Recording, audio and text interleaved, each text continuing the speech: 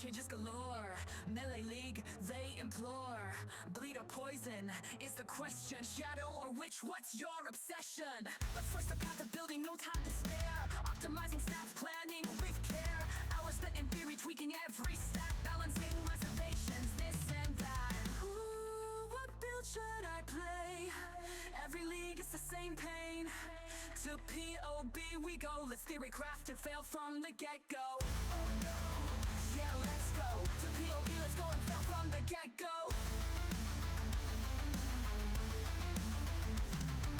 Search for the meta and still subtle fear. Stay sane, exile, a voice echoes clear.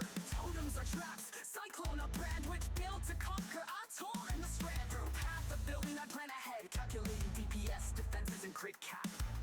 Choosing the best uniques to chase. Preparing for the league start race. The weary traveler draws close to the end of the path. Whispers, Izaro amidst labyrinth's bloodbath.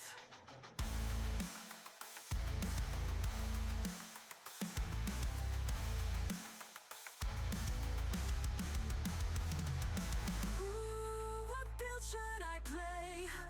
Every league is the same pain. To POB we go, let's theory craft and fail from the get-go. Oh no, yeah, let's go. To POB, let's go and fail from the get-go.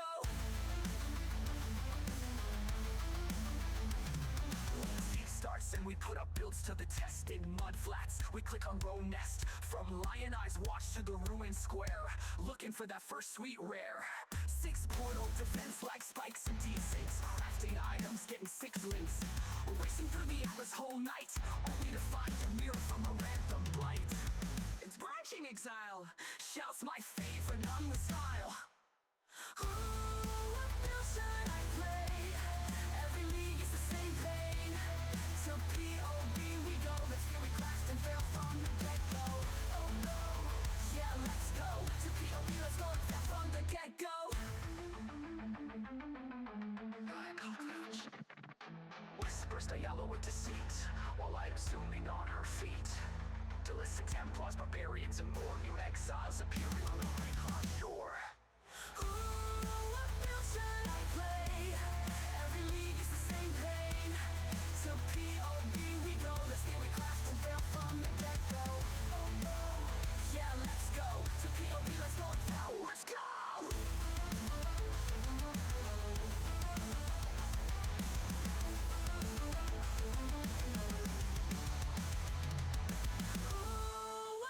Should I play? Every league is the same pain. So to POB, let's go. An exhilarating song, Exile. Now it is time for Einhar to go do Einhar business. Let's go.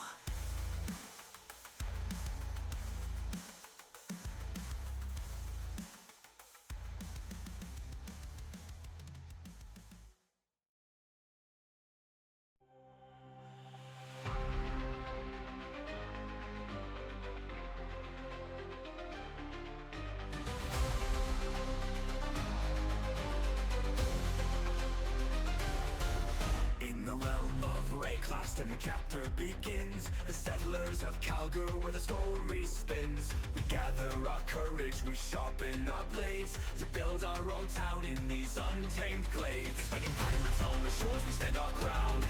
Sending boats to the horizon, new treasures found. Breaking melee buffs and power, we call our fate. In the land of Calgary, we won't hesitate. Oh, settlers of Calgary, rise up and fight. In the biggest map notes, our future's bright. Building dreams with every stone we lay. In this savage land, we'll find our way.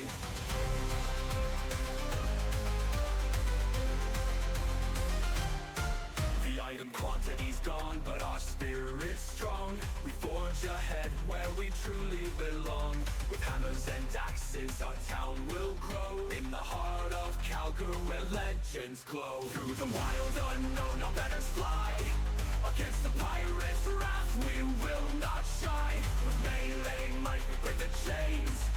In the land of Calgary, we're on a reign. Oh, settlers of Calgary, rise up and fight. In the biggest map notes, our future's bright.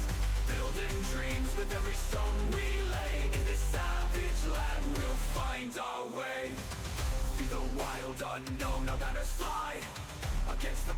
wrath we will not shy. With melee might we break the chains. In the land of Calco where honor reigns. Oh, settlers of Calco, rise up and fight. In the biggest path notes our future's bright. Building dreams with every stone we lay. In this savage land we'll find our way. The echoes of Calco, rise up and fight. In the biggest path notes our future's bright.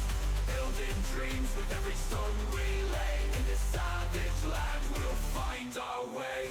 So here's to the settlers with hearts so bold. In the realm of Calco our tale is told.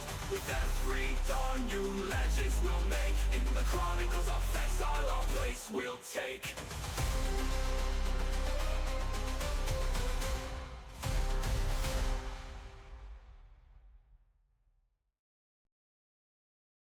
In the realm of Reclast, where darkness reigns supreme, Endgame's allure beckons like a mesmerizing dream. Elder guardians await with challenges untold. As we journey through chaos, our destinies unfold. The endgame's awesome, a thrilling ride. With Uber bosses looming, we'll conquer with pride. From Maven's trials to Cyrus' might, we'll face the ultimate test under starlit night. Through the Atlas we venture with purpose clear. Farming divine orbs, our fortune draws near. Matchblood, a relic revered far and wide, bestowing power and strength with every stride. And in the depths of our journey, a legend is born. The mirror of Calandra, rare and adored. A token of greatness, a treasure so rare. In the world of exiles beyond compare. So let us revel in the glory of Reclast domain, where heroes rise and legends attain. For in the endgame's embrace we find our true worth. In the ever-evolving journey of this mystical earth.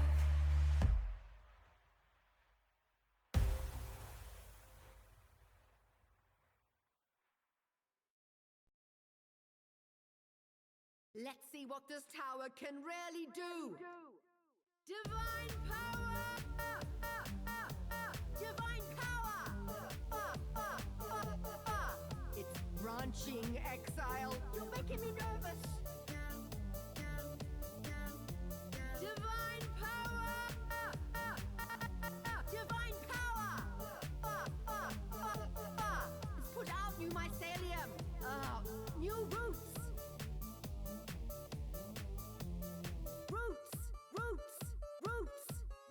And the unrighteous were turned to ash. And the unrighteous were turned to ash, to ash. And the unrighteous were turned to ash, to ash. And the unrighteous were turned to ash. Yes, they were. Divine power! Divine power! It's branching exile. You're making me nervous. New mycelium. New mycelium. Let's see what this tower can really do. Let's see what this divine power can really do. You're making me nervous. Divine power.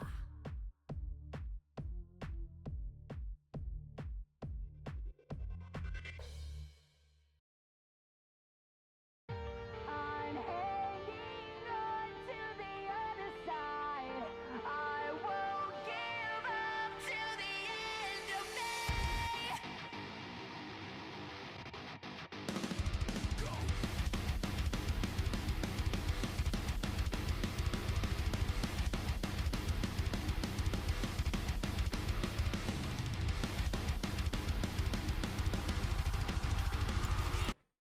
Oh. The cameras are bright. Hello, happy Friday. How are you? We are good. We are chilling here on this beautiful day. It's wonderful. Oh, let's see what's going on in the world today. People fighting, feuding, looting. It's okay. What's happening here? Best security cam videos of all time. Are these going to be funny or weird? Man charged with aggravated assault over rampage incident. Holy shit.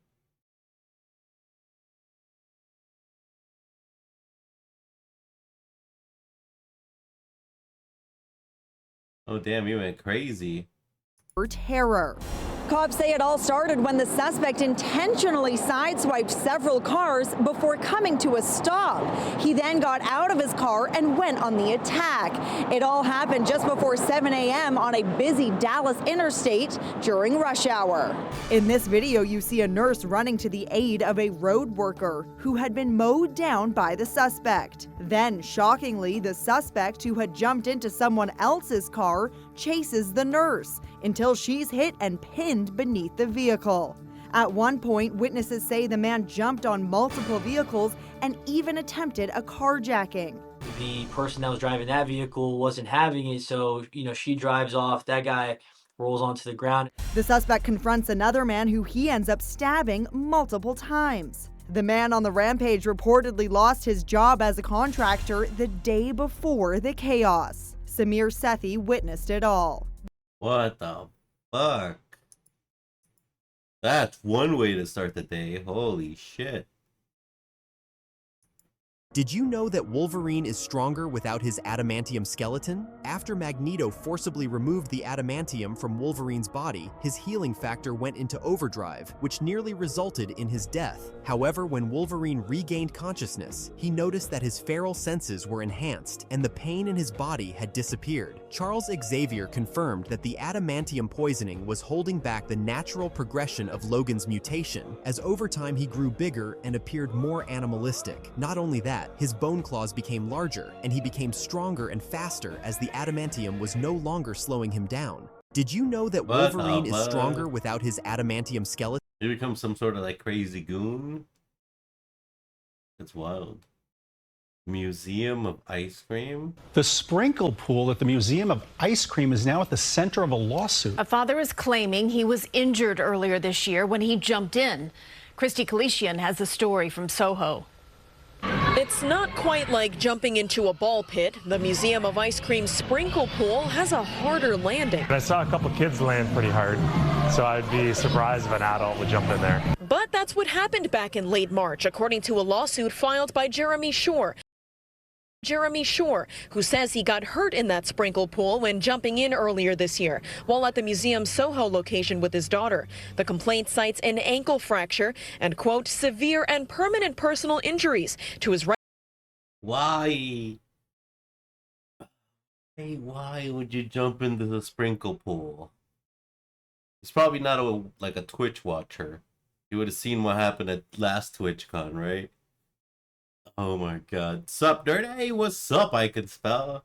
How's it going on this Friday? To his right leg, ankle, and other parts of his body, saying he needs surgery. You should have seen that it's not that deep, so you should have put your foot in first at least and see it's not that deep. It's this deep. You don't do that. The pool here seems to be at about ankle, maybe mid-calf for a little kid. And they are hollow. They're these little thin plastic sprinkles here. Videos of other people jumping off the nearby diving boards were also included in the complaint. You see, these other people did it too, so I did it. Man, going well as usual. What about you? I'm cool, man. Life is good. Can't complain. Well, I can complain, but what does it matter? We chilling. Other than that, it's a good Friday. Chilling. Complaining is fun. True. Cathartic even. Damn, yeah. Maybe like, you know, the world is in a terrible state and place. I can't believe it, even though, you know, statistically it's safer than it's ever been for most of the Western parts of the world. You know, yeah, other things. Nah, man, life is good, you know. It sucks on other things, personal things, but is what it is. We'll get them figured out. We'll get them figured out. I blame the McRib. True. I blame the McRib not being permanent. If the McRib was a permanent item, then we wouldn't have this happening. You know? Jumping off. Nah, fam, it's all going downhill, no escape.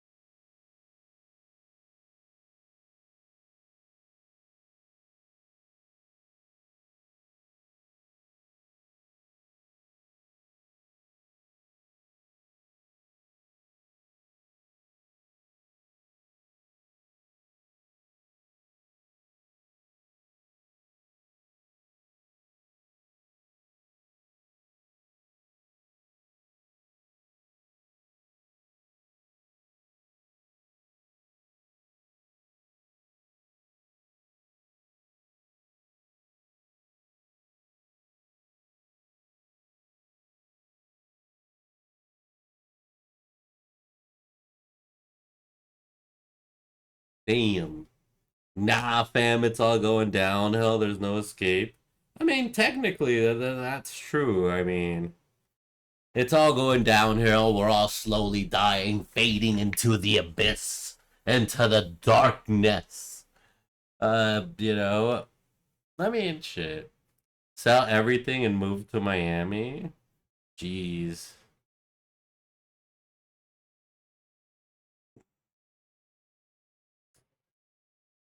Well, why would I sell everything, though? Like, I don't want to sell my car. My car is not bad. I just need to fix it. My bike. Oh, sell my bike. Yeah, true. There's another couple cars that I'm getting my hands on. Gonna get rid of those as well. Very true. I gotta make some timelines for that. I gotta get that shit done this week. I gotta go get some smog checks and shit. Get that shit posted. Restart. Yeah, I mean, it sounds fun. You know, the thing is, I've already done that. I've moved to Texas and, you know, restarted. And it was okay. Bruh, fuck cars, buy a rental property. Yeah, but my cars are not what you're spending on a car. You're in debt in a car. My car's been paid off for years. I just keep putting work into it. Because it goes fast and I break it. What? What does that have to do with anything? You know, I have a lease. Yeah, no debt. I mean, that's technically debt. You keep paying it, right? And then they just take the car. So you got nothing from it. You know, just to ride around a bit, which is cool, I guess. Yeah, you know, but it's just that. That's like saying your rental income is debt. No, are they paying you for this lease? Are they paying you for the car lease? Damn.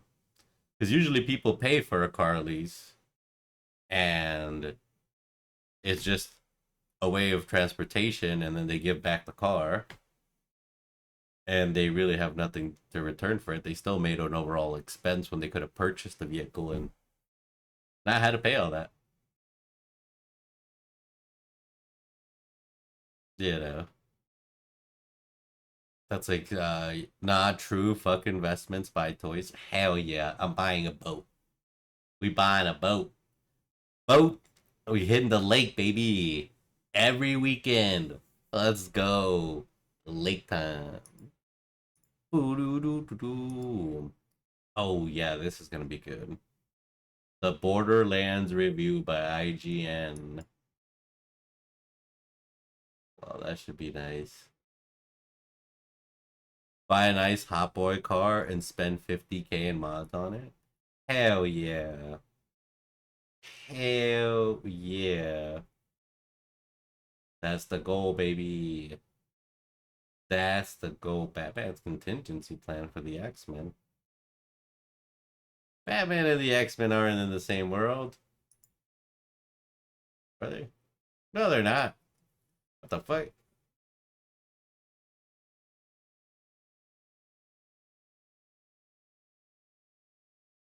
Tiny redefined living? What the hell?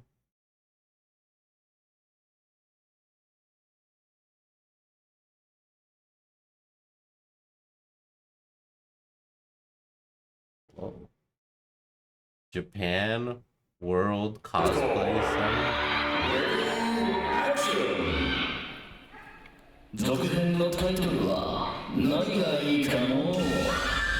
Oh, the audio on this is terrible. This is fucking Jesus. You ever see the video of the dude who was like, I finally made it, and then gets into a crash? Oh no. Which one is that? That sounds funny.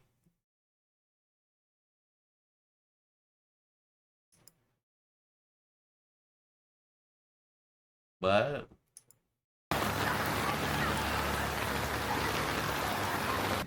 That you only see in the Philippines? Oh, well, people walking barefoot? Yeah.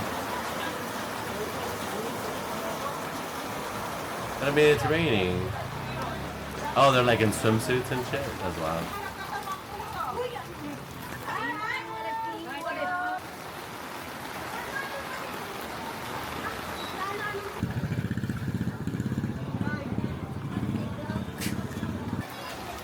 I get nervous for like the food that's out there though. That's the main thing that gets me nervous. Yeah, I know.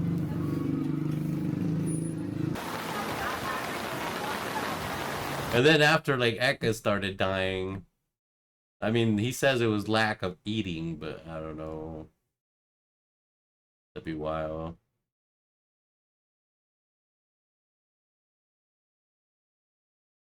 That'd be wild. Horror's greatest official trailer? What? Oh, is this like a compilation of everything? Real horror fans love exploring the boundaries of the genre. I'm scared to death. Paranoia, most important trope of horror. Japanese cinema, as he had a huge impact. Oh shit, foreclosures increasing in Vegas?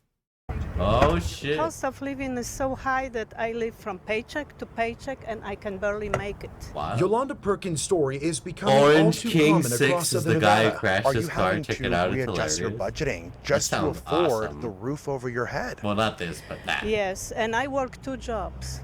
I make over $5,000 per month and I cannot make it. This Las Vegas resident I met in a North Las Wait, Vegas what? parking lot is struggling to pay How? her mortgage, and she's not alone. Largest growth we've seen in default activity has been in 89031. A recent Lead Center report from UNLV shows notices of default have jumped over 41% since June of 2022. Right now, consumers are feeling the pinch of living in a high-cost environment. Sean McCoy, executive director of the Lead Center and How much did co-author she of the say? She makes $5,000 a month, but she can't afford to pay her mortgage.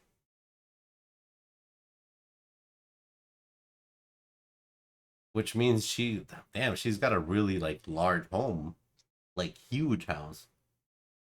Like they must have gone to the fancy side of town. $5,000, and you can't make a mortgage payment. It should be 20%. Well, yeah, I guess 20% of $5,000 is not much. You know, that's $1,000. So, yeah, I mean, unless her mortgage is $1,000. So, you know, let's say a mortgage about 2,400, you probably need to make about at least twice that, at least 10, 12 grand a month for an average mortgage payment here. At the current rate anyway, about 400,000. You know, yeah, 60K and enough to pay for a home these days, unless it's a shithole or in a shit state. Yeah, that's crazy. Author of the report says several areas across our valley have been hit hard, but North Las Vegas, where Yolanda lives, leads the way. So why is this happening? Analysts blame inflation. Consumers have gone through much of their savings, and it's becoming increasingly more difficult to weather those small bumps in the road with other types of income sources they might have to help mitigate the chances of missing a mortgage payment. It's a Has there ever renter's been a world, moment where baby, you and thought I'm to your yourself, landlord. I can't pay my home payment? Yes, I mean, I'm coming close to that, you know, I question myself how it will be. Could there be another real estate crisis like what we saw in 2008? The core difference between today's market and what we saw in 2008 is that housing prices are resilient. Home prices, if anything, have been rising. So homeowners really do want to stay in these houses. So what can you do if you're struggling with your mortgage? I reached out to loan officer I don't know Ryan about Feldman crisis, to but find just no out. more Ask single about family a homes. forbearance or a mortgage modification. Those might be the two things that are the most helpful initially if they want to keep the home to try to do that. While that may be a solution, Yolanda hopes the cost of living in Las Vegas becomes more affordable. You go to a grocery store and in the past you spent $30. Oh, that's funny. That's a good one. And with my second job, I don't know. that's a good I one. would be done. I Yeah. probably would end up on the street. Now, if you find yourself in this position where you But cannot I mean, afford like, to pay that monthly yeah. payment, I'm being told to contact your lender to help you cut a deal and avoid foreclosure. Reporting in North Las Vegas, I'm Abel Garcia. Wow. Which to some is definitely a crisis if you want your own land and property. But I'd say to most it is, especially in this country, you know, that is the American dream, literally. You know, to your own home, your own piece of property. So I guess it is a crisis. You know. What I don't get is the blatant lack of affordable housing from the government. Oh, well, it's this country sometimes has a skewed way of viewing things, I feel. I feel like we rely too much on, we hold corporations too much to a standard that we don't hold our own government to, it feels like. You know, we say corporations should do this for people and do that, and billionaires should do this, but I don't feel like we hold our own government accountable to that. As accountable, you know, there's no drama, there's no people making, you know, making movements, getting excited about it. People don't care, bro, and they don't care. It's the problem. Newsom just signed a $21 billion bill to help homeless in LA, but somehow it won't make a dent. It won't make a dent because it's misappropriated. It won't make a dent. It's the same way that the money that goes into the school district here in Las Vegas doesn't make a dent, because the superintendent gets, you know, 21 million of whatever, and then it gets spread out to the rest of the board of the Clark County, and then, you know, whatever's left over goes to the schools. I know it's greed. It gets sent to somebody, a chancellor, someone, $21 billion to spend the money, you know. With 21 billion, I could literally build around 100,000 plus free units. Bro, we talked about it. It would cost 5 billion to fix all of the damage in Hawaii.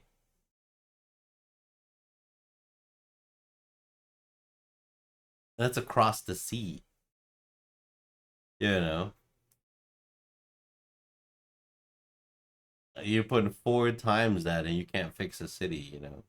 So it gets misappropriated. So it gets handed down from Newsom to somebody else who handles it. Then they take their share and it gets attributed to contractors. Contractors take their share, and then it gets, you know, by the time it gets down, all the way down, you know, there's only so much left over.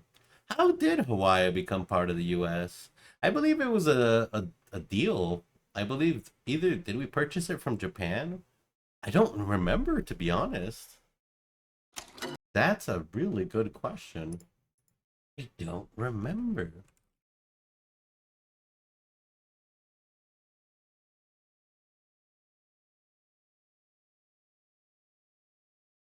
Well, there's a 5-minute one. There's a 50-minute one. The Dark History of the Overthrow of Hawaii. The Last Queen of Hawaii.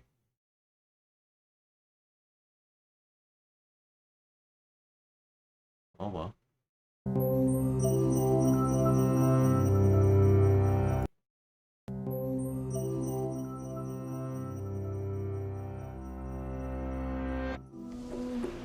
It was January. My coworker's husband just got the New York Teachers Pension Fund. Guess how much money? Your coworker's husband just got his pension. So he just got pension? I don't know. For New York, probably tons of money. New York teacher, wait, a teacher? Oh no, never mind. A teacher, probably, I don't know, $30? No, like he's managing the fund. Oh, he's managing the teacher's pension fund? Oh, billions of dollars probably. New York, millions maybe. $3.4 trillion.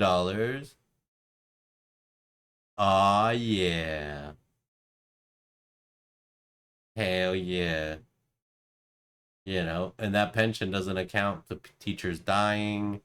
You know, I don't know what happens if you quit, you know. So there's people making money. There's people making money somewhere. The math ain't mathin', teachers ain't getting shit. Of course, man, of course. The math ain't mathin'. They just keep it in the fund and keep growing it. Yeah, but like, how and why? You know, who managing the fund?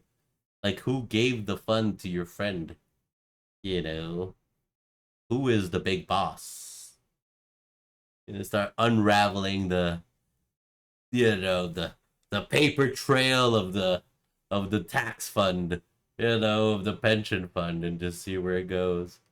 But yeah, it's I bet you somewhere down the line someone's making money.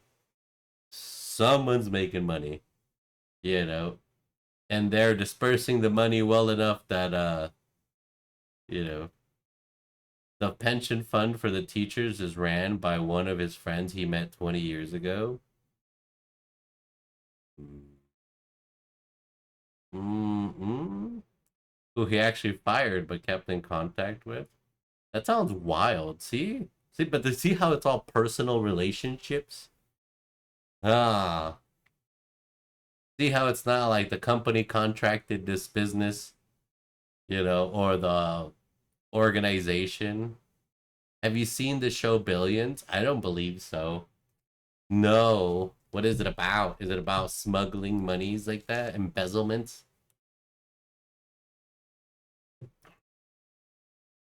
He's a friend in the show who worked with the main character. Oh, that's crazy. But IRL. That's crazy. See, but it's all personal relationships, man. Which is wild. So there's something there. Somebody's making money. You can't knock that idea out of my head. Somebody's making some moolah. And made their profits by shorting 9/11. What the fuck? How do you short 9/11? You buy when things crashed?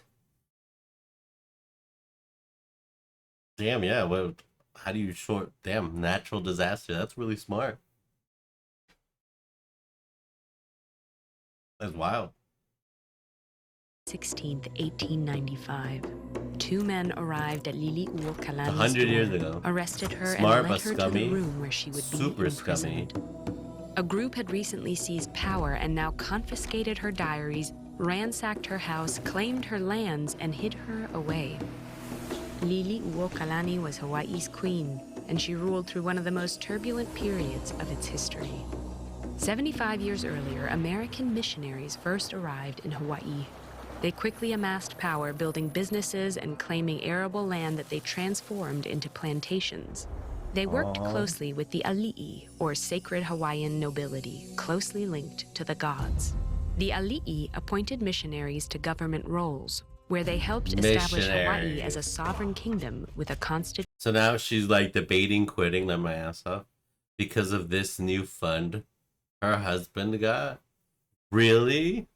Managing, he makes so much more noodles that she doesn't have to work. That's wild. That's crazy. Constitutional monarchy. But once certain business opportunities emerged, namely the prospect of exporting sugar to the U.S. tariff-free, some of their descendants shifted positions. They formed a political group known as the Missionary Party and began plotting to annex Hawaii, bringing it under U.S. control. Oh, and well, that's how America came to own Hawaii.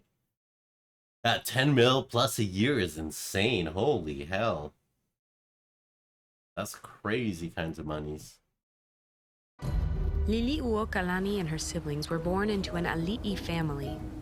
In 1874, her brother, Kalakaua, ascended the throne, but 13 years into his reign, the emerging threat crystallized. The Missionary Party called a meeting where an all-white militia surrounded and forced the king to sign new legislation. Later called the Bayonet Constitution, it stripped Native Hawaiians of their rights, diminished the monarchy's power, and ceded control to this group of white businessmen. That's crazy. The best credit broker in New York makes $35 million a year. Holy shit. Let me Google real quick how to become a credit broker. How to become a credit broker in less than a year. 4 years later, King Kalakaua died. That's heartbroken, Liliuokalani said, by the base ingratitude of the very persons whose fortunes he had made. CRE is commercial real estate? Oh, commercial real estate. Despite death threats and rumors of insurgency, Queen Liliuokalani was determined to restore power to her people, an estimated 2/3 of whom had lost their voting rights. Oh, shit. Flooded with requests for change, she authored a new constitution. But before she introduced it, the so-called Committee of Safety, a new organization that consisted of many Missionary Party members, hatched another plot.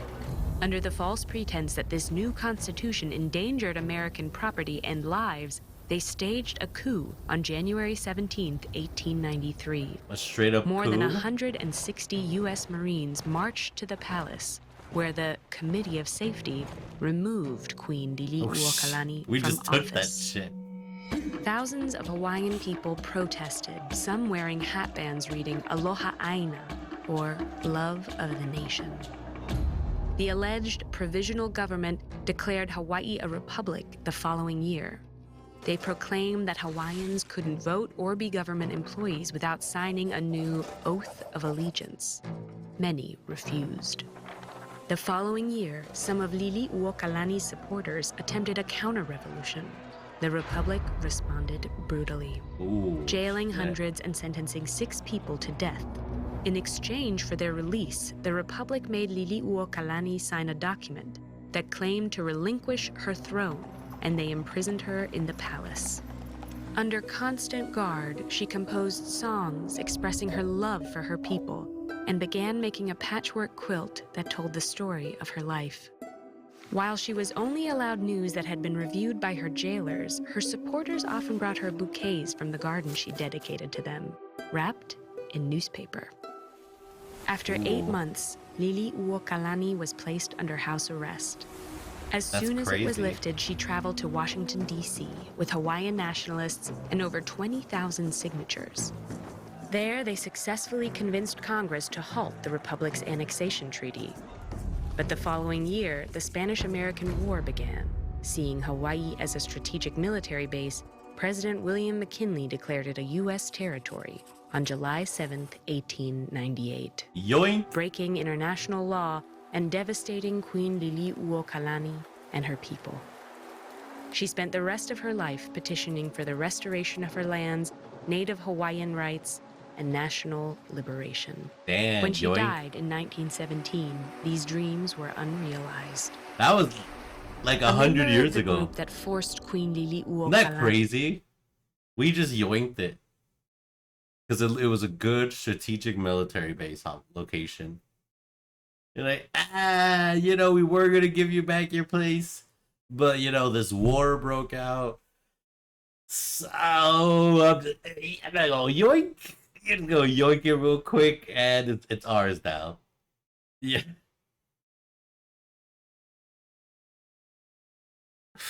And yet the things I see people protest about today. This was in the early 1900s. out of office once declared, "If we are ever to have peace and annexation, the first thing to do is obliterate the past." They failed at this goal. Queen Liliuokalani left a resilient legacy. Her commitment to her land and people never wavered, and many Hawaiians continue to fight in her memory. Speaking of Hawaii's children, Queen Liliuokalani said, "It is for them that I would give the last drop of my blood." Long before Queen Liliuokalani's reign, another queen ruled during turbulent times. Cleopatra Wow. is widely considered the most notorious woman in ancient history. Does So she we deserve just the yoinked title? it. Decide for yourself with this video, or stay put. Damn. So we just yoinked. Yoink. Yeah, we just literally yoinked it. Yoink. It's ours now. We signed the paper and it was ours. Yep. Because anyone who said it wasn't ours, it was war.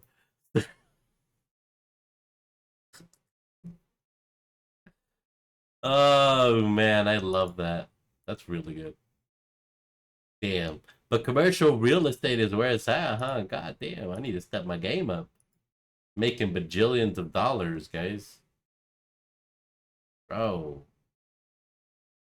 Bro, new Costco membership card scanner? What do you think of this new rule?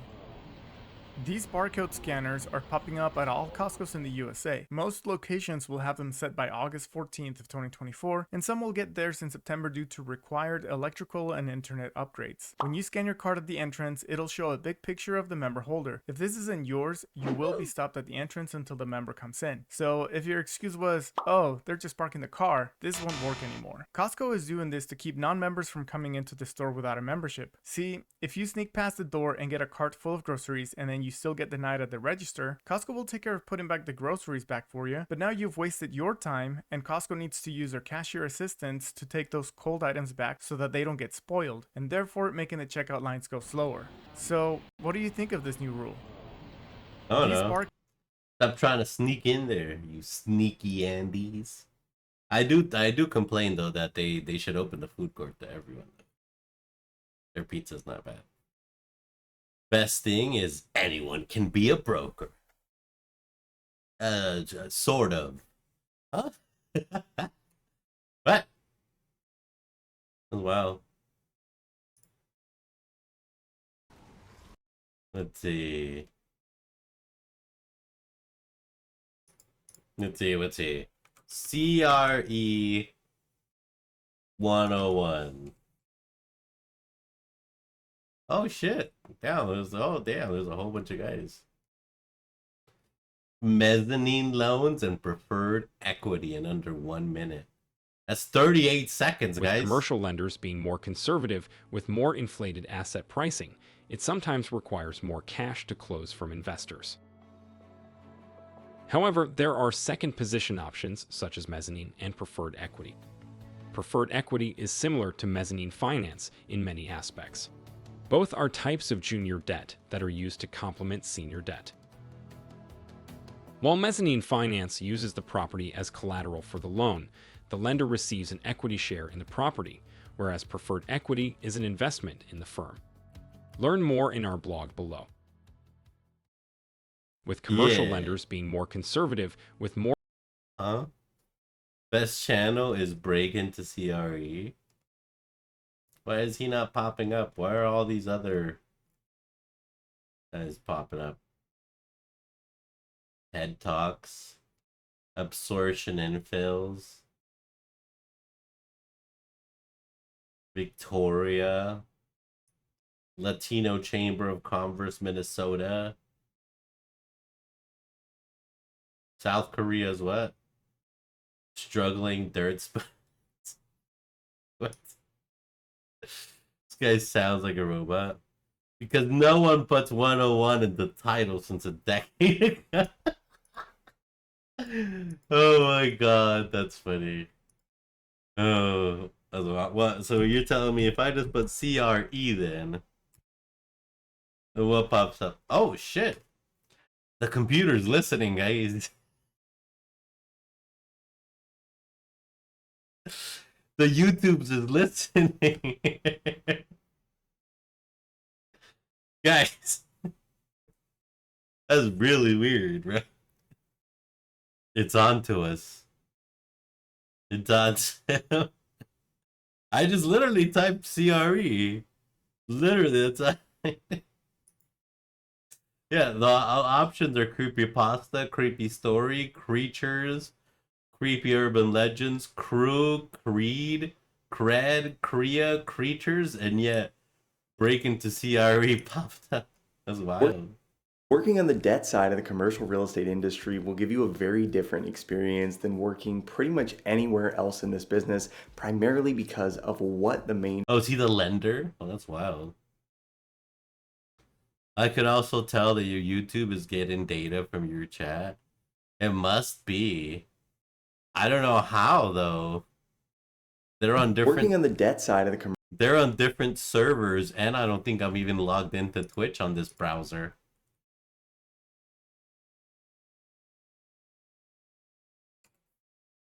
Yeah, I'm not even logged into Twitch here. Now he's just explaining different lending careers. Yeah, I heard whatchamacallit, like the people who process the loans, loan officers and stuff make decent money too. Like pretty much everyone in like the real estate world gets a decent chunk, I think. Loan processors, yeah. Or am I wrong? I feel like everyone gets like their little nibble. You know. That's pretty cool. We might check this out on my own time. I'll have to... I don't know. There's no way you can get it on my chat because I use 2 different browsers, okay? I use Firefox for my personal stuff, and that's where I have Twitch chat on. And this is Opera. This is our browser that we use for stream. That's wild how it's listening. Computer, stop listening to me. How dare you spy on me? I'm the sales in that triangle. You got the principals, the lenders, and me in the middle. Wait, that's not a triangle. That's more like a line on a graph, but with 3 points. You're in the middle. Yeah. That's a weird triangle, maybe. Yeah. Not his picture. Oh, I see. Wait, analyst, leasing, and sales? Yeah. You the sales side? Then there's analysts. And then there's leasing. So is that all the people, the best jobs to get into commercial brokerage and why? Here, look, we'll check this out. Brokerage can be one of the most lucrative career paths within commercial real estate, but there are a lot of different options to choose from within this part of the business. Damn. Each of these will give you leasing is involved. That's funny. What the fuck? I guess we're gonna learn why. Let's see. He's got leasing in here, right? He's got introduction option 1, option 2. Yeah, one of these I think is leasing. Day-to-day experiences, different skill sets, and ultimately different exit opportunities if and when you're ready to move on from brokerage. So deciding on the right path to pursue up front is really important. And to make sure you know what you're getting yourself into in each part of this sector of the industry, in this video, I want to break down 3 of the most popular career paths that people take when working in real estate brokerage. And yeah, of course, this isn't all of downsides. This isn't all of them. This is just like the 3 most big ones, probably. I don't know. So the first path I want to talk through is probably the most popular among all of these, and this is investment sales. Investment sales roles will involve you in the marketing of commercial properties for sale, and there are really 2 distinct paths that you can follow when going this route. The first path is going directly into a pure sales role, typically coming with a title like brokerage associate, where your pay will be entirely based on commissions and your main focus will be on generating new business. The positives of stepping into one of these roles immediately are that you'll tend to learn a lot about deal sourcing and sales in a very short period of time. Yeah. You have no limit on your earnings. You'll get from pushed. day 1 on the job. Yeah, because you learn sales 0 to 100. It's trial by fire. You either make it or you don't. That's me. And that's powerful. Typically also have a lot more control over your day-to-day schedule than you would have in a more analytical role. However, some of the main downsides of jumping into one of these roles directly are that you'll generally see very little you get all or this shit no up front. analytical training at all. You'll often be working only on smaller deals owned by individuals or local operators, and even though there is no cap on your income from day 1, it can often take 18 to 24 months or more just to make your first meaningful commission. These types of jobs tend to be a great fit for someone who considers themselves a natural salesperson, someone who has relatively few financial responsibilities when they start out in their career, and someone who's willing to work really hard for very little pay for the potential of big rewards later on down the line. Now, for people who want to work on bigger transactions, it's rough seas and for the work new with fish. major institutions and private equity firms, and also want to learn more about the real estate investment that'd be analysis goals, and right? valuation process Working with overall. equity firms Working and as an institutions. investment sales analyst is going to be a much better fit. These types of roles will typically have you working on major purchase and sale transactions between institutions. You'll be digging into the weeds of property underwriting and valuation, and you'll primarily be supporting producers by creating broker opinion of value presentations, offering memorandums, and providing due diligence support for buyers to get deals done. These types of roles also almost always come AKA with doing Excel 24 hours a day. Oh shit. salary, since you're not going to be the one directly responsible for We do both, so I do that part too. So you're an analyst and sales? Damn. So you're just like and then hey. That's wild.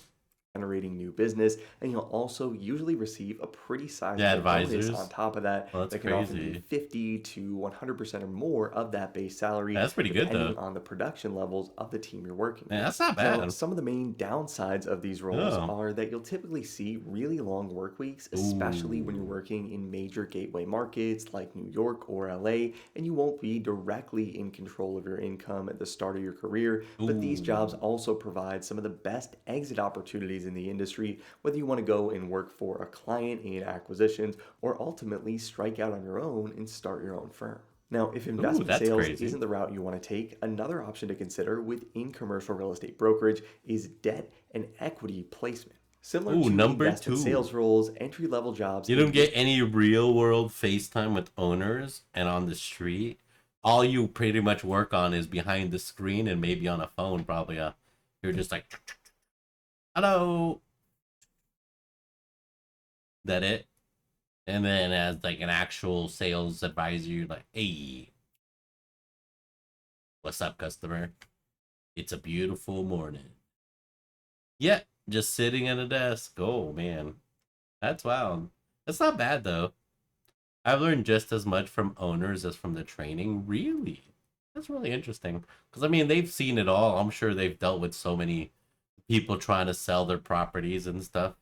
Yeah, This part That's of the really cool. industry also break down into deal sourcing and analytical roles, with each of these having very similar pros and Hearing cons how they to look at it in their investment sales histories. options. Yeah. Pure deal sourcing positions will typically come with a title like junior loan officer or junior loan producer, and Loan these are officer. also focused almost exclusively on originating new loans and generating new business with very New little loans. analysis of the real estate involved. People who tend to do well in these jobs tend to be great natural salespeople, but they also often enjoy following the financial markets and where rates are going, and they also take pride in finding the best options for clients when financing their deals. Now, again, the main downsides of these types of jobs are that these roles don't tend to expose you much or at all to the analytics or how commercial real estate is often valued by equity investors, which are both things that can make it more difficult to transition onto the principal side of the industry in the future if you want to work in acquisitions, or to start your own investment firm and raise capital from partners. And if you do want to dig more into the analytics, debt and equity placement analyst jobs could be a much better fit, which will often get you involved with bigger deals on behalf of bigger clients, and not only on loan sourcing. Can you see directly, but yourself also in these roles? I mean, yeah. I could. I would just have to dump about a quarter of the things I'm doing. You know, I could. You know, it's just, you know, how good would I be? I think I could be in sales. I've been in sales. Wearing a suit, following the markets. Oh, that'd be kind of pog, actually. That'd feel good. Yeah.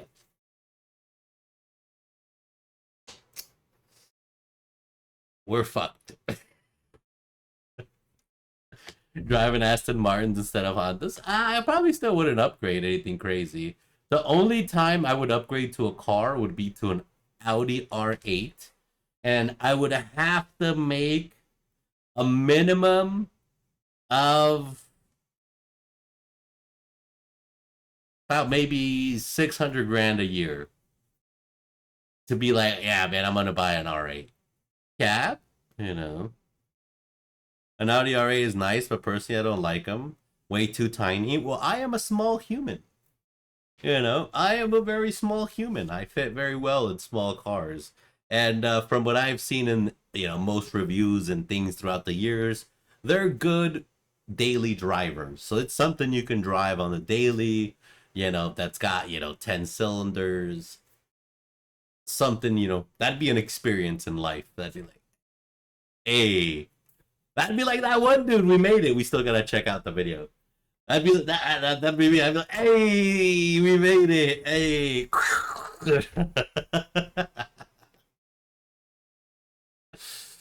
They were Bugatti Tiny IRL. Really? That's fucking funny. Aston Martin is the opposite. Looks better IRL than in the pics. Astons look pretty sweet. The thing I don't like is just that they're not very well put together a lot of the times. I mean, they're, I think, hand built and they're, you know, beautiful. They're just not. Sometimes, you know, that British craftsmanship is, you know, it ain't no McLaren. I'll tell you that. It ain't no McLaren. It's bro, none of these supercars are ever good quality. Ain't that the truth, bro? Ain't that the truth? They're like valued on 100,000 miles. They hit 100,000 miles, you're like, fuck, it's awful. McLaren's is terrible. I would never recommend anybody a McLaren without the maintenance package. If you buy McLaren, you have to buy the maintenance package. You have to. It is part of the deal, okay? Because they know it's gonna need so much shit. You just don't, you know, don't. That's why everyone shifted, you know, in the hot street, high-end markets, they went like GT3s and stuff. Friend's dad had one. He never saw it because it was always getting repaired. Oh, isn't that wild? Yeah, people driving the Porsches like it's nothing, though. That's why GT3s really popped off for a time. Yeah, but I mean, I would attempt it. Like I said, I'd be down to get a real estate license just on my own. That's something I've thought about, you know. So it's interesting. I've never considered commercial. That'd be insane. Be wild. I don't know. I don't know if I'm ready for that. But you know, I've got the flexibility to work at any of these, you know, and I'm game. CRE is the big boys? Yeah, the thing is, am I a big boy? I'm a brave boy, but am I a big brave? Oh my god. Are you a good salesman? I'd say I'm a pretty decent salesman. I've done some on-street salesman's training, you know. So, like, I've gone, you know, literally to have to sell to people wearing my little, you know, tie and everything. Do you know how to negotiate? Probably not as good as some other people, you know. But I'd say so. I'd say so. Professional negotiation. Well, I mean, I'm not going to be able to talk you off a bridge if you're holding hostages, you know, because, I mean, you want a helicopter. It's not, I'm not going to be able to do that. But, I mean, there's a whole school for negotiation on that. Yeah, but I mean, on average, probably. But the thing is, you know, though you get better from experience, right? You got to make more sales, more negotiations. You know, not like haggling. Well, no, man. I mean, what's haggling, just high-end haggling. Yeah. It's the same thing. You know, like, no, bro, we need to get minimum 580,000 out of this. Like, no, bro, I need to get minimum 11 grand out of it. It's haggling, just high-end. You know, there's no way around it. It's worth this much because of this and this and this. You know, and this is why. Now give me my money. You know. So the process of raising equity to capitalize individual deals or even entire funds. These roles are really unique because they give you an inside look into the real estate capital markets and what both lenders and equity partners are looking for when making investments in commercial real estate, which can be extremely valuable, especially if you're planning to raise capital to do your own deals in the future. Now, these types of roles will also usually come with a base salary, and these are often only available at some of the biggest brokerage firms in the industry that work with clients that raise tens or even hundreds of millions of dollars to capitalize a single transaction. But because of this, the pay in these types of roles can be significant, with bonus packages that can also come in at 50 to 100% or more of that scheduled base pay. That's insane. And if you're worried about income stability, yeah, those jobs are impossible to get. Are they really? Yeah, that sounds wild. Jesus. When working in commercial real estate brokerage, another big benefit of going this route is that properties tend to be financed significantly more frequently than they're sold. So while a property might only trade hands between investors once every 10 years or so, that same property will very likely be financed 2 times or more during that same period, which tends to create smaller peaks and valleys in income than you might see when working in investment sales. Now, typically 4 rounds of interviews, personality test, perfect resume, and timed exams. That's wild. Brokerage I want to mention here is very different from both investment sales and debt and equity placement. Oh, here we go. And this is leasing. Let's Leasing go. brokerage involves the process of finding available space for tenants and then negotiating leases on behalf of those tenants, or finding tenants on behalf of a property owner and helping that landlord. Hey, you guys need this, right? You guys have a leasing agent. And a take-home project plus an essay. Jesus Christ. Negotiate the terms of a lease. And by working in leasing, you can learn a lot about the ins and outs of commercial leases themselves that you likely wouldn't pick up in a debt and equity placement or even investment sales analyst role. And this can also teach you a lot about what tenants are looking for when occupying commercial space. This can be really helpful knowledge to have if you want to transition into a role in asset management in the future, working directly for a property owner, or if you're planning to make your own investments in commercial properties and manage those deals yourself. Pay levels in this part of the industry can also be huge, since leasing commissions are generally based on the total contractual base rent over the entire lease term, meaning that if you're working on a deal where the tenant is going to pay the property owner $1 million per year over a 10-year lease term and your commission percentage is 4%, that's a $400,000 commission check that's almost always going to be paid up front.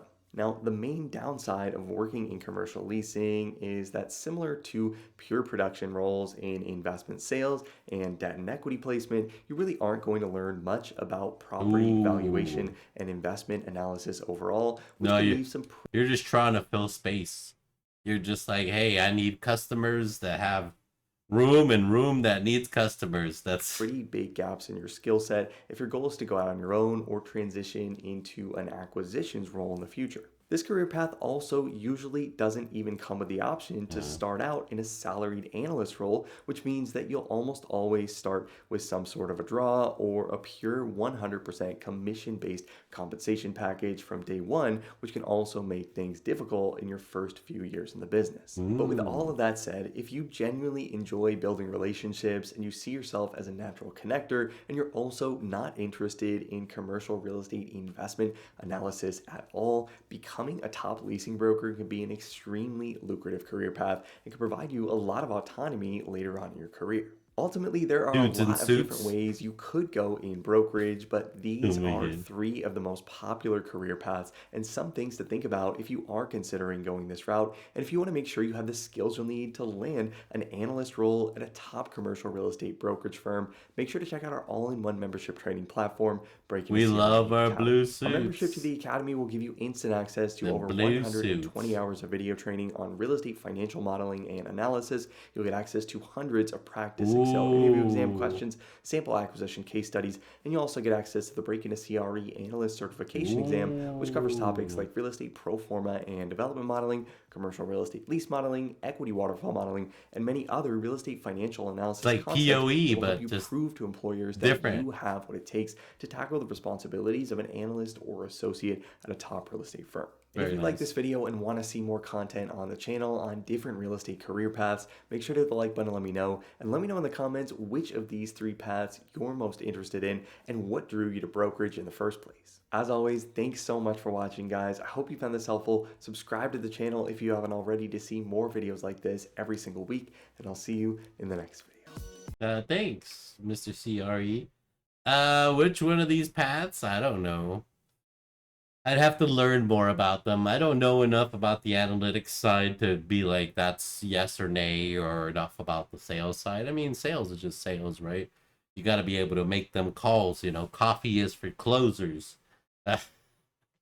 POE, but makes your life much nicer. Yeah, no, that's true. You seem like a loan closer. I don't know what that is, but it's right. She's closed. Yeah, but I need to make a change. We're done. We're done change.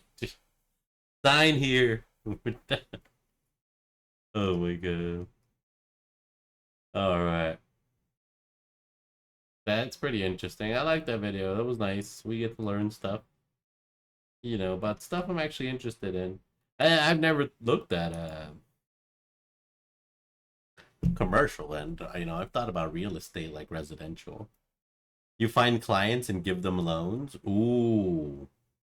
I'd be like, hey, Mr. Customer, have you ever thought about having $100 million to buy this building with? Well, now I can make that happen just for you. You know, don't look at the interest rate of today, though. No. Just we'll keep talking. It'll go down eventually. All right, so. You know, make it 200, please. Oh, shit, 200. Oh, well, I mean, you just had to ask, sir. I will do that. Oh, my gosh. No, that's interesting, though. That's actually really interesting. Yeah, I've never looked at the commercial end. The only thing I've known is just about, like, sales. Like, the sales of businesses and the stuff they ask. But never commercial real estate. Money laundering. What? Is this for real though? Have you ever noticed how some shops and businesses around you stay in business despite the lack of customers? If a business has a really complicated business structure where it's hard to see the real beneficiary, has a prime real estate location but barely any customers, they're primarily a cash business with irregular purchase patterns, or they pretty much deal in intangibles, well, you might be looking at a front for money laundering and you may have walked past them already. Especially the last few on this list will make you question some things. Here are 15 of the most common money laundering businesses. Candy stores. We know you've seen them. How the hell do these candy stores afford to pay rent in central London for multiple stories in a building? Just how much money is in candy? Well, as it turns out, a lot of dirty money. Not only did they find that these establishments were used for money laundering, they had to put a hold on their assets, which meant the police had to confiscate the candy and put it all into evidence. That's wild. There's a reason every rich person from every other industry ends up in real estate. It does happen. I do agree with that part. No matter what, you always end up in real estate. It's either you end up in real estate or some sort of investment kind of thing. Yep, bro, so many options for money laundering. Any cash-heavy business, even an amusement park. I like to think that a lot of those tire shops are money laundering, basically. Yeah, a lot of the tire shops that are open 24 hours or whatever. I'm like, they can't possibly, there's no way, you know. Or go crazy and go to the scene. Or go to the science route like Elon and Bezos.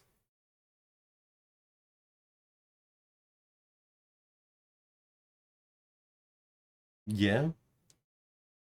But I think you have to be like a billionaire at that point, though. Right? Warframe is a literal wake-up call? Warframe is a wake-up call. Look, the phrase is free to play. Warframe is a wake-up call. Look, the phrases free-to-play and live service, whether by themselves or in combination with one another, don't fill players with a lot of confidence. And they shouldn't. Because they become synonymous with games and studios that are under-delivering on a product and service while asking for the absolute most from their audience. More time, more engagement, more money, extracting as much as they possibly can while putting in the least amount of effort.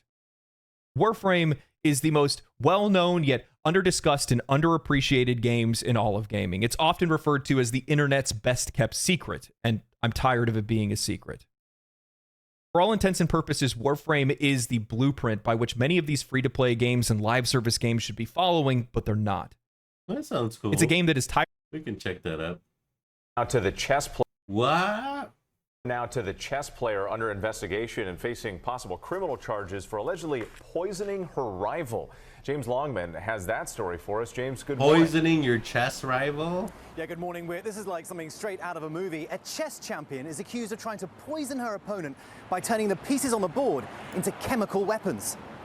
Only Russia. The Queen's Gambit may have been a Netflix hit. No player in the world as gifted as you are. There is one player that scares me. Who? The Russian. But this morning, a real-life drama in the chess world. A renowned player faces criminal charges for taking the battle off the board. Amina Abakarova is accused of poisoning her opponent's pieces during a tournament in Russia. Security video posted by the Russian Chess Federation allegedly captures her spraying a substance containing mercury on one of the boards before play began. The unlucky victim falling ill soon after touching the poisoned pieces, suffering from shortness of breath. Mercury poisoning can cause tremors, headaches, muscle weakness, and breathing difficulties. Abakarova now faces jail time, along with a lifetime ban from competition. The sports minister in charge of the chess championship saying, "I'm perplexed by what happened. The actions she committed could have led to the saddest outcome. They threatened the lives of everyone who was in the chess house, including herself." That's wild. That's wild. Some That's local wild. reports suggest Abakarova had a personal feud with her opponent. Whatever the possible motivation, she now faces the possibility of never playing chess competitively again. Deborah? All right, James, thank you so much for that. Damn, bro. She said it's Jover for real. Damn. Damn, she's not even playing around. She don't give a shit. She don't give a shit. That's nuts, bro.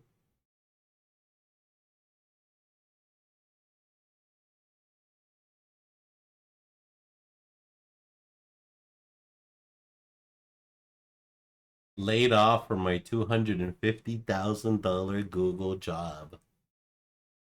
9 harsh lessons. Why am I having a stroke when I'm saying that? The Sun and Bone. Okay, here we go. PlayStation. Yeah. Dinosaur Doom. It literally is Dinosaur Doom.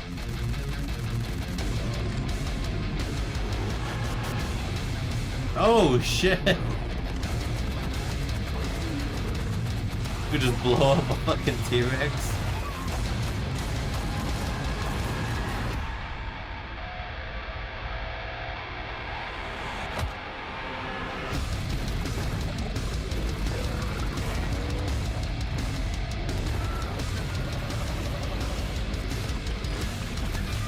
It's like Monster Hunter meets Doom.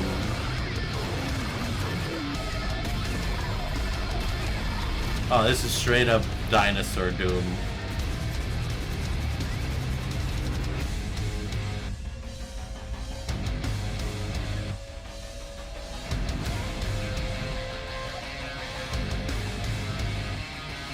With aliens.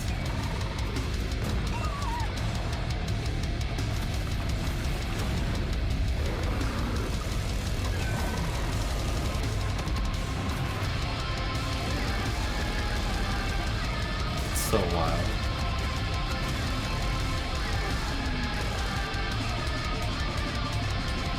Oh.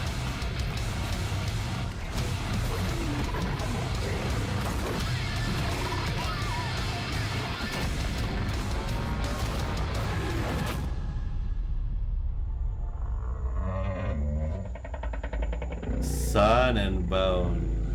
I'll get it this if it's $1. I'll get this if this is the free Epic Game of the Month. Oh, totally, bro. Bro, I'm all over this. If this is a free Epic Game of the Month, oh, you best believe this is mine.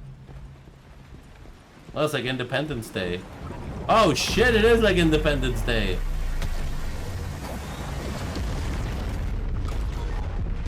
Oh, fuck. Wishlist now. Coming soon. Very, very soon. Seriously. PlayStation. PlayStation. PlayStation.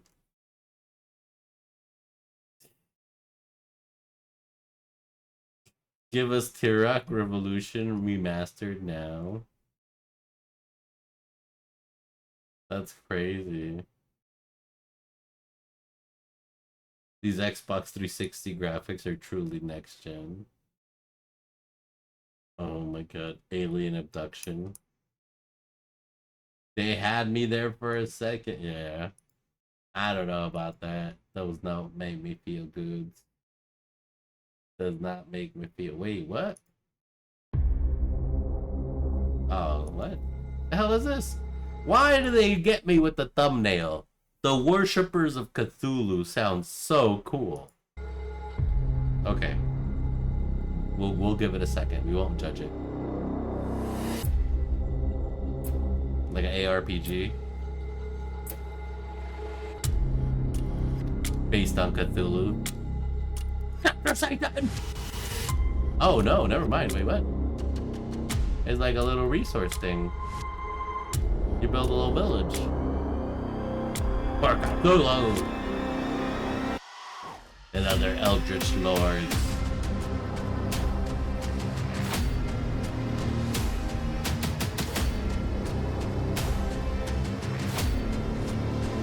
Wow. It's like Age of Mythology Cthulhu edition. Except way more resources and people moving around. So alive. Ooh, wait, hold on. You can't skip the good parts. Birthday. Amidst a celebration, a family decides to offer captured homeless souls to the Deep One in exchange for a blessing. The crowd cheers, and a white-robed girl lies spread upon a table, her grin unsettlingly wide as she awaits for the gentle touch of the blade. You're called upon to honor the house and conduct a ritual. What do? Without hesitation, you plunge the blade into her chest. Consequences +5 little faces. Before committing the deed, you perform a speech on your people. Consequences? ? Refuse to kill the girl. Plunge the blade into her hand. Proclaim the offering of blood blesses the crowd. -5 little owls +1 little star. Is this Anno? Anno? Whoa.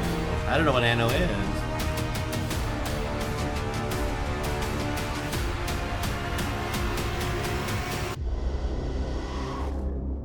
Whoa.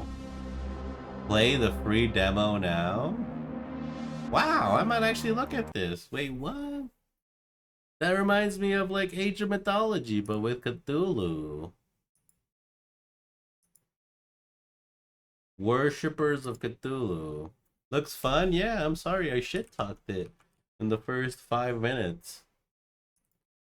It's because I thought, you know, it was going to be like more horror, like grim. Peggy 18. Peggy 18?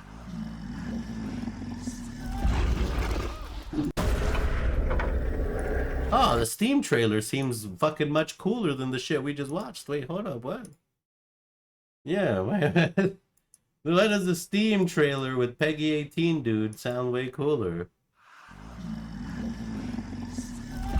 Roar.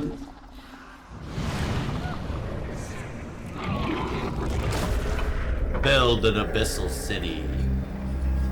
See, they would have had me with the first 5 seconds with that. Oh shit.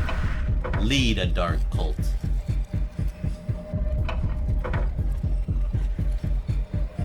Oh shit. Resource management. Uh-oh. Discover ancient secrets. Ooh. Worship the elders. In his house. At Ralayan. Cthulhu awaits dreaming. Wow. Yeah, I might try this out. What the hell? Yeah, that was way cooler than the one we saw. Oh, is there another one? Here. Ooh, look at this face. Hello. Sacred knowledge, embrace your power. Master the arcane wisdom.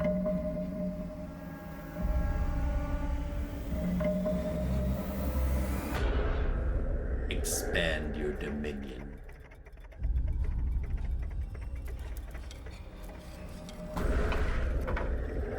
Now this ad is terrible though. Command the Eldritch World. Do I get to command any demons? Seems like all I get to command is humans to sacrifice to the demons though.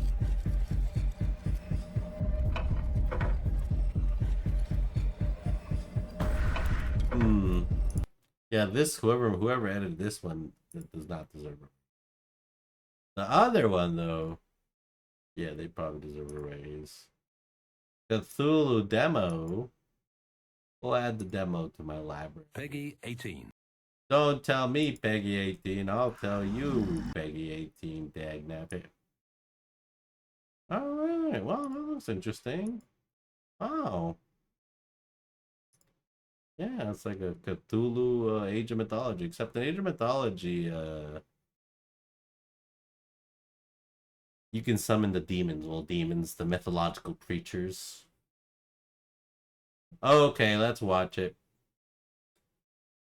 Which one is it? Warframe is not you. We'll watch you later. This. God, Borderlands just dropped. And oh boy, is it not doing well. I hate this planet. There's no such thing as a video game my adaptation curse, but there are awful video game adaptations. Take Borderlands, for example. Eli Roth's hideous as sin recreation of Gearbox Software's beloved looter shooter franchise belongs So as far as I know, everyone complained about all the characters except Jamie Lee Curtis. Yeah, all the characters just not good. Crap heap. I'd call it cosplay the movie, except that insult the professional cosplayers who've miraculously transformed into Mad Moxie, Tiny Tina, and other Vault Hunters with award-winning results. Roth's inexcusably dull, one-dimensional chore of a movie captures none of the creative chaos, exploration, or action-packed hilarity of the games that inspired it. Brave Vault Hunters! You've come in search of the secret lost vault of Pandora! The film operates like Borderlands 101, focusing on Cate Blanchett's grumbly bounty hunter Lilith. Borderlands Roth and co-writer 101. Joe Crombie, replacing original co-writer Craig Mazin, whose name mysteriously vanished from the project in 2023, interpret Gearbox's interplanetary world building in disappointingly linear fashion. All of the excitement of traversing Pandora's skag-ridden territories and psycho outposts is jettisoned, as Roth boxes his characters into a single mission. Lilith is hired by business titan and arms manufacturer Atlas to find his daughter on Pandora, and that daughter ends up being the dainty demolitionist Tiny Tina. It's in my mouth! But in true Borderlands fashion, Lilith's objective isn't just about rescuing Tina from former mercenary Roland and Psycho Krieg. There's also an ancient Iridian vault, and Tina might be one of 3 required keys to opening it. I'm the only one who can open the vault. Roth's movie blends together plot points that span the Borderlands timeline, but the experience is regrettably simplistic. It's only a matter of time before Lilith, Tina, Roland, Krieg, and everyone's favorite mouthy robot Claptrap. What? I'm expelling the excess lead. Form a vault hunting squad. Between the adversarial Crimson Lance soldiers led by Commander Knox and massive threshers that could swallow a hunter whole, their mission seems daunting, but any challenge they face breezes by with deflated stakes. Lilith lucks into a crucial artifact by opening a single drawer, or Roland avoids what should be certain psycho-inflicted death off camera, neutering any sense of peril. It's like watching gameplay on God mode with infinite lives, except these characters don't even take damage. So what's the point? Nobody kills me but me! The internet is full of Borderlands fan fiction that's more inspired than Roth's vanilla nostalgia fest. That's wild. He directs action sequences like he's posing action figures, instructing Blanchett to posture, hips cocked, as if Lilith were dystopian marauder Barbie. The characters' costumes are always pristine despite enduring battlefield wear and tear, explained away by a silly electric shower gadget that eliminates stains. The question, wouldn't it be cool if, seems to be the most thought anyone put into Borderlands, and the answer is frequently no. Roth's production doesn't genuinely invest in the universe Gearbox has built, so why should we care about this emaciated excuse for a sci-fi adventure? Sure, you'll ride Marcus's bus, spot Dahl Echo HUDs, and gander at Pandoran locales like the acidic caustic caverns, but it's all spoon-fed, familiar, and about as filling as a single rice cake. Well, Sag. Destiny awaits. Visually, Borderlands is one of the ugliest studio releases you will see this year, Oh, even in no. IMAX. Pandora's dusty digital backdrops resemble pixelated vomit. There's an early scene where bunny-eared Tina tosses explosive stuffed animals at Lilith from above, and the green screening of Greenblatt atop her junkyard perch doesn't even attempt to believably plug Tina into place. Later, when Atlas confronts our unlikely heroes, it's like Roth shot them against an LED wall showing a low-res YouTube feed. The game's cel-shaded, pleasingly pop-arty aesthetic is one of the most attractive features. So why would you drown the movie's opening sequence in dimly lit murk? At The least trailers the were wardrobe department nailed terrible. It just wasn't gonna hit. Everyone knew it wasn't gonna hit. They tried merging like the video game audience with the regular average Andy by hiring these stars, but they did not do well for the roles, apparently, from Borderland fans or even from average moviegoers. Rotten Tomatoes gave it a 0. This should be exciting how this ends. You know, IGN gives literal dog garbage a 5. outfits, which burst with signature colors. But even those look like trash against the washed-out, eyesore landscapes inserted during post-production. Time to make it rain with your body parts. Outside of Greenblatt, playing an explosives addict clearly modeled after Harley Quinn, no one on screen appears to be enjoying themselves. Especially Blanchett. She's the correct choice for Lilith, but plays the gunslinging mercenary with eye-rolling ambivalence that translates into a dry, disinterested performance. Kevin Hart plays Kevin Hart in a beret, portions of Florian Muntiano's nonsense dialogue are inaudible, and Roth can't even coax a consistently funny claptrap out of Jack friggin' Black. Step aside, bitches! Gina Gershon's Mad Moxie lacks seductive burlesque charm, while Jamie Lee Curtis's neurotic Dr. Patricia Tanis exists merely to rattle off exposition. The complaint here isn't one of Hollywood stars failing to properly emulate their in-game counterparts. It's more that Roth wastes their talents, treating the cast of heavy hitters like personality-free eye candy for the fandom. Are we really ready for this to finish? Just terrible casting. In all honesty, Borderlands feels incomplete. Roth's storytelling rushes forward with a conspicuous briskness, as if crucial building blocks were missing from the plot. Maybe those 2 weeks of reshoots under film and director Tim Miller shaved Roth's vision down to what we see here. Why else would Crom deserve a portrait in the end credits when he's barely a last-minute cameo in the movie? Something's not adding up. Gearbox's games are dense, expansive, and brimming with the freedom to get buck wild, whereas Roth's interpretation is like a preschooler's Guardians of the Galaxy coloring book. How are we gonna get through this? Oh boy. Borderlands is an abysmal waste of a beloved franchise that takes a kooky band of murderous misfits and drains the life out of their very first adventure together. Eli Roth is no James Gunn, and this film has none of the lovable lunatics, awe-striking sci-fi visuals, and out-of-this-world storytelling of Gunn's Guardians of the Galaxy trilogy. The hyper-stylized flair of the Borderlands games is replicated only on the most superficial level, and with a PG-13 rating, all of the limb-severing gore, dirty-minded humor, and uniquely deranged themes are replaced by recycled blandness geared towards mass marketability. It's the worst case scenario Borderlands movie that goes against everything Borderlands stands for as a series. It's a miserable failure. For more movie reviews, they check give out it what a we 3. thought about Deadpool and Wolverine and Twisters. Holy shit. And for everything else, stick with IGN. Now, I know we were talking about David Vaughn, or Vince Vaughn, a while ago. Now, came out in an interview, he said that the reason raunchy comedies had been gone and were gone for a long time, it's because nobody wanted to get canceled or lose their job, but he feels like they're coming back because all these new age movies are just bombing. They're just not doing well. They're not captivating the audiences. They're not hitting. And man, they're not getting their money back on this one.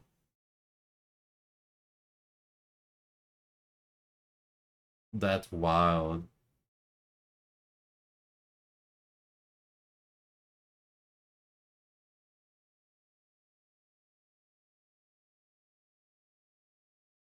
Oh yeah, that was one of like a lot of people's complaints. Cate Blanchett, she's like 20 years too old to play Lilith, which is the redhead bounty hunter.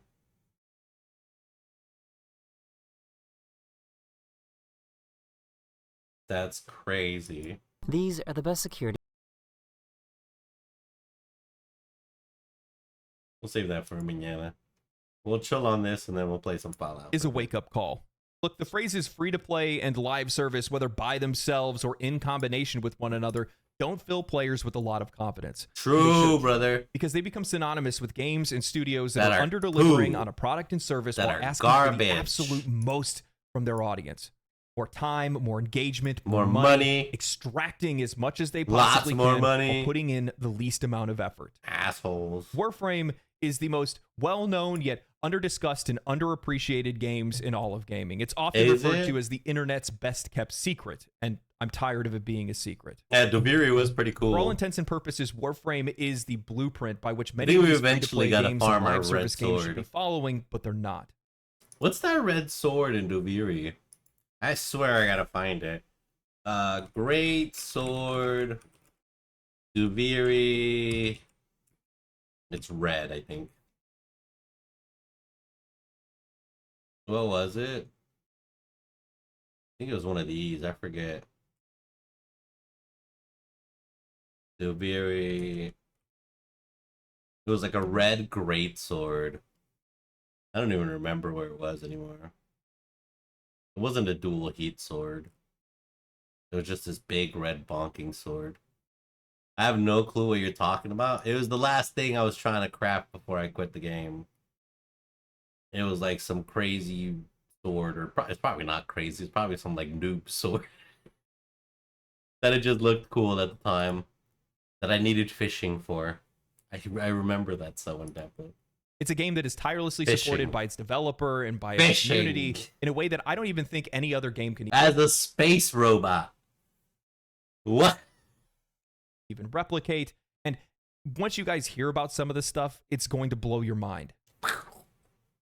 Free-to-play and live service is supposed to be a way for developers to be able to deliver a smaller product and grow it over time.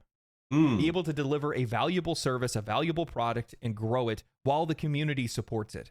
And that's the kind. You gotta have a mini fishing game. Dude, you know, you're actually so right, though. If you do have a mini fishing game, the players can't bitch about a mini fishing game. You got one. What else? Yep. Next. Yeah. As long as it's decent and can retain their time, yeah. Kind of game that Warframe But is. bro, we're like futuristic robots living in like with space travel. We still fishing. Like, that's what I'm more astounded about. Like we fish it. That's what we're going to be talking about today. Luckily, today's sponsor is actually the game that inspired Warframe. What? I've played World of Tanks multiple times over the years with my friends, and this is an easy suggestion to make. World of Tanks is one of the longest running free-to-play games on the market. World of of Tanks inspired over a Warframe? decade now, with over 100 million registered users, hundreds of tanks, and tons What? of customization, high-fidelity graphics, incredible sound design, and hundreds of hours of gameplay. The extensive arsenal includes tank destroyers, artillery, light, medium, and heavy tanks, providing you with a wide range of options for different combat strategies.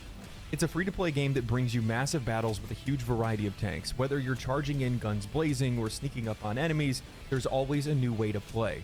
And here's the best part. New players will get an amazing deal using the invite code COMBAT and the link in the description new way below. to play. You get just a shoot your Cromwell gun B at Tier them. 6 British premium tank. You're a tank. 250,000 credits. try not to and get 7 hit. days of premium access. Plus, you'll get to try out 3 other Tier 6 tanks for 10 battles each. Tier Just use the 6 link in the tanks? description below to get started. For 10 So what battles. is Warframe? It's a looter shooter, live service MMO with a third-person perspective. You play as a Warframe, you're dashing through levels, taking down enemies, farming up materials, currency, and other items so that you can continue to build more weapons and more Warframes to use. Those are all true. Warframes vary in their... The one thing is, I mainly relied on swords, so I think I should probably shift towards guns. We were using a shotgun and my ninja sword for the most, like, of everything. Now, we don't got, like, 97 bajillion characters, though. I don't even think we got, like, a yellow one. So, yeah, we were using, what is that? The first character, the main one. The guy from Warframe 99. Their looks and abilities. Some of them play like a ninja, others like a battering ram or even a wizard. There's even a frame that lets you create your own music so that you can buff other players. Oh yeah, we did get the bongo music. We were like bum bum bum cha bum ba dum bum bum bum bum bum bum bum, and then you released like a little ball. Yeah, that one was pretty hype. It was supposed to be pretty strong, but I don't know how that worked. You had no primes. We had regular ones. I don't think I had any primes. Primes are the strong versions, right? Yeah, we had like a couple of robots, a couple of frames, but I don't think we had any prime frames. I think we got a couple of recipes or pieces, but yeah, no. But we did get I forget her name. She was like pink and make music. We did get that one. That one was cool. Pets, ships, clans, PvP, personal housing, boss fights, a roguelike, a fighting game, open worlds, and more.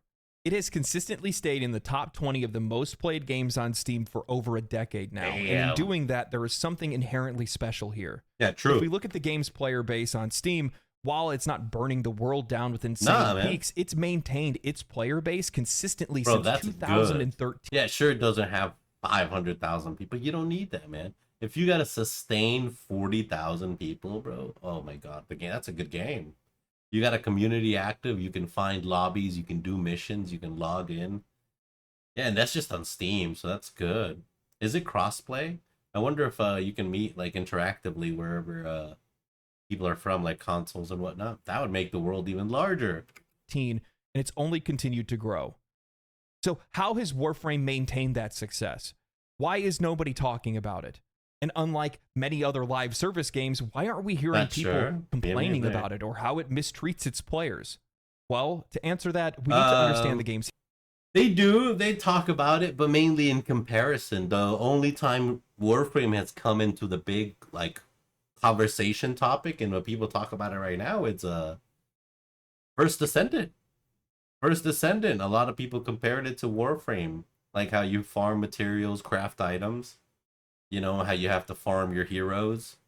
So it's not exactly one-to-one, but that's like where Warframe came back up into the big conversations. That's fucking cap. That's not cap. That's true and real. You can call it all you want, brother. You tripping balls? Not really. Yeah, no. Yep. So that's when Warframe came back into the conversation, which is wild. Because nobody was really talking about Warframe until that. That's pretty intense. First Descendant is not even similar in any way. Hey, sure, man. Just, you know, I like it. Hundreds of other people made the same and that of comparison. its creators. Now, you may recognize the name Digital Extremes. Renowned for their early work on Unreal Tournament in partnership with Epic Games, they played a pivotal role in shaping the landscape of multiplayer first-person shooters. They were among the first to popularize key features like online multiplayer, power weapons, team deathmatch, and capture the flag, Classic laying the ground for many of the take without multiplayer playing. games that we play today. I mean, you can literally look up Warframe meets Destiny, and guess what's gonna pop up? Ways with Epic Games, as Epic went on to make Gears of War with Xbox Studios, they decided to pitch their own game idea, and they tried to do it for over a decade. That game was called Dark Sector. They struggled to find a publisher for this dark sci-fi MMO concept that they had, and ultimately Digital Extremes was forced into doing work That's our for main hire right there. just to be able to keep the company afloat. Is Ninja Boy. The decision to take on work for hire projects, while necessary for financial stability, came with its own difficulties. The studio faced a cycle of hiring employees for specific projects and then laying them off once that project concluded. This practice is commonplace for work-for-hire studios. However, it disrupted the lives of their employees and their families, a situation that the studio founder has regretted since then. Really? He believed that publishers often lacked a clear vision, and that Digital Extremes would have been better off just focusing on smaller, self-controlled projects, as seen with independent studios that tend to produce higher-quality work when they're given full creative control. Despite the continuous efforts to pitch Dark Sector to publishers, the studio continued to face rejection, primarily due to a lack of interest when it came to sci-fi games on the side of publishers, a sentiment that somehow never even changed even with the success of Halo.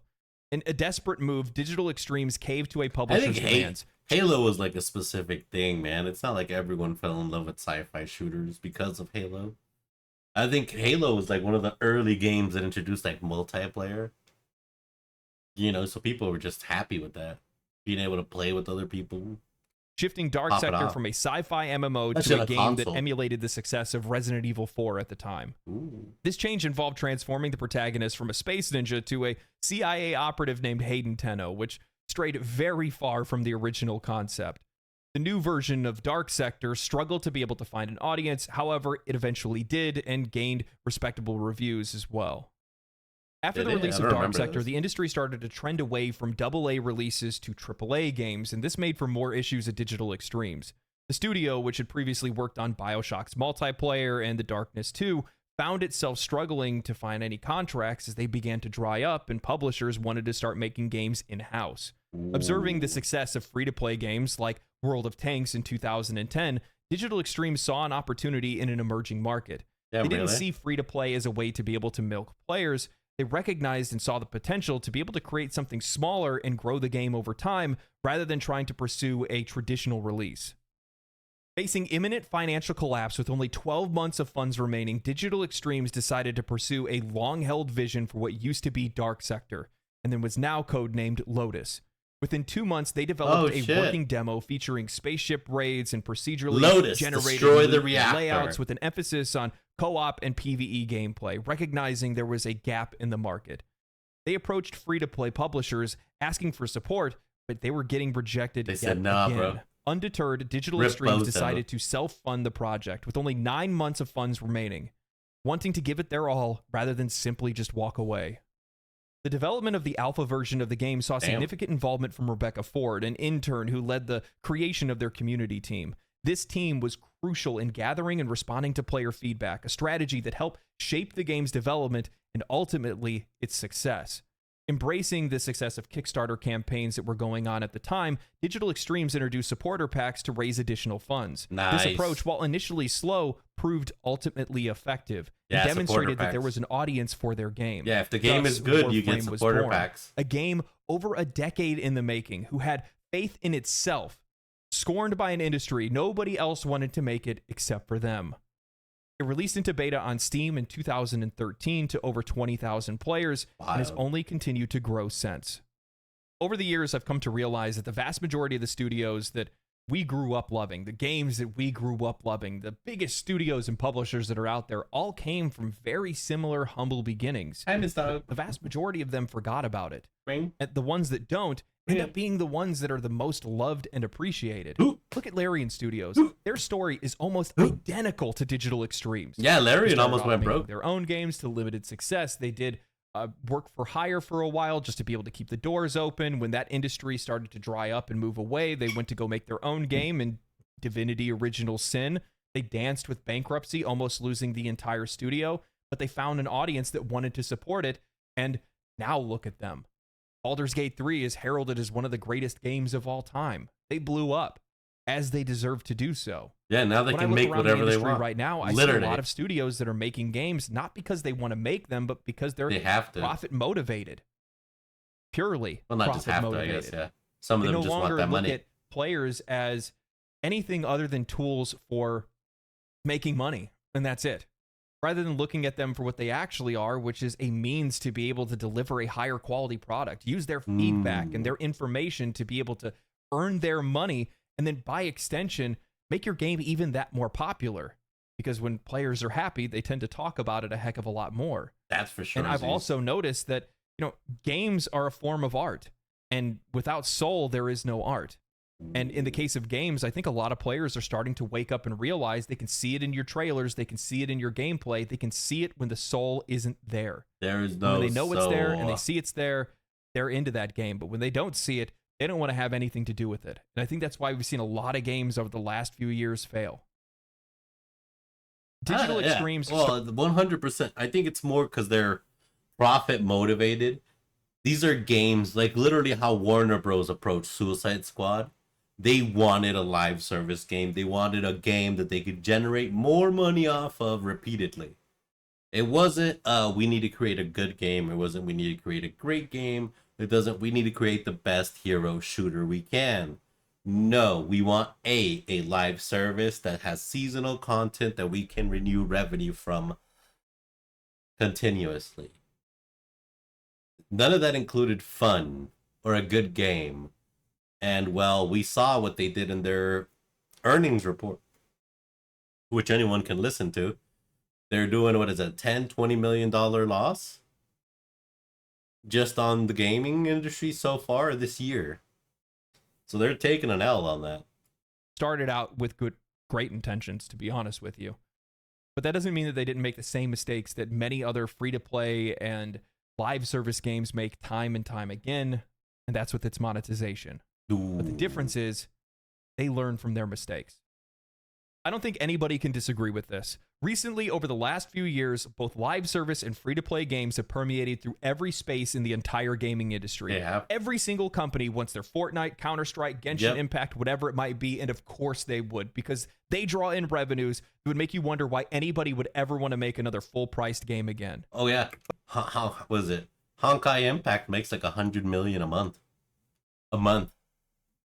Oh yeah, it's ridiculous. I think Honkai Star Rail, or yeah, Genshin Impact, Honkai Star Rail, I think it was pulling 124 million or something a month.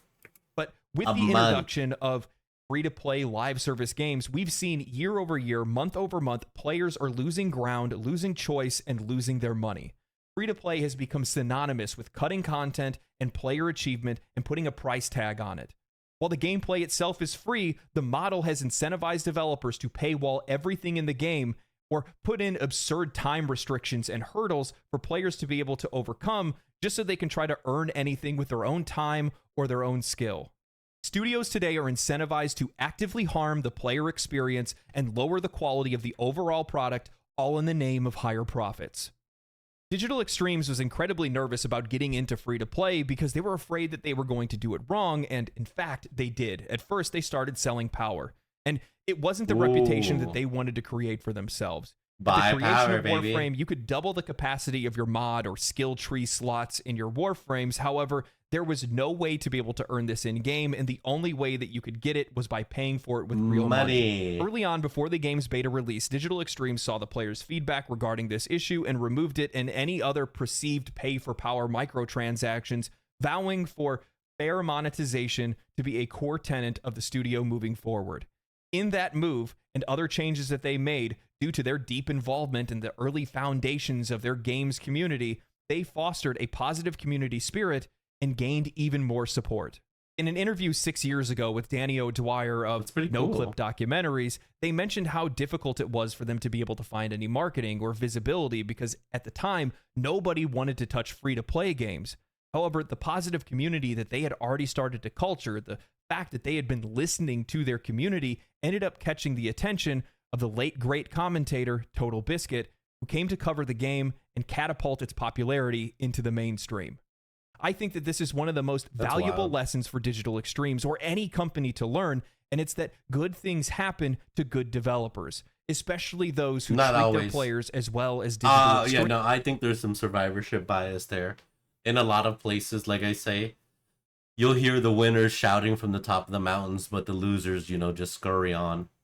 So I think there's a little bit of survivorship bias. And listens to their feedback.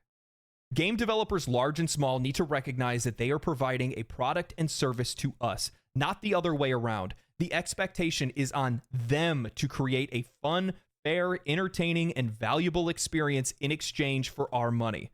When I see game developers posting on Reddit talking about how they hate gamers because of YouTube livestream comments, or how a lead Starfield developer makes a Twitter thread saying, funny how disconnected some players are from the realities of game development, and yet they speak with complete authority. I mean, I can guess what it takes to make a Hostess Twinkie, but I don't work in the factory, so what the hell do I know really? Not a lot.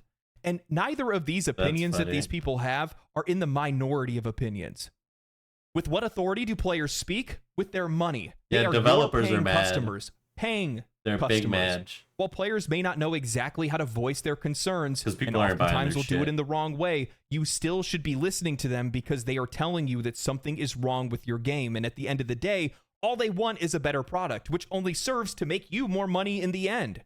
We've seen developers stray from the side of players. However, how many developers have you seen remove a microtransaction from their game because players were using it too much? What? When Warframe introduced colors for their pet skins, they didn't realize that they had inadvertently created a gambling mechanic where players were trying to search for the rarest skin colors and the combinations that they wanted. DE saw that a player had rolled his pet's color 200 times and their stomach sank. Within a day and a half, they had removed the mechanic from the game and reworked it without the need for player feedback. Oh, what? The spirit of that can be found throughout the entire game. As of a recent so you update, can't pull now colors, everything you get in the the whole game, thing. just about everything in the game, is earnable in-game with very few outliers. Warframe uses platinum as its in-game premium currency, and it's fully tradable. Players can go out, farm valuable resources, mods, weapons, and Warframe blueprints, and then trade with other players without ever even spending a dime. You would think that this is trapped behind some type of end game progression or something, right? No, you can start doing this within the first 15 to 20 hours of playing the game. I was already trading items with other players and stockpiling currency from the minute that I had started. While players still have the option to buy anything that they want from the game's in-game shop, intuitive, all of those things, or at least the vast majority of them outside of cosmetics and color palettes, can be earned in-game. So, Mr. YouTuber, that means that Warframe must have the most difficult and high-end equipment behind paywalls or something, right? It has to be insanely difficult to get. No, no. The pinnacle Warframes and weapons are called primes. You can earn these by cracking relics, and you get relics constantly. People who have like while you're 100 playing hours the in a game usually when you go say to do that. these missions to crack the relics, you're playing with 4 players, and all 4 of you can choose to use the exact same relic, which would then increase your chances of being able to get what you wanted, because everybody can choose from everyone else's rewards. Meaning that even if you're in a party that isn't coordinated and you're all running different relics, if you don't get what you want out of yours, you can just get a copy of somebody else's thing if it's more valuable. You can choose to get whatever you want. Every weapon, every frame, companion, and otherwise is at your fingertips. You can earn your way through Warframe without ever even spending a dime, and many players have. There is no time wasting in Warframe. And what's even more crazier is that... I like how he says many players have, not most. But anyway, there's a couple of dudes. Adding to this absurdity, they show players how not to spend money within their premium shop. If you go to their premium shop and look at any of the items available in it, next to every item, it tells you how to go earn that item in-game rather than spending money. They teach players how not to spend money in their shop. But that doesn't mean that players don't support the game. In fact, they do quite a lot. Most want to give back. By making things so accessible, giving massive discounts on their currency and things like that, being able to just get all the things that you want in the game by playing it, players just want to spend money on the game because they want to support it, because they love the game so much, not because they feel like they need to. Imagine that. Imagine a world in which the players are not spending money on a game because they need to overcome some fabricated barrier that's put in place, and if they spend money, they're going to be able to get through it faster or get through it at all. No, instead, they're spending money because they actually want to support the game. They just are enjoying themselves and want to spend the money. Now, mind you, some of this is definitely driven by convenience, but the vast majority of players just love the game and want to support it. There's pay for convenience, but that's okay. It's a free-to-play game. Doesn't have any pay for power, but there definitely is pay for convenience. And that's good. I mean, apparently most of their monetization scheming is really well. So you can't hate on that, especially if they show you blueprints inside their own cash shop. Jesus, I wish Diablo did that. Be like, hey, you can farm this horse instead of giving us $90 for the one horse. It was, what was the name? Impossible? No. Forget. It was this one horse. $90. That's it. There's no ifs, ands, or buts. That's it. And that's not to say that there aren't areas worth criticizing. I'm still not a fan of the fact of them having 12 to 72 hour crafting timers on weapons and warframes. That's one of the hurdles they put in front of you. That's the pay for convenience. It's just too much. I don't know what else to say about it. It's just too much. And also, there's a big limitation on the amount of weapon and warframe slots, inventory slots that are available early on for players. That's something that in general just needs to get fixed. Ooh. But the thing is that the longer you play the game, the less those things become an issue because you have so many other things that you're working on, leveling up, playing as, farming for, while all these other things are building in the background that you really don't even notice it all that much. And the key is to multitask. While there's room for improvement, this is largely the most ethical live service game I've ever seen monetized. And I don't think any other game wants to try to compete on those terms. They definitely don't want to compete on their content. Warframe's first turning point came when the game released on Steam, which marked a critical success and provided the studio with the necessary resources to be able to continue to support and develop the game. Unlike competitive shooters that can maintain an audience with minimal updates, Warframe faced the challenge of sustaining interest in a PvE-centric game, which is far more difficult. To overcome this, Digital Extremes heavily leaned on the experience. But I think the multitasking is hard, and especially as you're a new player. You know, I'm crafting with like 2 different things, and it takes like 3 days, and I'm just like, oh, well, damn. You know, experienced development team who had weathered the storm through the toughest times and possessed the deep institutional knowledge that was necessary to make the game successful. If it wasn't for the fact that they held on to their employees when the game and the studio was facing its closure, they likely would have never been able to make the game the success that it is today. In the years following the game's release on Steam, Warframe saw a rapid expansion in content. The studio introduced clans, player hubs, a plethora of new weapons and warframes, and diverse gameplay elements like open world areas, vehicles, and space combat. But the most significant shift in the game's identity came with the release of The Second Dream, a cinematic quest that redefined Warframe as a game. This quest introduced fully voice-acted, high-quality cinematic experiences with intricate writing and storytelling that elevated the game from a compelling free-to-play title to a truly exceptional experience. No longer was Warframe just a free-to-play game, it was just a great game that happened to be free-to-play. Digital Extremes continued to push boundaries with subsequent updates, including the new war, Whispers in the Walls, and the upcoming major update, Warframe 1999. These expansions demonstrate a level of writing, character development, and cinematic quality that's typically associated with AAA blockbuster titles and reflect nothing of what we've seen in typical free-to-play games. The studio's ambition to deliver high-end content remained evident with every release, That's pretty powerful. further increasing the game's reputation among players, both new and old. That's what's made the Warframe that we have today. One of the systems I was the most shocked by was at one point I unlocked what I can best describe as Sea of Thieves in space.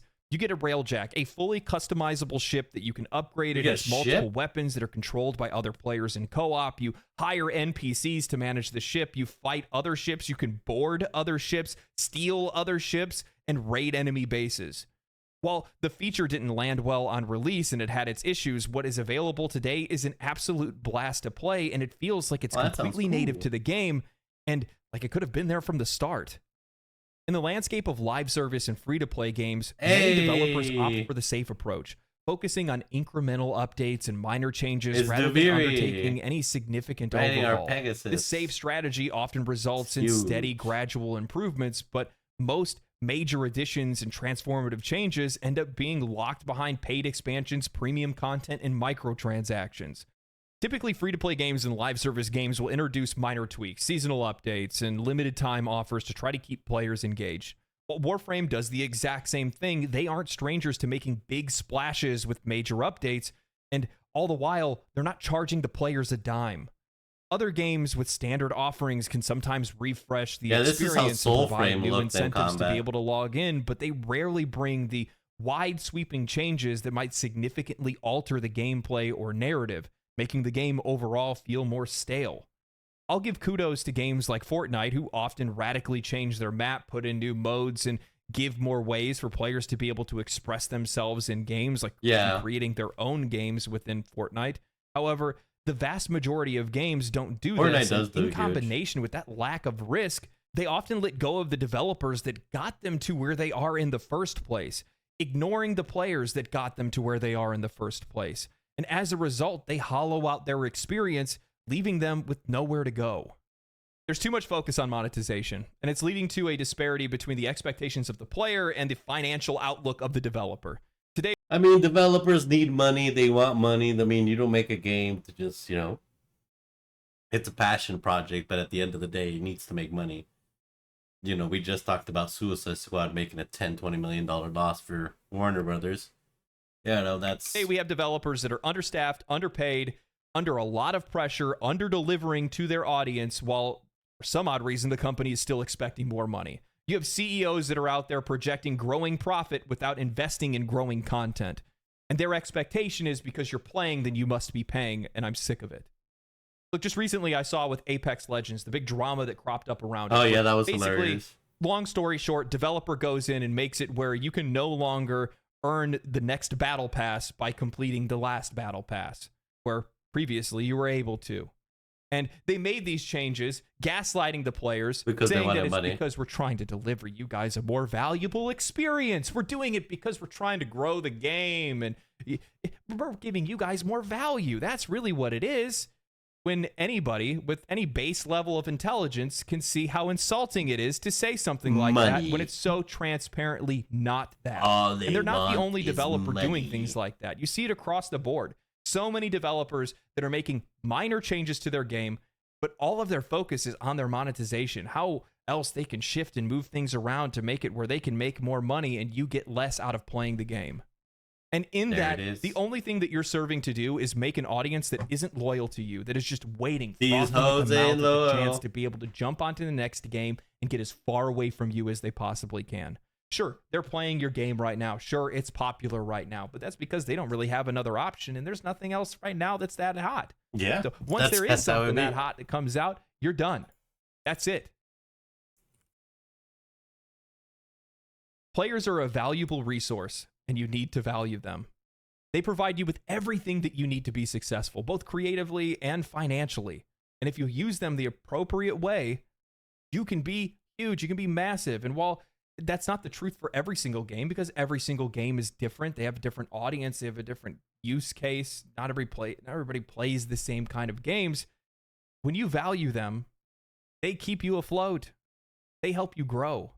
And in the case of Digital Extremes and Warframe, I don't think that there's another developer that's out there that appreciates their audience the same way or does the same things that Digital Extremes does with their audience. Except for maybe Larian Studios. Why did you guys have to go and create a community YouTube channel? And even more so, why am I not in it? I get it. Like, Luality and Co-Carnage are really cool, but like, I made a lot of videos on Baldur's Gate. Come on, man.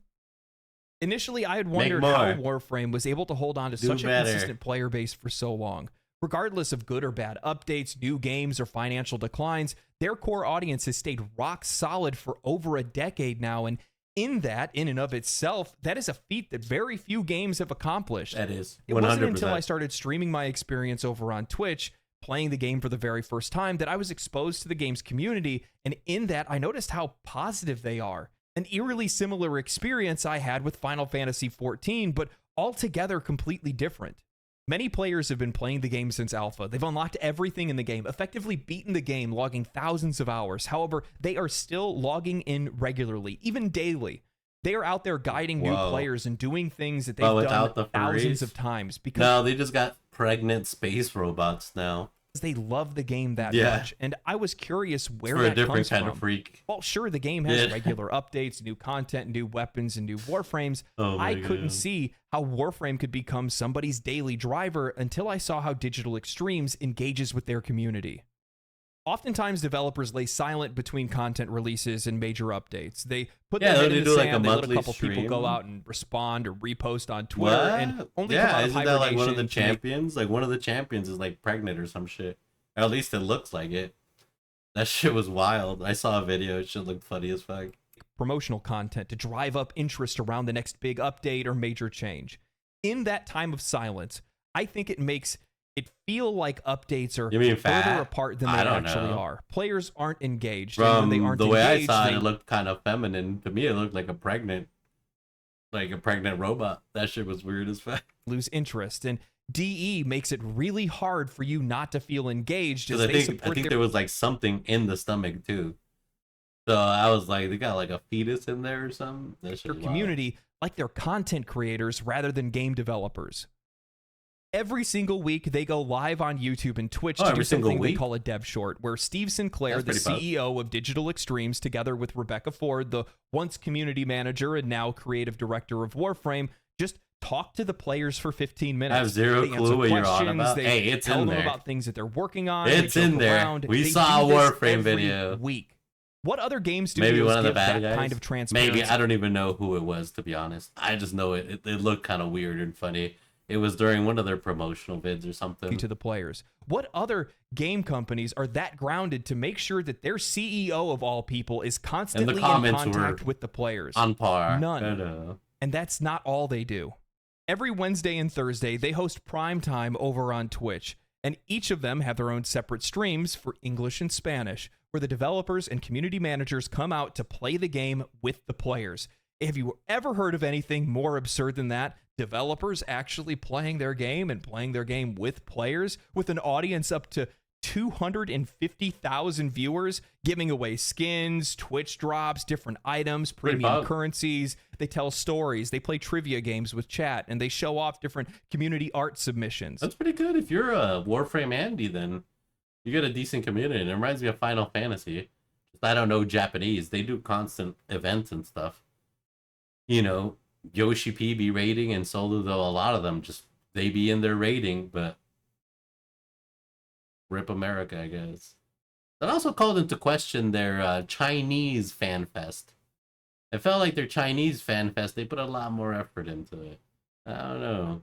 Well, that's a whole different subject. They are more involved with their community than I think any developer ever has been, and the fruits of their labor shine so brightly.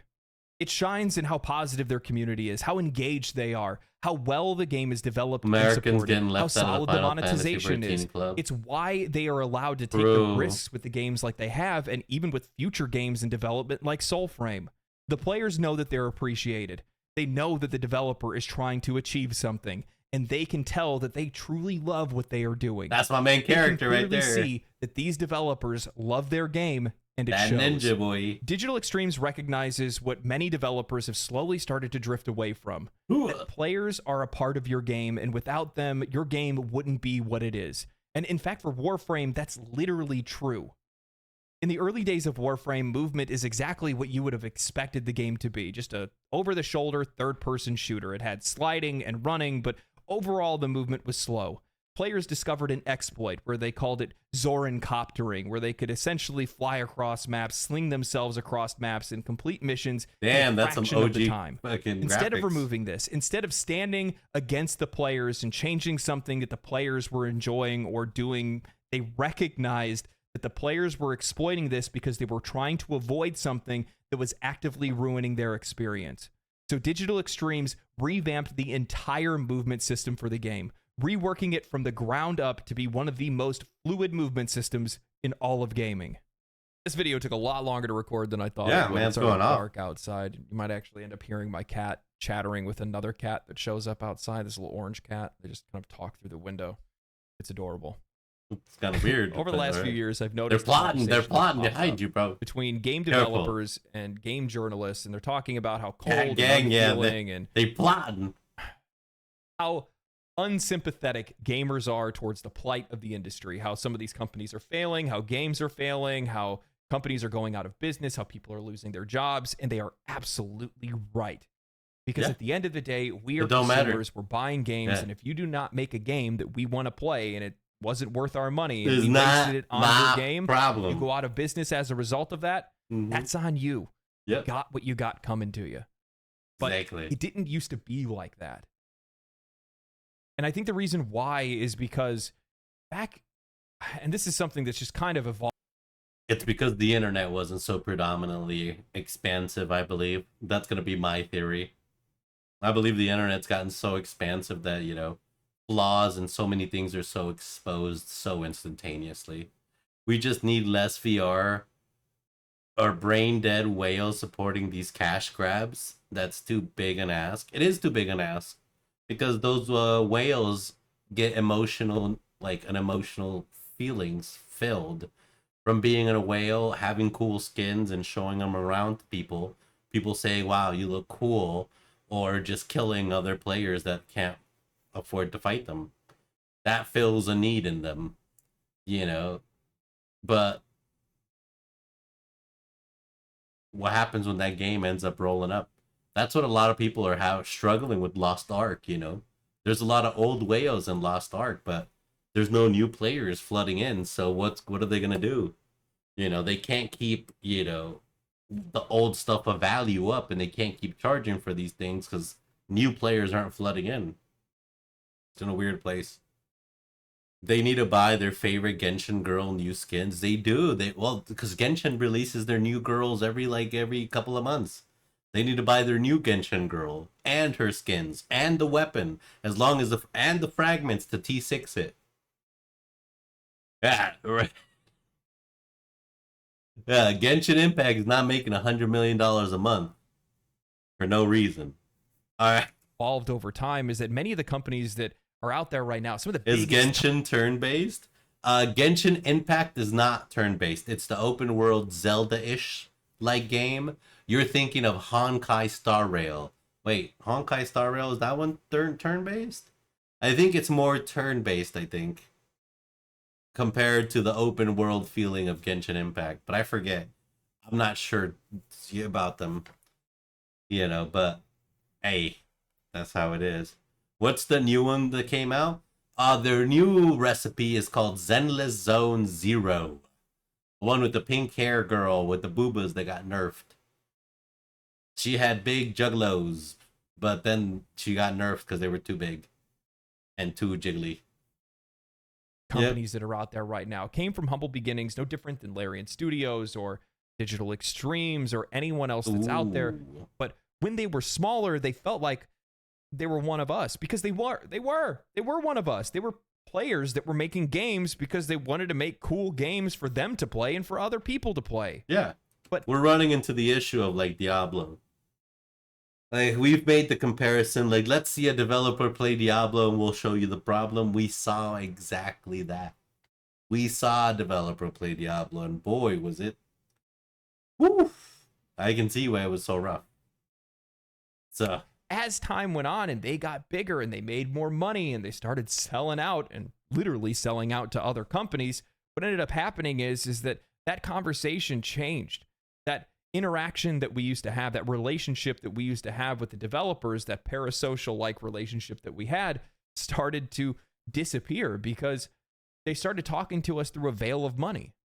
It was always apology letters and tweets that are just trying to manipulate the truth more than anything else. It's all gaslighting.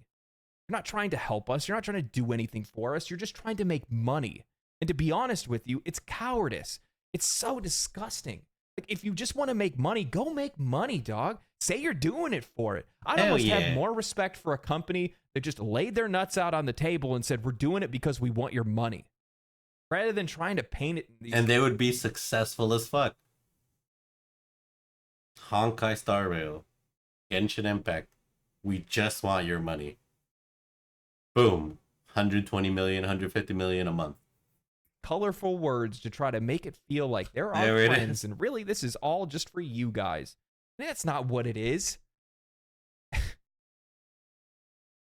I think there's a lot to learn from a company like Digital Extremes, especially in the way that they stay connected with their audience.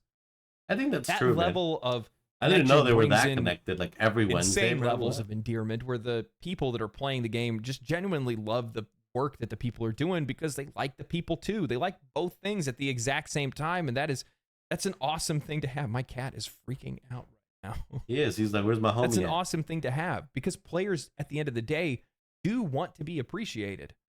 We want to be heard. And the more we're heard and the more we're appreciated and the more that the game is actually worth our time and money, the more likely we are to continue to invest in that game and invest in future things that you do. However, the vast majority of the industry is really doing nothing other than creating unloyal fan bases. Sure, your game might be doing okay now, but the minute that somebody else comes by, like Digital Extremes or something like that, that does the same things. 100% true. As soon as someone makes a better Tarkbob, I think it's Jover for Tarkov. You know? As people are hungry for this next thing. People are hungry to be saved from this cycle. So as soon as somebody makes, like, that's why, you know, the Riot MMO was so, like, everyone was so excited. Please save us from the MMO spiral that everything's in. You know, but they had no clue what the MMO was going to be even like. They even went back to the drawing board and they're like, hey, we're starting over. So, I mean, it's just people are hungry for these things. That they do, or better. Your audience is gone. It's Jover. I think there's a lot to learn from this. I really do. That's the whole reason I make these wake-up call videos in the first place, is because I think there is a lot to learn from some of the best studios that are on the market, some of the best games that are on the market. And there's a ton of them. There is. And I plan on doing a ton of these videos because they're a lighthouse, an opportunity for those who have drifted too far away to finally see the light, come back to land, touch grass, and find out what players like, what players really want, and how to talk to players again. For real deal. Anyway, I hope you guys enjoyed this video. Thank you guys for watching it this long. If you guys enjoyed the video, make sure you guys subscribe to the channel. If you like the video and want more people to see it, throw a like on the video. Follow me on Twitch if you guys want to see me play Warframe or other games and talk about video game news and all that good stuff. Outside of that, I'm going to take off. Stay cool, stay righteous, stay safe, my friends, and I will see you next time. Later. That's pretty powerful. Again, I'd like to thank World of Tanks for sponsoring this video. Make sure to use the link in the pinned comment down below. He better make a video of Poop Killer 3 then if he's covering the best studios.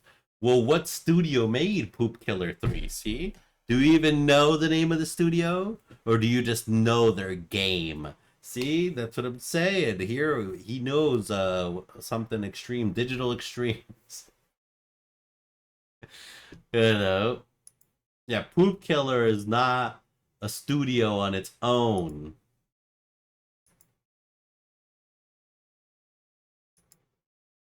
Pogue, pogue, pogue, pogue, pogue, pogue, pogue, pogue, pogue, pogue, pogue. Don't forget that car. Oh shit! Yeah, what was it? Oh my god! Oh my god! We made it. Orange King 26, I think. Oh, let's see. Merp. Oh, it says there it is. Orange King 26 crash. I crashed my T-Rex. Is M6. This guy crashes a lot of cars. Which one is it? Is it this one? Point across. Fish tanks, marble plate. Yo. The M6? Yep, that's me. Oh, yep, that's me. I remember this on Twitter. Bro was so fucking mad. You're probably wondering how I got here. Let me take y'all back to the day this happened. Buckle up. I remember this. Oh my god. I'll record. No? Nah. What's going on YouTube? You see the background? Huh? Yeah. It look cool? Yeah. Ooh, yeah. Bro, stretching this into a long video. He is. All right, ready? He needs to get his pre-roll ads. That's why he's going after the 8 minutes. You gotta hit 8 minutes to do pre-rolls. He's doing 8 minutes and 39 seconds. The YouTube algorithm. I think everything is going to literally the last 30 seconds of the video. Man, stay tuned. It's about OKQ. I love y'all, and I'm gone.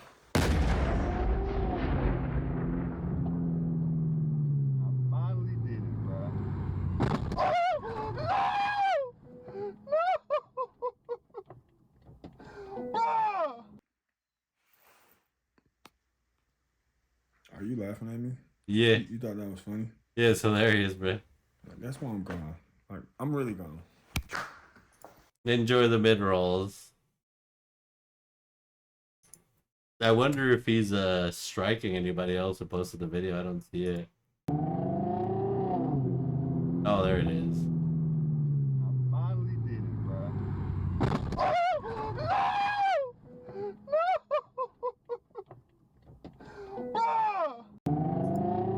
That would 100% be me. So, we made it! But God, no! Oh my god, that's funny. That's so funny. How much for an Iron Man How much would I charge to make an Iron Man suit? Let's find out. So we already covered material cost on this suit. However, if you want more advanced suits or even more advanced suits like this guy, material cost can start to get up there real quick. Now, printing time. It takes anywhere from 1,000 to 1,500 hours on average to print a full Iron Man suit, and charging $1 per print hour is totally normal. That's fair. Now, getting it to fit to your body is a whole other bag of cats that might take a little while, and I'm not charging minimum wage here. I kind of know what I'm doing, so I'm going to charge a more fair price, and that starts to add up pretty quick too. But the real killer is labor, sanding, priming, painting, clear coating, all of that. I started working on this suit all the way back on August 8th, and it was finally ready to wear September 30th. That's 50 days of work, working anywhere from 2 to 6 hours a day. With that average, oh my God, that gets up there fast. And then there's the final assembly and that type of stuff. That price tag gets up there pretty quickly. However, I do value my time, so you're gonna pay for it. All of this to say, there's a reason I don't sell suits. Man. How much would I charge to make an Iron Man suit? What? You don't sell them, so all he does is just print them for fun? Still not bad. Yeah, 10 grand for one of these is not bad. I've seen it. It looks pretty sick.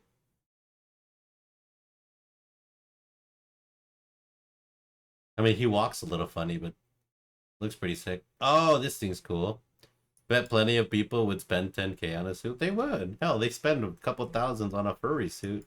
Here they spend a couple thousand on a Iron Man suit. All good. No worries. This looks insane. Sell 10 a year, that's 100K. That is. And I mean, the way he put it, it was only what? About 50 labor hours plus the printing's on auto print pretty much. So 50 to 70 manual hours for 10 grand. That's pretty good. Whoa. There he is. This is the Sea Reacher Model Z, the fastest one and best one they've made yet. This boat looks fun as fun. These look wild. That right there is a snorkel because this can dive underwater. See these fins? Check this out. I can actually control them with these levers right here. Look at that. It can go up to 65 miles an hour, and take a look at the seating. It's just like a fighter jet, tandem seating, made of leather bucket seats right there. Down the middle, you have an infotainment system, surround sound, and this can dive 6 feet underwater for up to 30 seconds. 1, 2, 3. What happens after 30 seconds? All good. No worries. Check this out. And what happens in 30 seconds? That's what I want to know.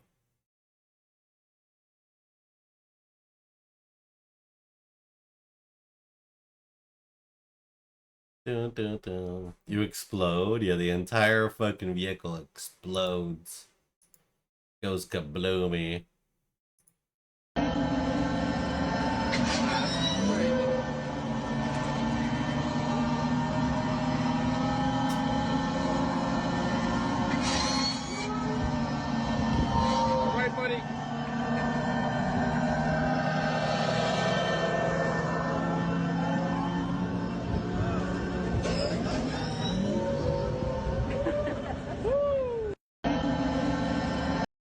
The thing's loud as fuck.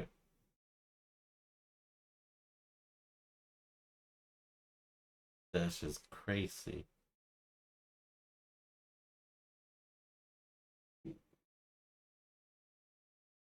That's sick, even the noises, yeah.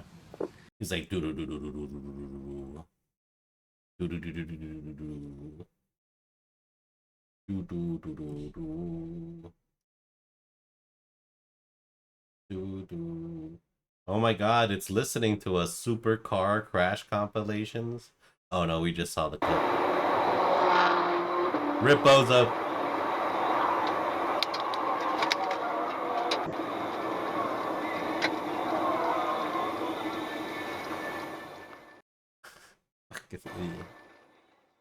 Saw that shit fucking coming a mile away. And the black car panicked. The black car would have been fine. Yeah, he panicked. He thought he was gonna get hit. I mean, who's to blame him, right?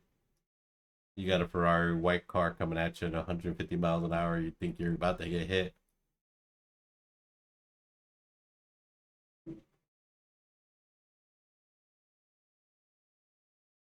Gambit's Cajun accent.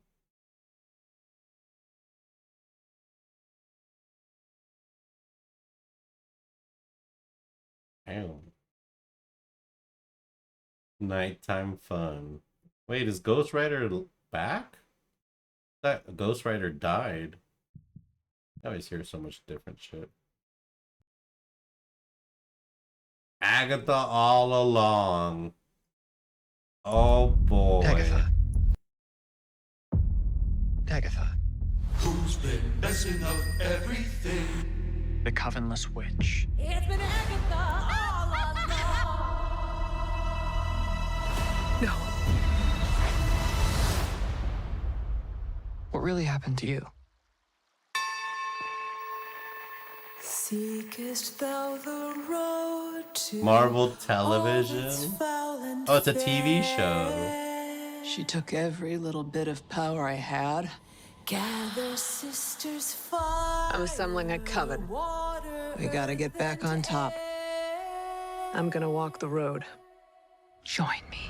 Darkest hour, wake thy power, earthly and The Witch's Road will give you the thing you want most. If you make it to the end. The road is a death wish. It's giving me new Star Wars vibes. I'm be real. I don't know. Even with the song. Heard you guys were having a party. What's up? Hey. Shall we? It will test us and our knowledge of the craft. We don't even know what we're up against. Our worst nightmares. How do we pass this trial without any power? We survive, like witches have been doing for centuries. What happens next? I just need these witches to get me to the end.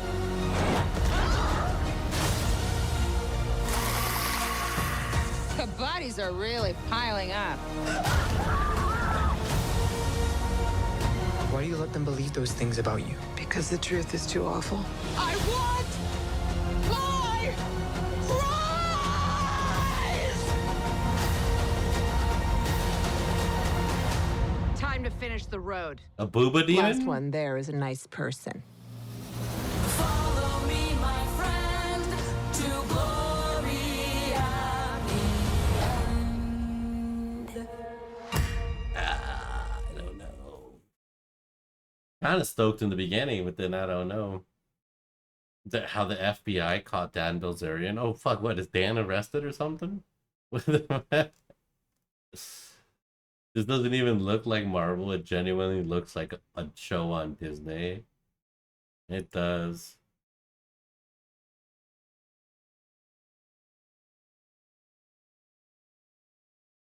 And the crowd goes mild. 2 months ago? Hey bro, we be making fun of our parents for believing everything on the internet, but don't act like this man didn't have us all fooled. Meet Dan, and you see, Dan had a problem. His life was crumbling before his very eyes, because you see, his living was based off of you believing he was rich. Listen, when you're a public figure and you have a company, stocks go up and down depending on you. Think about Elon Musk. When people like Elon Musk, stocks rise. When people didn't like him, stocks crash. Dan had this company called Ignite. Oh, games yeah. until he fired his vice president. His vice president said, "You don't want to do that." shit. Dan said, "And what you finna do about it?" His vice president said, Dan said, "What?" He said, "I'm finna get my get back." Oh, and he got his get back. In one of the pettiest moves I've ever seen, his vice president sues him for wrongful termination. But that wasn't why he sued him. He sued him so he can show the world how Dan was really spending his money. The judge said, "Sir, why are you here today?" He said, all the girls that you see Dan with, he just be renting them. He just be flying them out. Dan said, "Objection." The judge said, "Hold on, I want to hear this." He said, "Yeah, that mansion he said he bought, he just rents that too. He don't really got the money to afford it." The judge said, "All right, hold on, sir. All right, how is this relevant?" He said, "I'm gonna get to that. All the money Dan be spending on stuff, that's all the company's money. He don't really got money like that. He don't got bread like that." The judge said, "All right, come on now. How is Dan being a bum relevant?" Dan said, "Objection." The VP said, "Y'all got that down?" The typewriter said, "Oh, I got it right here." Now, as soon as the whole world hears this, Dan's stocks start to plummet. But remember how I told you they be going up and down depending on the person? His stocks start to rise again because he gets a new business advisor. But when they hear about who his business advisor was, it starts to plummet again because the business advisor was none other than his father, Paul Bilzerian. And here's where things start to get wicked. See, Paul Bilzerian was not allowed to technically be his advisor. Why, you ask? Well, because he's a felon, a certified scam artist. He specialized in corporate takeovers and was really good at hiding money. And he was ordered to pay all of that money back. He said, "I don't got it." So he filed for bankruptcy. But see, then people started to ask Dan, "How did you get all this money to start your company in the first place?" And that goes to how Dan started being famous in the first place. He first came out as a professional poker player, making a huge splash because he was very extravagant. He then claims to have won $50 million in a year. Poker player said, cap. He said, prove it. They said that poker series you played in, you was 180th place. I seen you play. You not that good. 180. You just wanted people to know you played poker. Not. He said, let me just stop you right there. I don't play against famous players, dummy. I play against billionaires on the low secretly, so you can't prove it. But coincidentally, he started making a big splash in the poker scene around when his trust fund was activated. He then starts his company, and then they find out the person who gave him all that money in the first place was helping him run his company in the background. And now the FBI gets involved because you see, part of his conviction was if your name and company come up in the same sentence, we finna get on your ass. Paul said, oh, I ain't going back to the pen. He said, I was just helping my son out for free because he was screwing up all his money. His son says, I'm not close to my dad. I don't even know him like that. The FBI says, oh, you must think we stupid. So a judge orders Dan's company to give them financial documents. Dan's company literally says, objection. The judge said, boy, the judge starts hitting him with fine after fine after fine for every day he doesn't give the document. Now, his dad said they eventually handed over the documents. They asked him in an interview, you think the FBI was just trying to get back on you? He said, maybe. After this, his company's stock collapses so hard he had to pull it off the stock market. And as his company's stock is decreasing, so is his real life stock. He's losing millions upon millions of followers a day. So then he comes out and says, I'm broke, y'all. But see, once a scammer, always a scammer. He pivots to the easiest scam that you can do. Scamming dumb, insecure men into believing that he can turn you into a man. He starts hanging out with Andrew Tate, starts saying that personal classes. Guys, Dan is not your father, Andrew's not your brother. You're just their customers. Yeah, you gotta get a class to become a real man. Where Shia LaBeouf, bro, joined a gang? Southside Shia? What the fuck?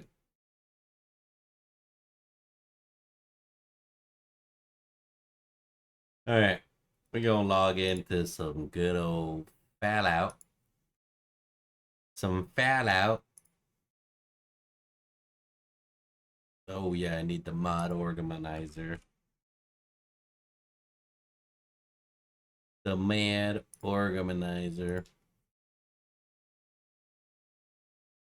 Boop, boop, boop, boop, boop, boop, boop, boop, boop. Okay. Do web. Change category. We hit run. We hit start.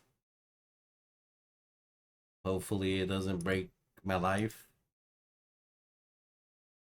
There's a white notice that says Fallout 4 is not responding. We click wait for the program to respond. And we got previews.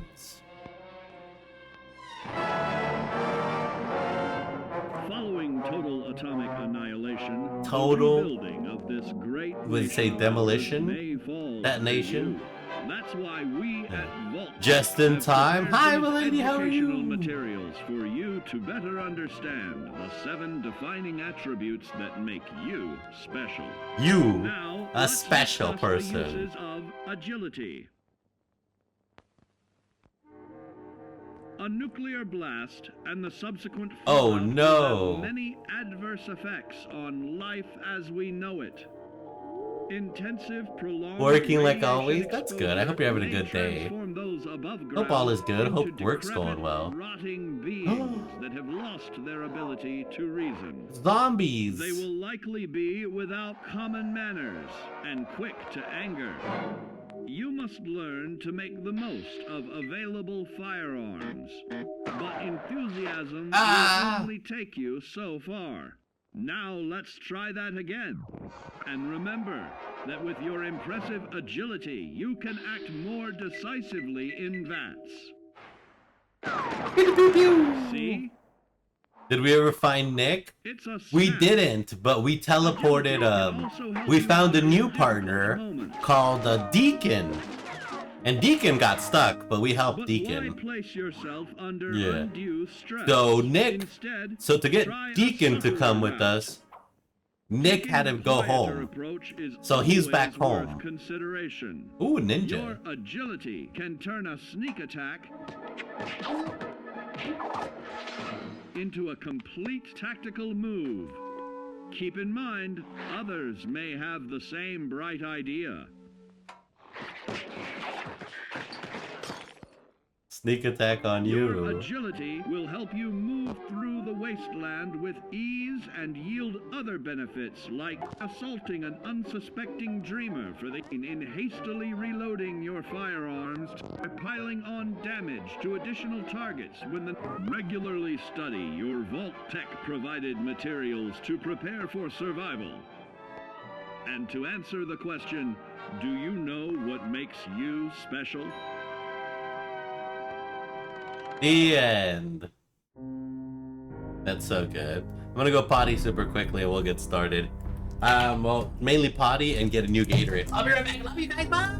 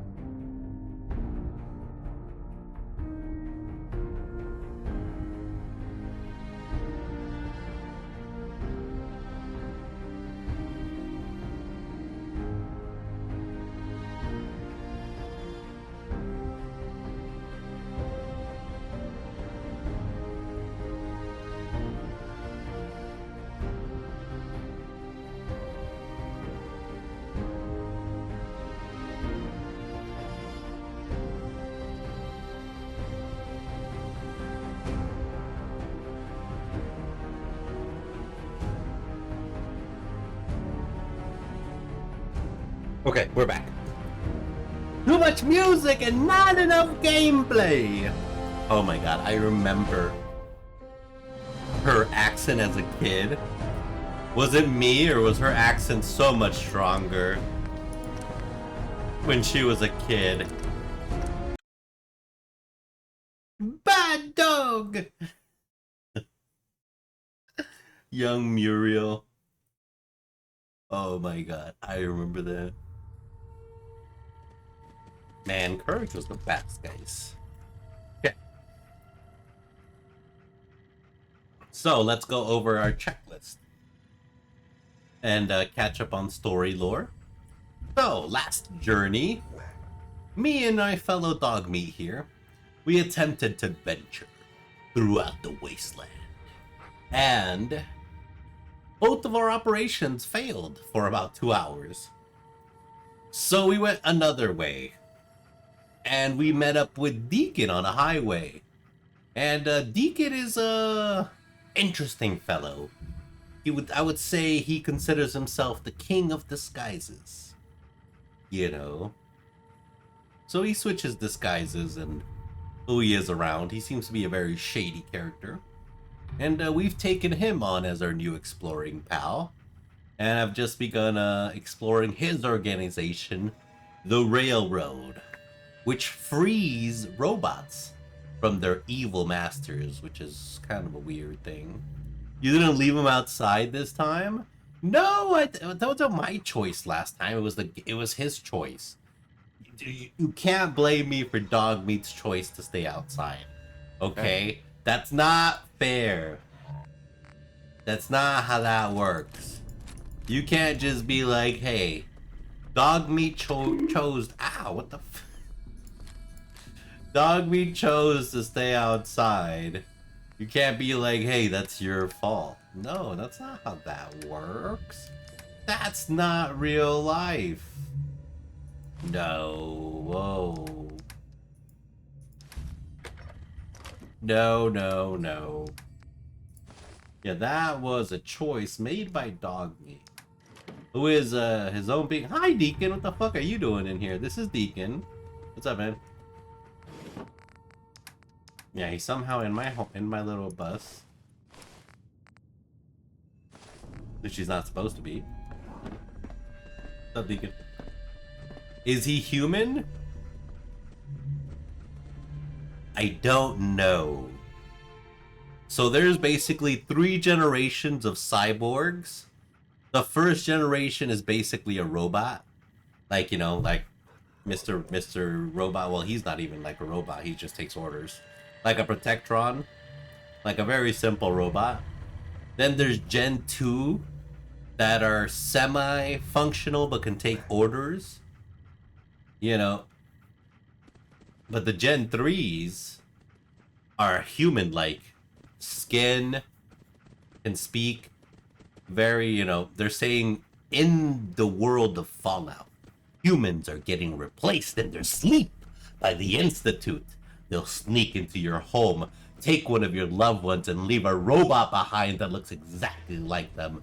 And all you'll notice is just a change in personality. So, but I do not know if Deacon is human. I don't know him long enough. But the organization he works with, the Railroad, works to free synths or cyborgs. So he could possibly be one. But he kills robots. He said there's another cyborg that they freed, another synth, and she won't kill robots. But he's down to kill whatever, so I don't know. Maybe he's a more ruthless synth? Yeah. So there's a whole lot to jam pack with his backstory.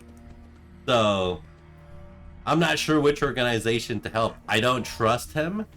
I don't trust him either because he is known even in his organization as a liar. His own boss, Desdemona, said, "I've never heard Deacon speak or lie about someone like that. You're in. Come join us at the Railroad." And I was like, And then we even asked him, we're like, "Hey, why'd you lie for me?" He's like, "I don't know, I had a good feeling about you. And then I stalked you in Boston a little bit. Don't worry about that. But I've seen some of the things you did and I trust you." And I'm like, "What? Huh?" You know. But if you paid attention, he was in the background of a couple of cutscenes.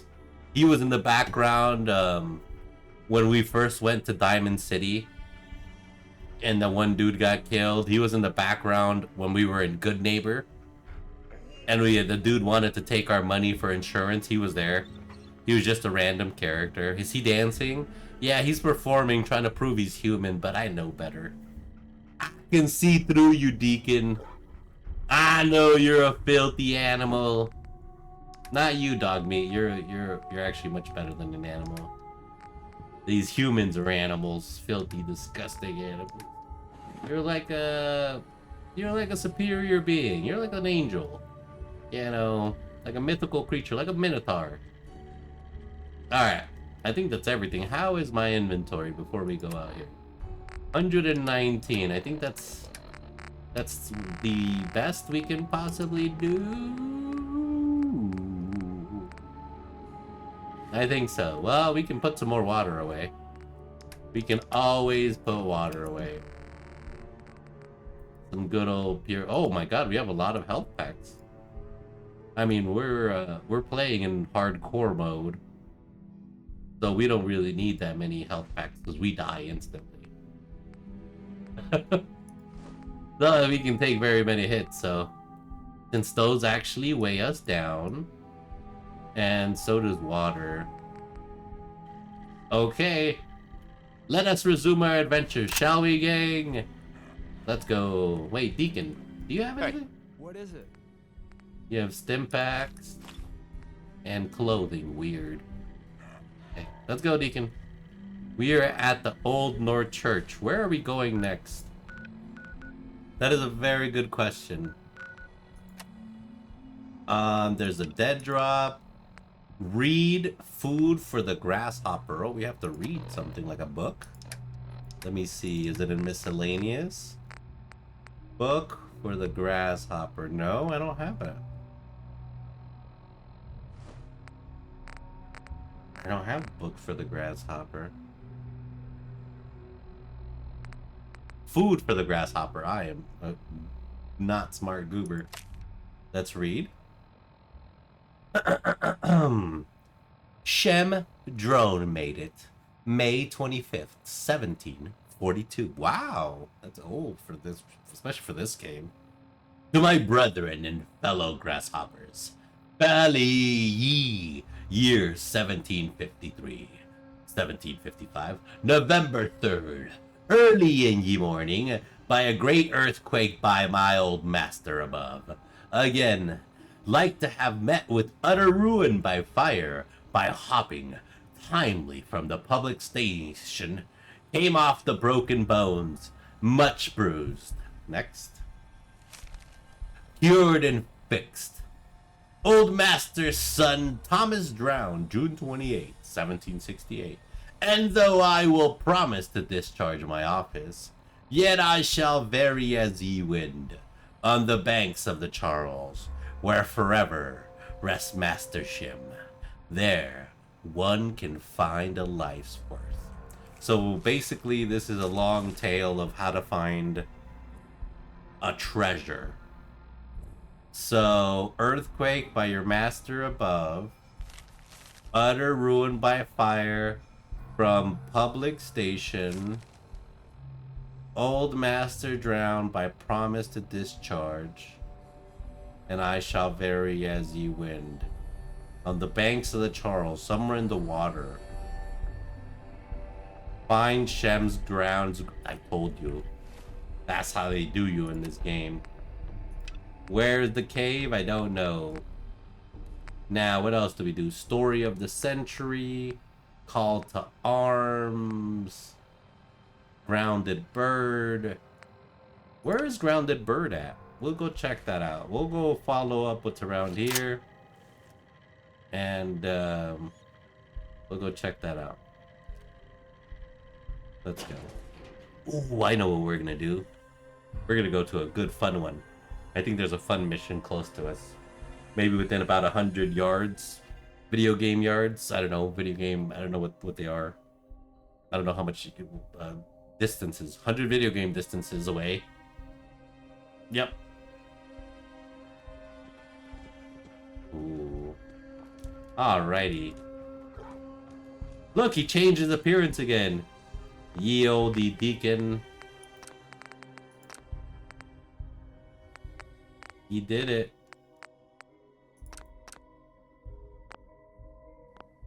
Now he's a bald random dude with jeans. Look at him. Alright, Deacon. Oh my god! Okay. Okay, that's how we just wake up and chose violence.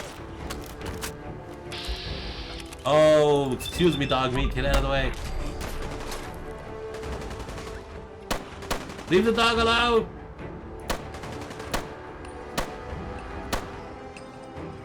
I can't hurt this mutant. Leave him alone! That's how you do it. You get up close and personal. Well then. That was a thing. You were tired from lack of sleep? That's impossible. I just slept. We just woke up. Hi, Deacon. Oh, you're a new person now. He doesn't even have hair this time. How am I? We just slept. How am I sick? Okay, we're gonna have to recover. Same main character. Same. Okay. He changed again. Look at him. Freaking Deacon. Okay, we're gonna have to rest here. For like a day or two. You know what's crazy? Keeping track of this calendar. We started, I think you start the game in November. We're like in January, I think. Or somewhere in December, I think. Somewhere. You start in November, December, I think. It's crazy. I know I've slept like for like 4 weeks though. Okay, we're gonna try to heal ourselves from our sickness that we somehow have. We're fatigued and peckish. Oh, we're fatigued. Oh. Oh. That's what's killing me. It's literally killing me, Smalls and Large. Peckish and parched. Yeah. It's January 8th. It's January 8th. What's the year though? What is the year? There's a Nuka-Cola.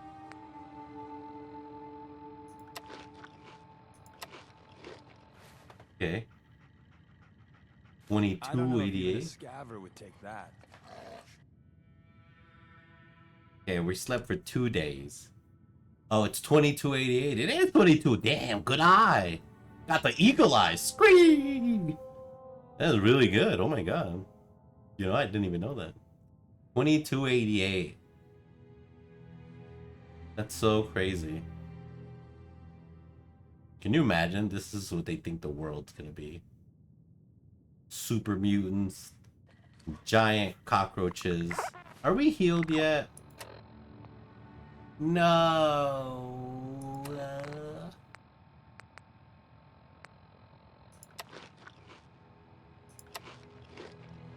Okay, we're properly fed. We're hydrated. Please let me heal me of my ailments, of my fatigue. Wait, can I just buy antibiotics from the doctor, dude? Yeah, wait. Am I suffering for no purpose? Can I just buy medicine? Science, right? Yeah, science. I'm living here like a caveman resting for a week. We can just put adrenaline straight into our veins.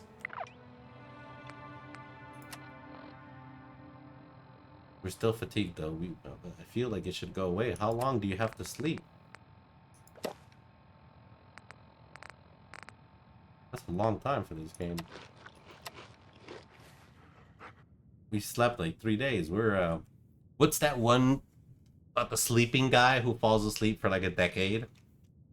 Earl Bob? Not Earl Bob. Is it Sleepy Hollow? Is that the guy who falls asleep for 100 years? No. Ichabod Crane. There you go. Wasn't he in Sleepy Hollow though? So many interacting characters in the weird fantasies.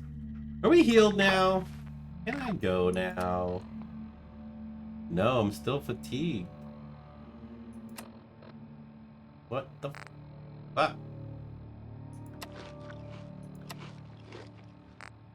This is not good. One more day. If not, we'll try to use antibiotics or go to the doctor or something. There's a doctor in Diamond City. He can cure stuff, but there's a mission right here. It's a nice one too, I think. We started it last time, but we died. I think an explosive or something wild got us. We're being not smart people.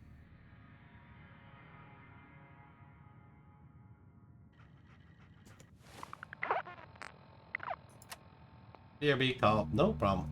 We're healed! Oh my god, finally. Oh, huge McLarge. Okay, we're healed. Let's refill our water. And we're ready to venture into the unknown. Excuse me, Mr. Dog. I also want to put the sodas away. I wish I had a soda machine in here. That'd be kind of powerful. No, we do not want to take off. Yeah, I do have antibiotics. I just need to start buying more.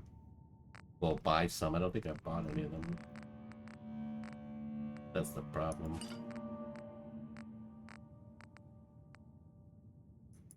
Okay. Let's start exploring.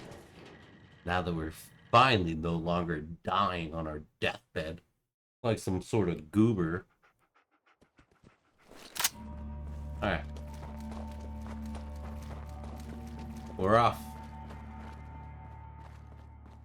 Bum ba bum, bum ba bum ba bum. That's the Brotherhood hangout, huh? That was pretty spicy. Ooh. Wasn't there action down here before? Oh, there was plenty of action. We did find it too. Yeah, the question is, do we want to take that action?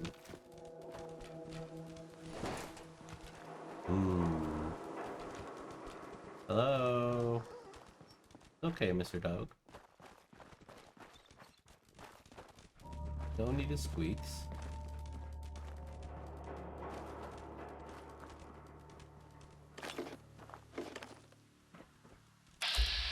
Ooh, there's mines here. And there's a guy with a gun that we somehow missed.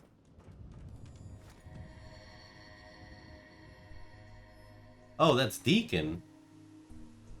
Oh, no, that's not Deacon. The random dude with a gun we missed. Okay. It's kind of nuts. Random wall here. Bookstore. Squishy stuff on the other side of the wall.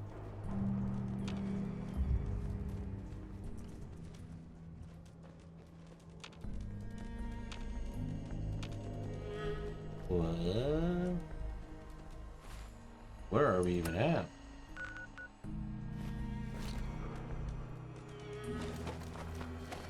Ooh. It's the squishy thing. This little boathouse. Oh shit! Time for crab cakes. It is. Ooh, it's got an ugly face on it. It's got no face on it.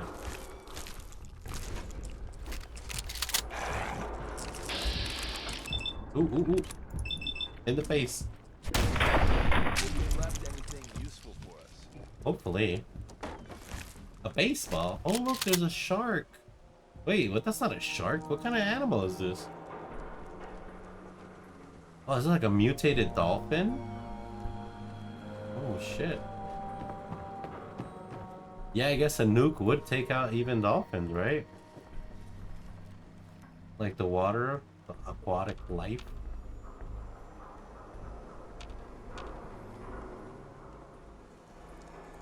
This thing's dead. Ooh, the raider got him. A fishing rod. I don't think you can fish here, though. Can you fish in this? We were just talking about fishing earlier. Gotta have those fishing mini games. See what's over here. There's a power armor bench. Oh, there's a bench for everything here. Cam bench. Oh, this is a nice little area here. If you needed to craft, repair, or do anything. Alright, let's go. Ooh, that scared the shit out of me. I almost shot it.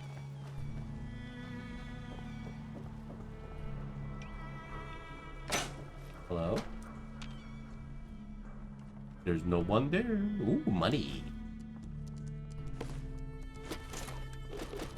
Coffee 10. Hi, Mr. Dog. See, we are exploring for a signal. Deacon, you scare the shit out of me every time I see you. He's always got a new frickin' outfit. What is this giant weird building?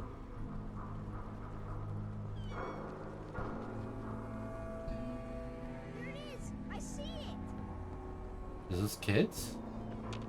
Whoa, that was awesome! What?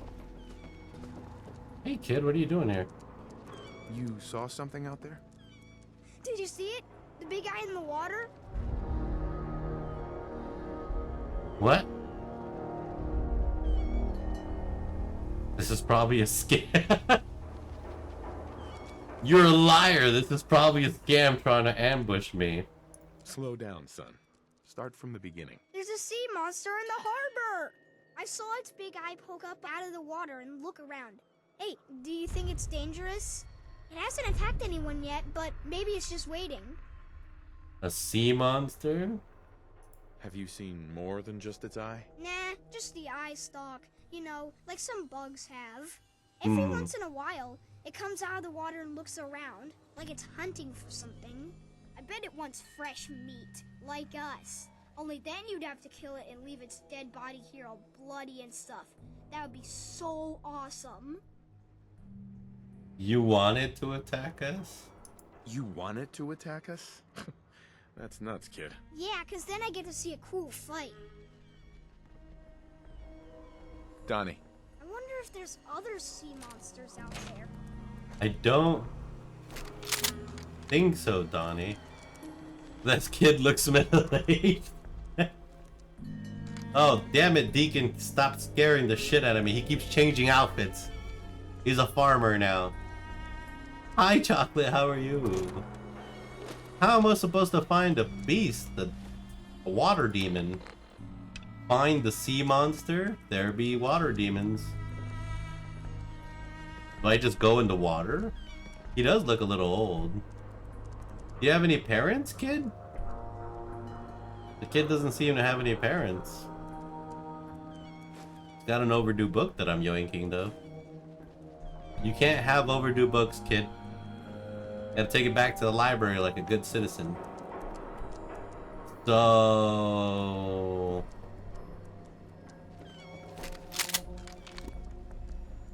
I'm gonna regret doing this, ain't I? Oh boy. Here we go! Woo! Unless you want me to stick you on top of it. Okay. I'm good, just scarf down a hot dog? Ooh. How'd you eat it? Did you eat it the long way or the short way?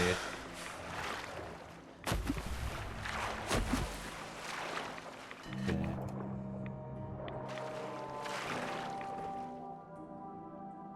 Hey kid!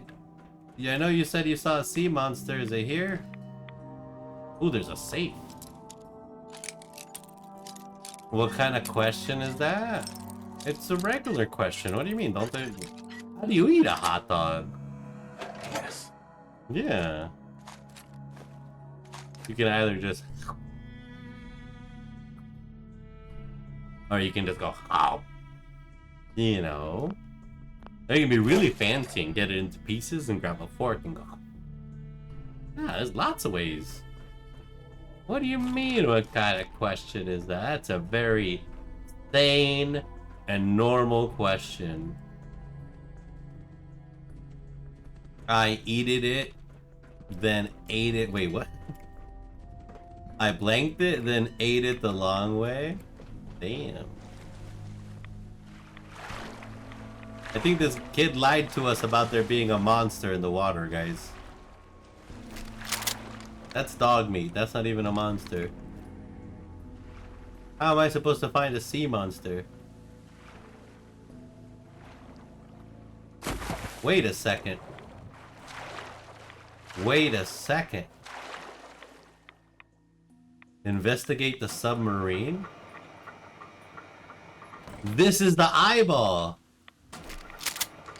of the sea monster.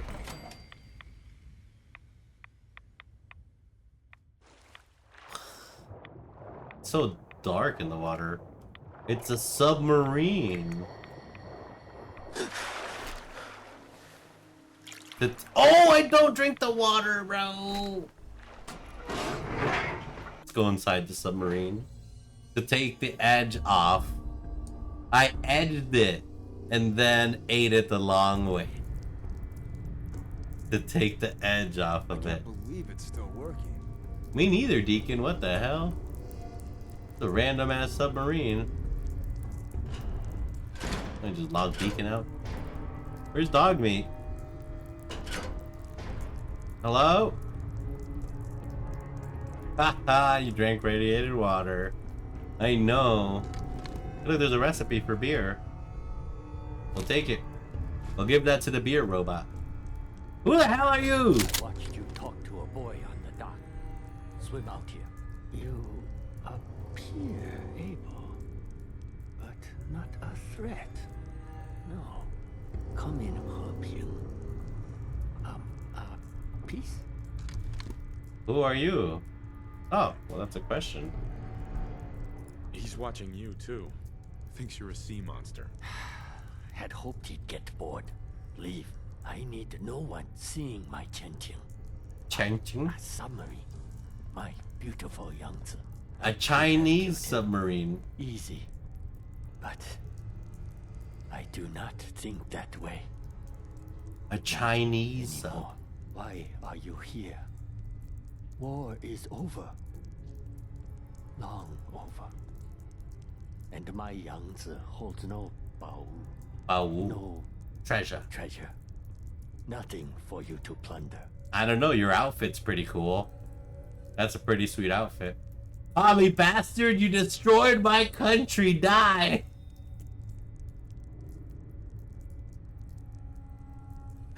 Just trying to figure out who you are, no plundering, I swear. Alright, you got me, I'm scavenging for supplies. Have you been here for 200 years? You've been here for 200 years? Ah, it has been that long. Sure, yes. I suppose it has. Long ago, just after the fire, Yangtze struck our mine. My Qianqing barely made it here into harbor. City already in ruins by then. Few noticed us. Fewer cared. Too much Tongku. Your arrival is good Xingyun for me. Xingyun? I need help, you see. Yangtze is not seaworthy. You will help me fix her? You want me to fix the submarine? You can go to hell! You're part of the enemy that destroyed my country! Oh my god. Why would you trust me? A stranger? Trust is risk. But a man must plow with oxen he has. You are not like raiders that board my Qianqing, my Yangtze. You show peace. 谢谢. What will you do with the submarine once it's fixed? I sail for Zhongguo. Return to China, where I belong. My jia. My home. Yeah, I've always wondered what happened to China. What will you do there? Anything Zhao can do. If China is gone, I will build. House by house. And if no houses can be built, I will die. My jia. At peace. Do we help him or no?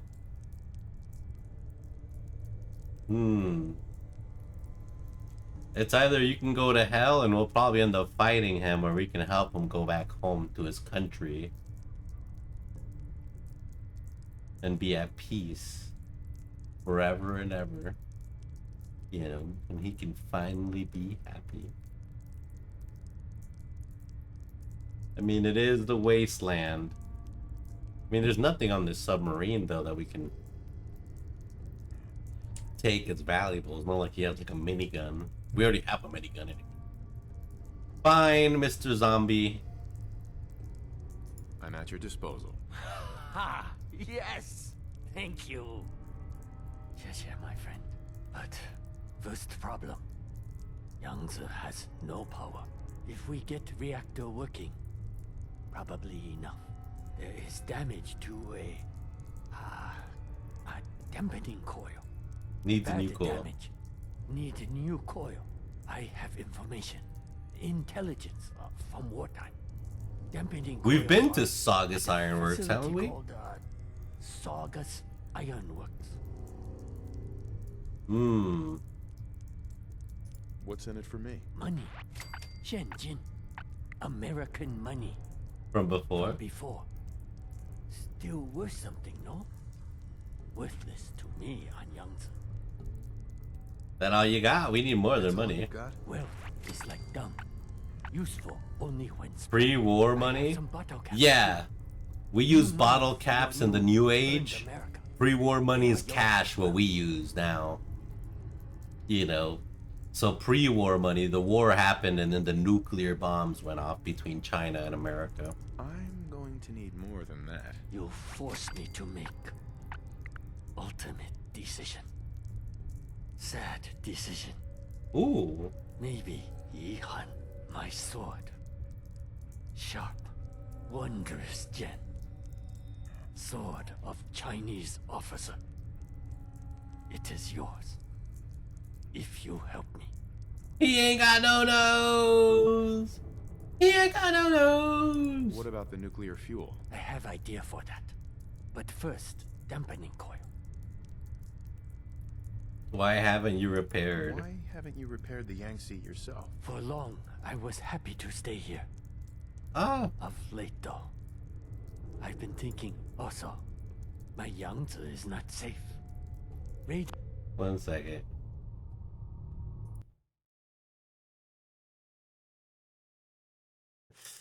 Oh my god. It's come. Why haven't you repaired the Yangtze yourself? For long, I was happy to stay here. Of late, though, I've been thinking of my Zuguo. Oh shit, I gotta unpause the chat. Also, my Yangtze is... He has a good body. Oh, got auto fraud again. Raiders come. I have Oh my fought them, god. but I fear leaving her alone to get what I need for repair. Aye, aye, Captain. I'll get them for you. I am not your captain. Zhao will do. You go. Get the dampening coil. I will work on repairing the bridge control systems. Much gongzuo. Okay, Mr. Zombie. If you ever need to feel sleepy, ask Tinker Tom what he was doing. Ooh. You into ghouls? Oh my god. Them ghoulios. They got it going on. Let's get it on. Dum bum. Dum dum. Boom, boom. What's down here? Oh, look at all the dead people. Holy shit. You got a big submarine here, man. Why is there so many dead bodies? You figured you'd clean it out by now. Ooh, there's a sword. Oh, this is a regular one, though. I don't much care for a regular one. Maybe. Not king shaming, just curious, bro. I'm dead, bro. I'm dead. Alright. Hi, Deacon. Did you change again? You're a repairman now. How cool. Always scared me because he looks different. What's over here? Terminal only. Requires terminal. What's down here? Ooh. This nuclear motor is fried. I don't even know that's how that works. Do nuclear engines have engines?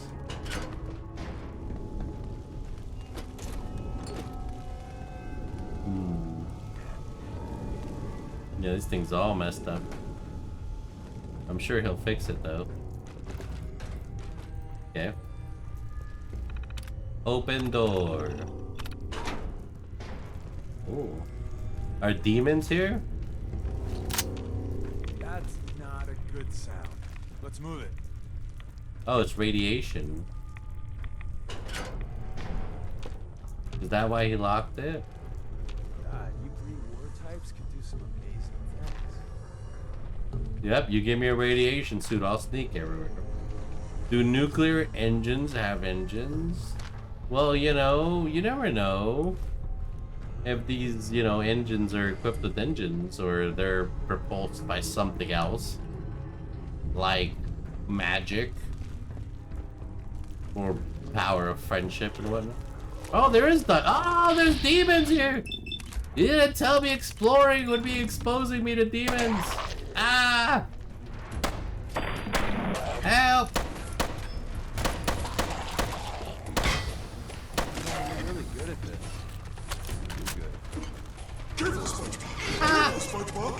SpongeBob, careful! Careful, SpongeBob! Careful, SpongeBob! The dope. Insert something. Oh, there's another demon. I mean, if it's in the name. You don't know that.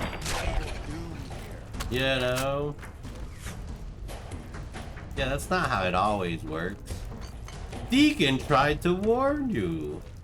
I don't believe that for a second. I'm sure Deacon was like, hey, we gotta go in here. We need to go exploring. Oh, this is not a good place to be.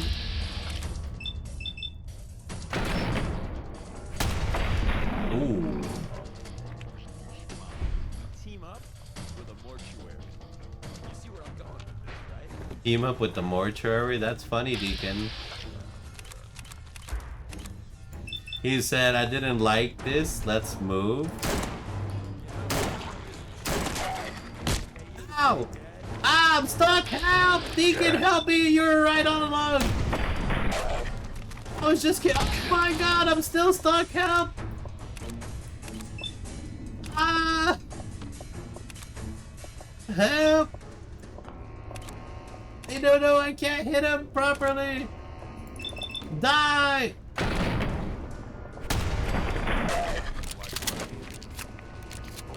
I'm still stuck. Oh my god. I can see his insides. You literally can. Deacon said, if you go in there, I'll give you 2 trillion caps. Yeah, I'm pretty sure I heard Deacon say that too. Where's my caps, Deacon? Hi, Mr. Dog. Let's see. I don't think I'm supposed to be exploring in here, guys. I'm gonna be 100% honest. I think maybe we come down here like later in story time. Like after we rescue his submarine. And make it a functional submarine. Yeah, I think we come in here after that. We're too early, guys. Demons? Ooh, damn. That guy just died right there. That would suck. Ooh, there's a terminal, huh? Oh, there's loot that they don't want me to get. I mean, it's nothing crazy. Alright, who's a good hacker? I know I'm not. Alright, ooh. So, first word is gonna be War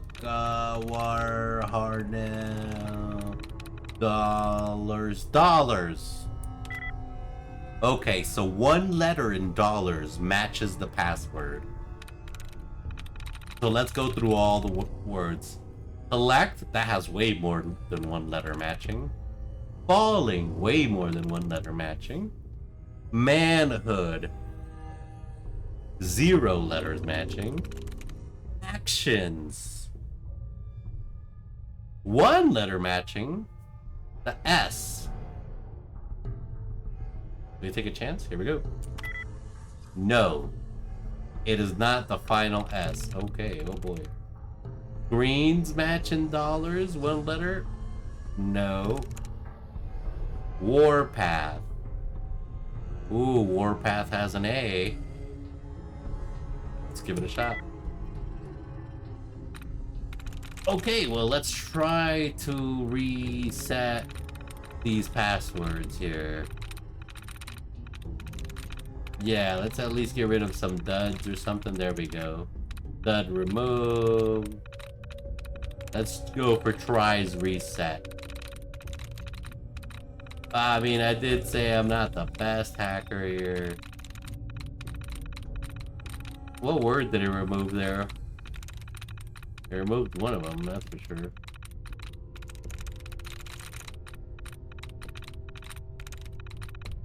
Okay. I'm looking for little parentheses, oh, there it is. That removed. So remember, dollars has 1 letter that matches. There's another one. Dud removed. Verb, another call. Okay, bye. Have a good ones. All submarines do is make me want Subway.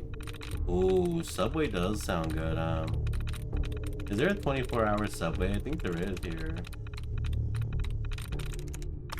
Dud removed.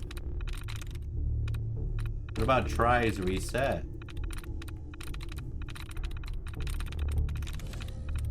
Guys, I don't think there's any try reset one here. Oh boy, I think we're only gonna get 1 shot. No way. All I need is 1 shot.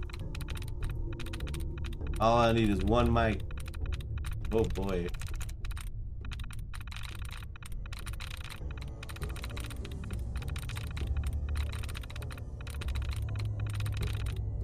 Uh-oh. Without tries reset, we just get 1 more shot, and it's gonna be locked for a bit. Do we want to risk it? No. We just start over. There we go. We'll do capable. Nope. 0 letters from capable match. Okay. Planned. Matching letters. Damn it, planned has no letters from capable, does it? Damn you. What about testing? Capable was a terrible word to pick. Yeah, cause what about removes? None of these have matching letters.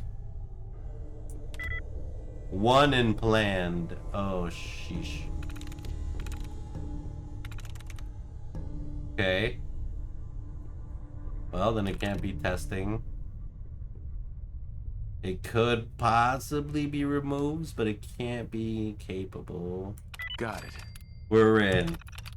Wow. Freaking felt like Hacker Man there. Got some water. We're gonna steal this microscope. Some health supplies here. Some stim packs. Surgical trays. We gotta jump to check what's on the top thing. Who's it? Is this it? Is this what I came here for? Did I just come here for loot? Put a basketball in the locker? Baby, tell me what you came for. Alright, I guess we were going with the looties. Looty booties, here we go.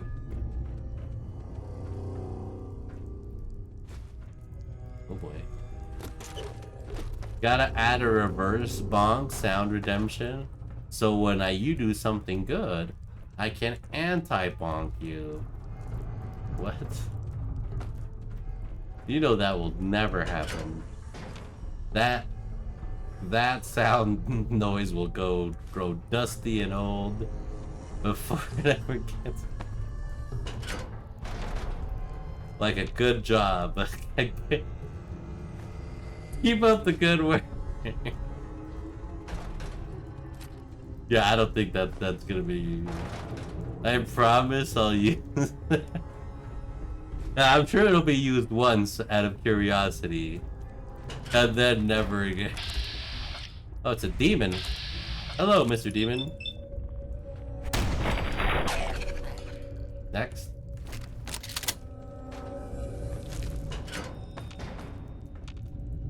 Ooh, whiskey. Another door to hack? Gosh darn it. Oh, it's Master. Guys, we've never tried hacking a Master. I swear on a stack of Bibles. Yeah, but so do a lot of people in the court. That doesn't mean shit in this day. So do so many people in court. May I remind you, sir, you are under oath. Oh my god. Alright. Damn, this is a lot of letters. Explanation. One letter in explanation matches. Oh my god. Okay, let's go.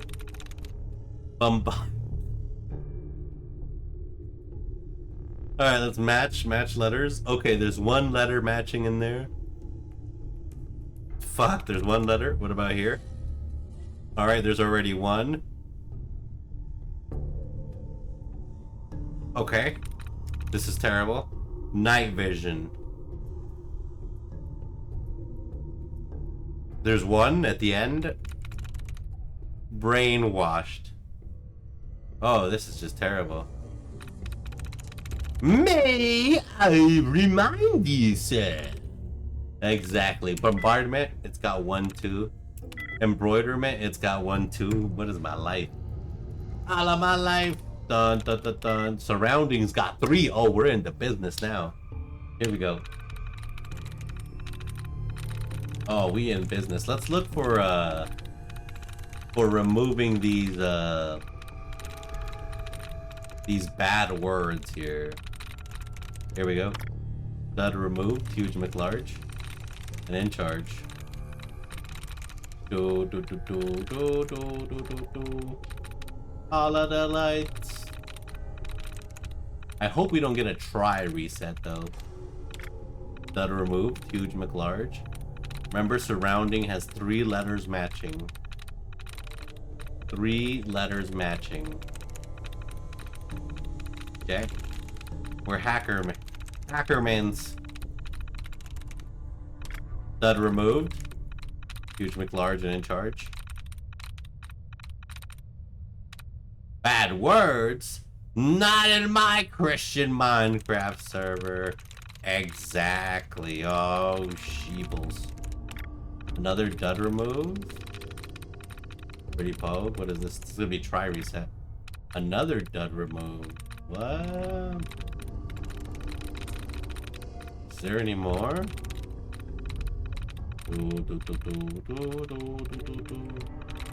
Okay. Wow, we removed a lot of duds. So, surrounding has 3 letters matching. What ends in ing? Is there another ing word? No? Yeah, there's resetting. Researching. Let's see, does researching have any matching letters? There you go. Nope. Expert hackers. That's how we are. Ooh. Look at all these guns. A stealth boy? Wow. A mine. A laser rifle. Grenades. A shotgun. Oh, these guys came to party. They did. Which way is which way? Oh, Jeebles. Fire! Oh, he's the legendary! He's a shiny Pokemon! He's a dead shiny Pokemon. Yeah, he's going.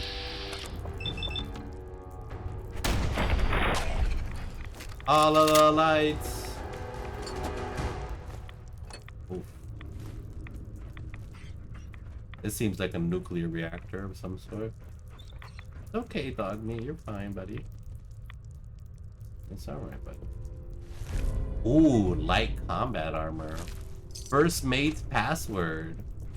Hey, look, we got a first mate's password and a submariner hat. I keep that. Ooh, oh look, a human dead body. Oh no, that's a feral crewman. Never. I lied. Are they going around? Oh, they can't go around. This requires another terminal to go in here. Open the pod door bays, Hal. Oh, this goes upstairs. What the heck? What's up here? Where? Stay hidden for long. Damn it, Deacon, you scared the shit out of me, bro. Why you do that to me all the time? Oh, is this going a giant circle? We were fighting just a moment ago, right?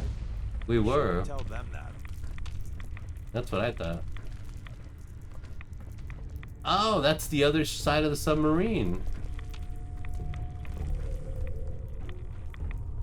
That opens the door down. Okay, this one goes deeper though. How big is this thing? A big ass submarine.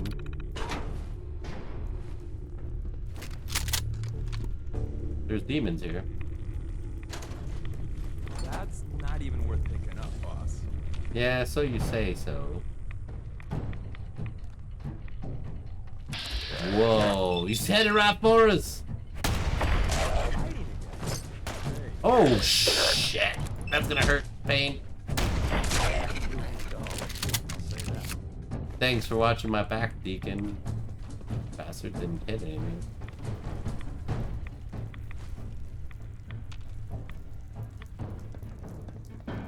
So we've cleared out most of this submarine here. Pretty wild.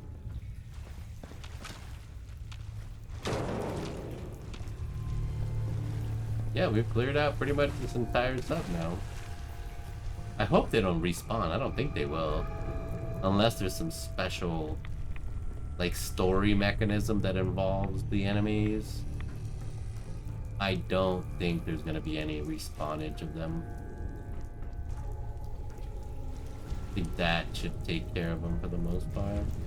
Burp, burp, catching the bits. Let's see what we got here. Oh, now we can just go back upstairs, right? So much radiation. Let's get out of here, Deacon. Maybe you were right all along. This was a stinky bad place. Okay, where's the exit? Oh no, Deacon, I'm lost now. Oh no, Deacon, help.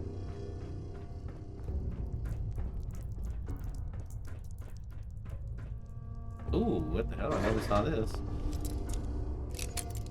Come here, little tool case. Got it. Okay. Aha. Is this the exit? No. There's a thing. Excuse me, Deacon. No. No. Gotta be through here.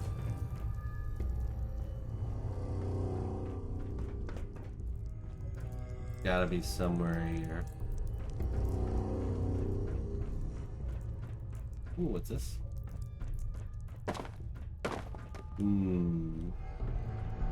Cigarettos. Yeah, there's the dead body.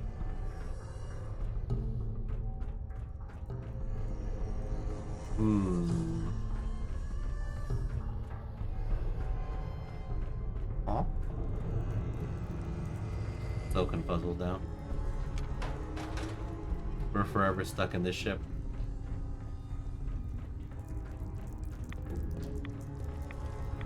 We're forever stuck in the loop. This goes up. That should be closed due to radiation.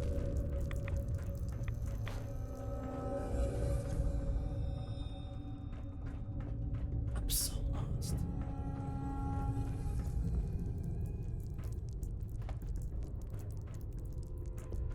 Swear.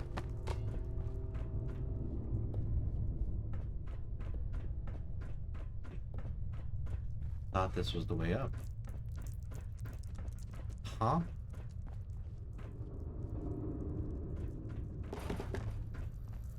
Deacon, can you help me out?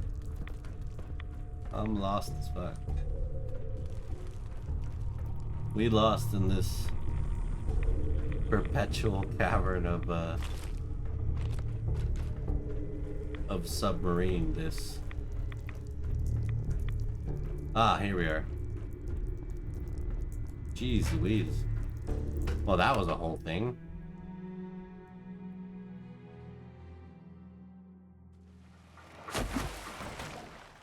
We've been traveling for a spell. I was hoping. What's up? 1 second, Deacon. Give me a minute, bro. Let's get back to civilization.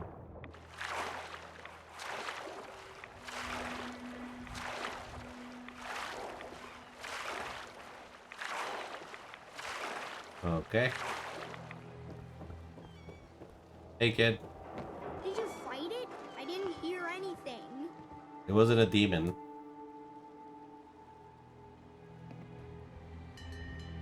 It swallowed me. I used a knife to cut its heart out. Whoa, that's so cool. I wish I could have watched. You can't see it very well from here. Nope. Well, thanks for killing it, I guess. You're welcome, kid. Donnie. Who are you? You're still alive. I guess it wasn't dangerous. Like, what are you doing here?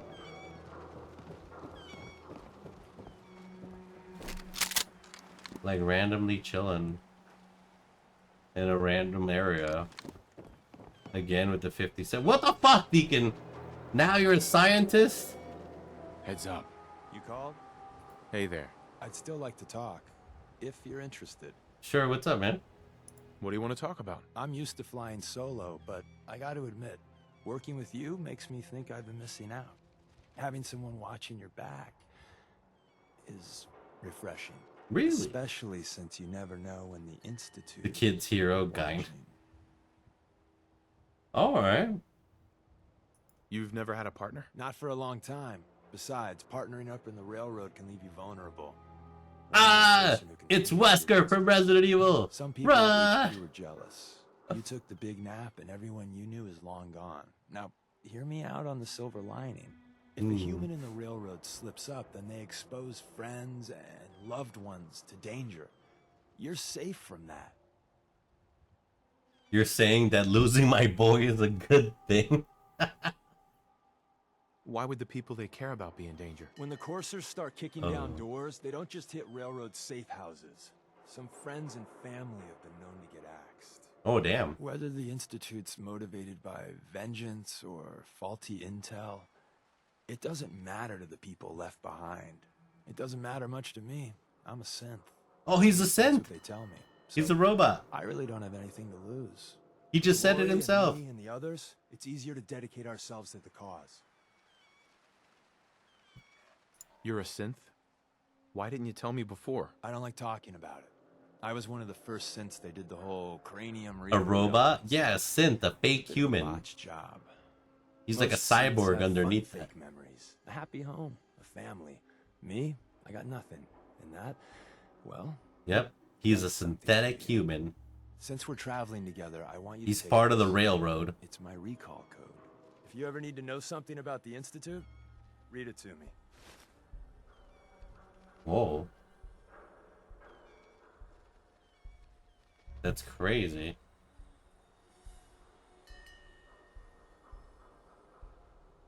He's a cool robot. What's the recall code do? That's the safety net the brain docs put in. an ejector seat to bring back your old synth self. I don't know for certain, but I imagine it's a big old wad of trauma and cupcakes. Except with no cupcakes. Don't use the code unless you absolutely have to. It'll wipe my memories. I'm not sure how much of me will even be left. You know, I'd just feel better if you didn't read it until you need it.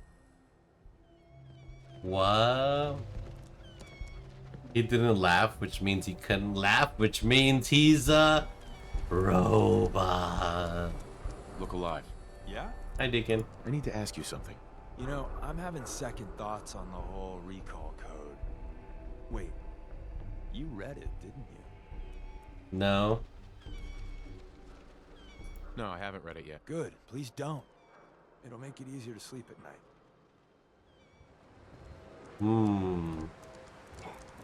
So now we know he's a robot. Okay. Ooh, it's a diner.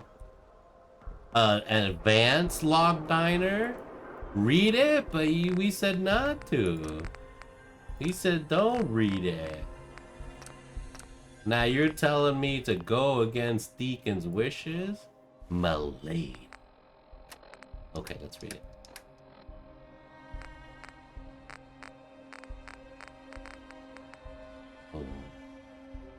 Read it! You know you want to. Don't let him see you. You can't trust everyone.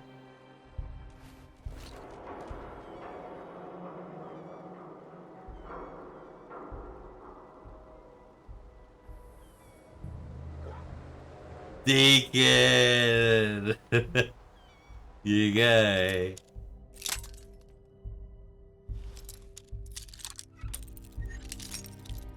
Was that a meme or is that the real password?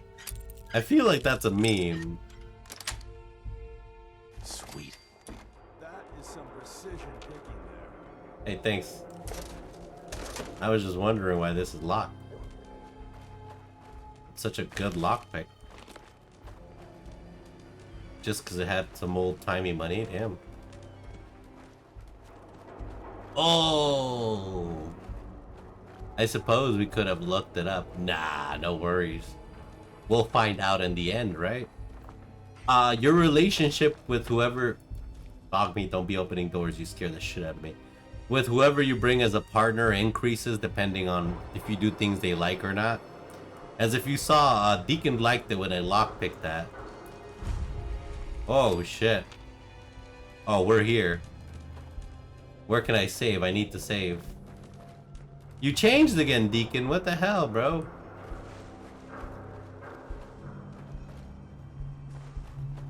That's funny.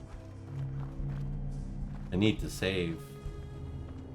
He was about to change again. Did you see him? Like, go freaking all robot? Crazy.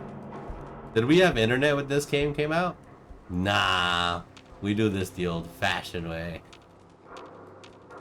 We did have internet when Fallout 4 came out, but those were the early days of the internet. Very, very early.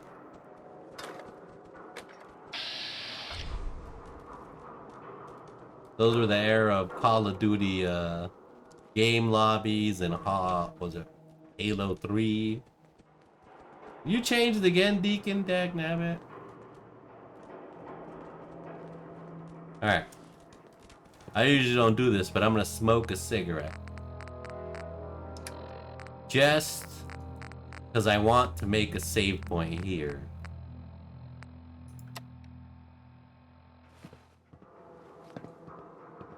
Alright. Ooh, yeah. Delicious. Smooth. I don't know how I'm smoking through my spacesuit. Oh, yeah. Mmm.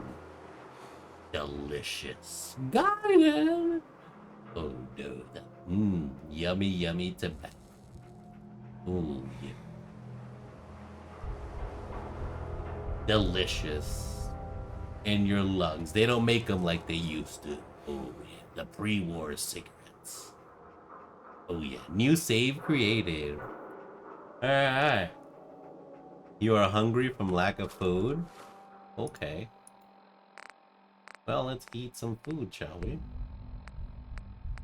We're gonna eat some grilled rat stag. And I think we're a little thirsty. We'll drink some water. 2 waters. Corn? Corn is bad. We have to cook it. See, it gives you 3 rads. That's radiation. And speaking of radiation, we should probably use radiation medicine. You are correct about that. To get rid of all the nasty rads that we were swimming in. Pornhub? Ooh, bum bum bum bum bum bum. I can't do the sound. I don't know. What's the sound? Do. I don't know. It's the same fucking sound I make. Oh my god. Okay, this should be a fun one. Are you guys with me? Okay. This gets pretty wacky, I think. It got pretty wacky from the first time we were here. So this elevator, does this work? It does work. We've not used the elevator though. Going up.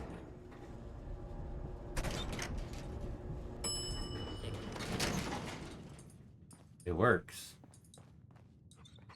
It goes outside. An advanced door lock.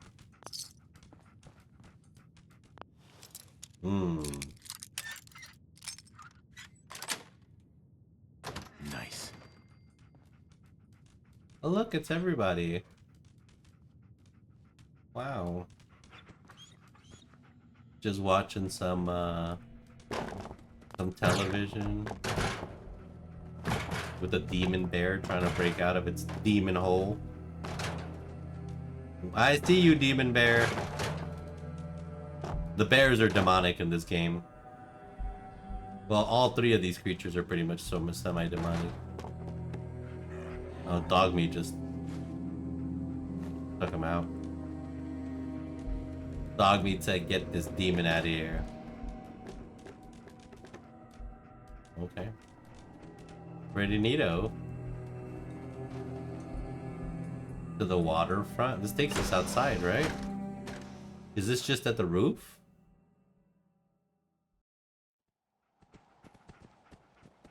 What the hell was that? Oh! Ow! Shit! What the fuck?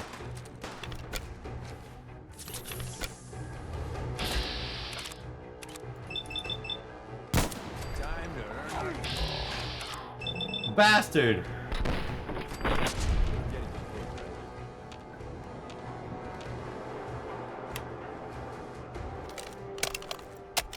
Okay, that was my own fault for expecting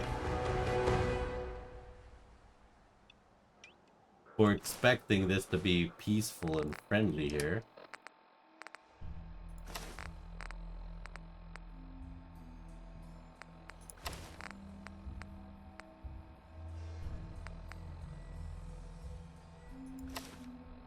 Okay, we got my helmet on. Jeez Louise. Do these guys have their own little rooftop bar up here? Damn, these flashlights are terrible up here. You guys have a lot of stuff. Some beans.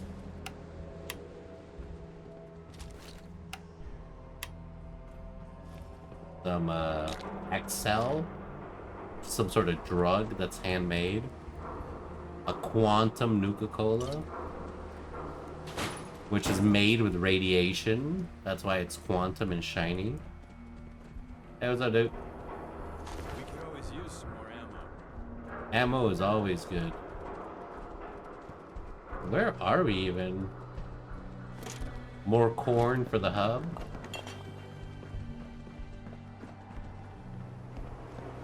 Yeah, I've literally never been here. In any of my playthroughs, even back in the day. I have no idea where I'm at. You changed again, Deacon? Dagnabbit. Oh, look, stuffed drugs. comic. Buff out money. Ah, freshly baked homemade drugs. Just like Mom used to make. Exactly. We're fatigued. I don't know how we're fatigued, but we are. We climbing. Okay. Wow. That's kind of wild. Random stuff like this. Huge. Okay. Well, let's get this mission started, shall we? Hopefully we survive. Well, I'd better get to bed. You have an amazing night, Chocolate. I think after this mission, we'll find a good save point and we'll be getting to bed too. I think that sounds like a lovely idea. Come on, Mr. Dog. Going down. Okay. Good nighty. You take care, brother. You have an amazing day. Alright.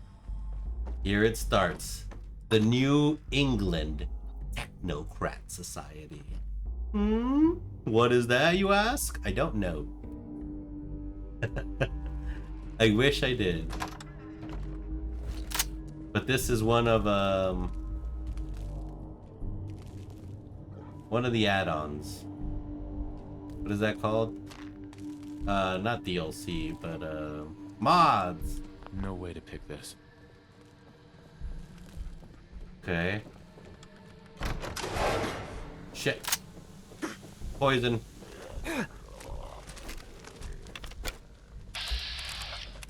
And then she's got a TV on her head, which is wild.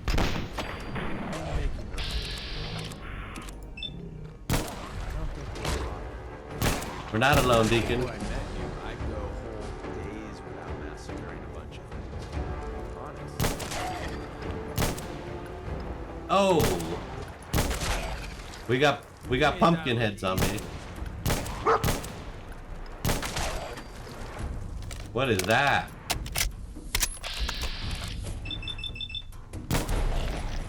Legendary enemy. Hit him. He's a dead enemy. Winning, that is. Hey, thanks, Deacon, wherever you are. Did he just like quote Charlie Sheen? They winning? That's wild. They winning. Out of everyone to quote, brother, that's great. There's a random settler here with whiskey and a shot glass. Well, this was a crazy party. Jack-o'-lantern Max. No, they have a lot of alcohol here. Like a lot.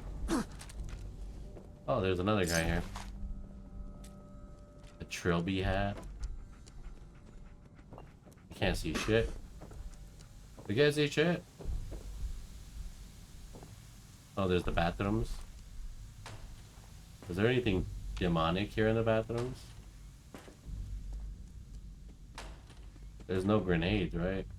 There's blood on the wall. That's a little demonic. We did get a little breather. Mrs. Pennyworth?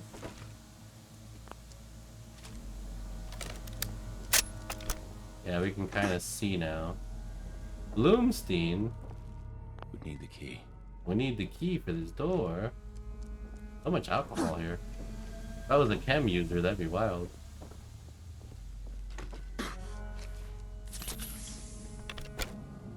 We're thirsty and fatigued. Dog meat just opened the door, huge. Oh, who is she? Lana Note. Sorry, Mr. Bud. Let me read the notes. I don't know what just happened. A heavy gas filled the whole place and we all started choking. Beverly and Raymond started screaming and clawing at their own faces. Charlie and I escaped into the hallway before the door locked behind us. Charlie says the ventilation is controlled by the terminal, and if we can get inside the back room, we can shut off the gas. We figured out that the password control of the room is 4 digits. There are 4 doors, but no number inside the rooms. There's a number of curious objects placed in such. Specimen jars, skull candles, teddy bears, and jack-o'-lanterns. We need to figure this out quickly. I don't know how much more I can take. I'm seeing double and hearing strange noises. Oh God, they're coming out of the walls. Okay.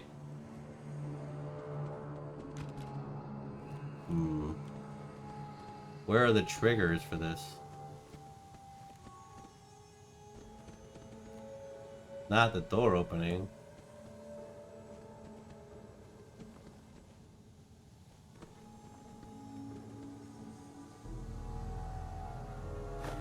Oh, we were able to sneak up on it.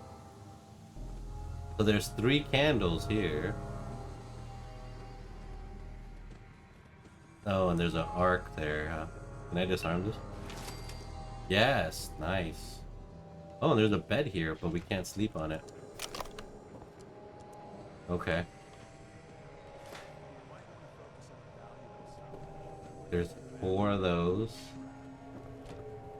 This is where we gotta be careful.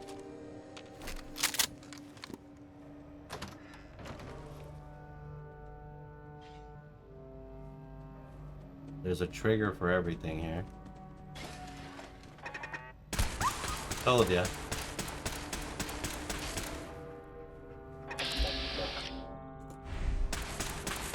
Okay.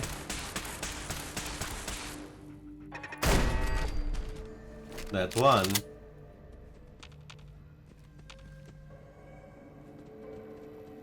Okay, was it just that guy? So it says there's a curious number of bears here. There's 3, 4 bears. This is where I died. I don't know what happened there.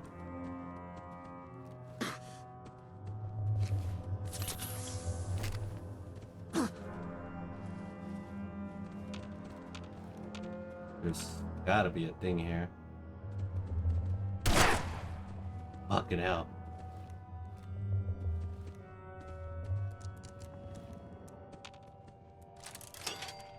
Fucking shotgun almost got us. A number of jack-o'-lanterns. Okay, how many is there? There's 1, 2, 3, 4, 5. Do these count though? I don't think so. 6. 1, 2, 3, 4, 5, 6. Oh, so I need to know it in one shot. It's gonna be 4, 3, 4.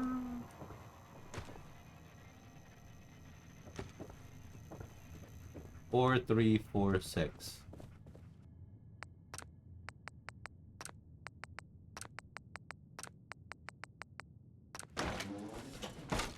There may be. What the hell is this?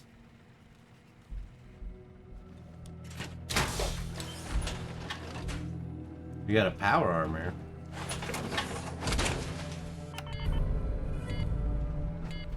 No power. Hold E to exit.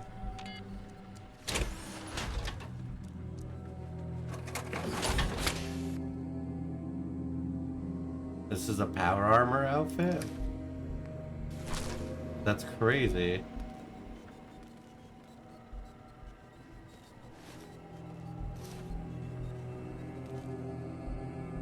Thomas, Richard, James, Sarah all had the bright idea of dressing as decapitalists for the Halloween party. They know how tech-savvy I am, so they came to me with cash in hand to wire up their helmets. None of them knew of each other's plans, but hey, it's not my place to tell them. I can't wait to see the look on their face when they all show up wearing the same stuff. Whoa. This thing is bleeping. Bleep looping and pretty shiny. Oh, there's a comic book. Perfect. Halloween decorations.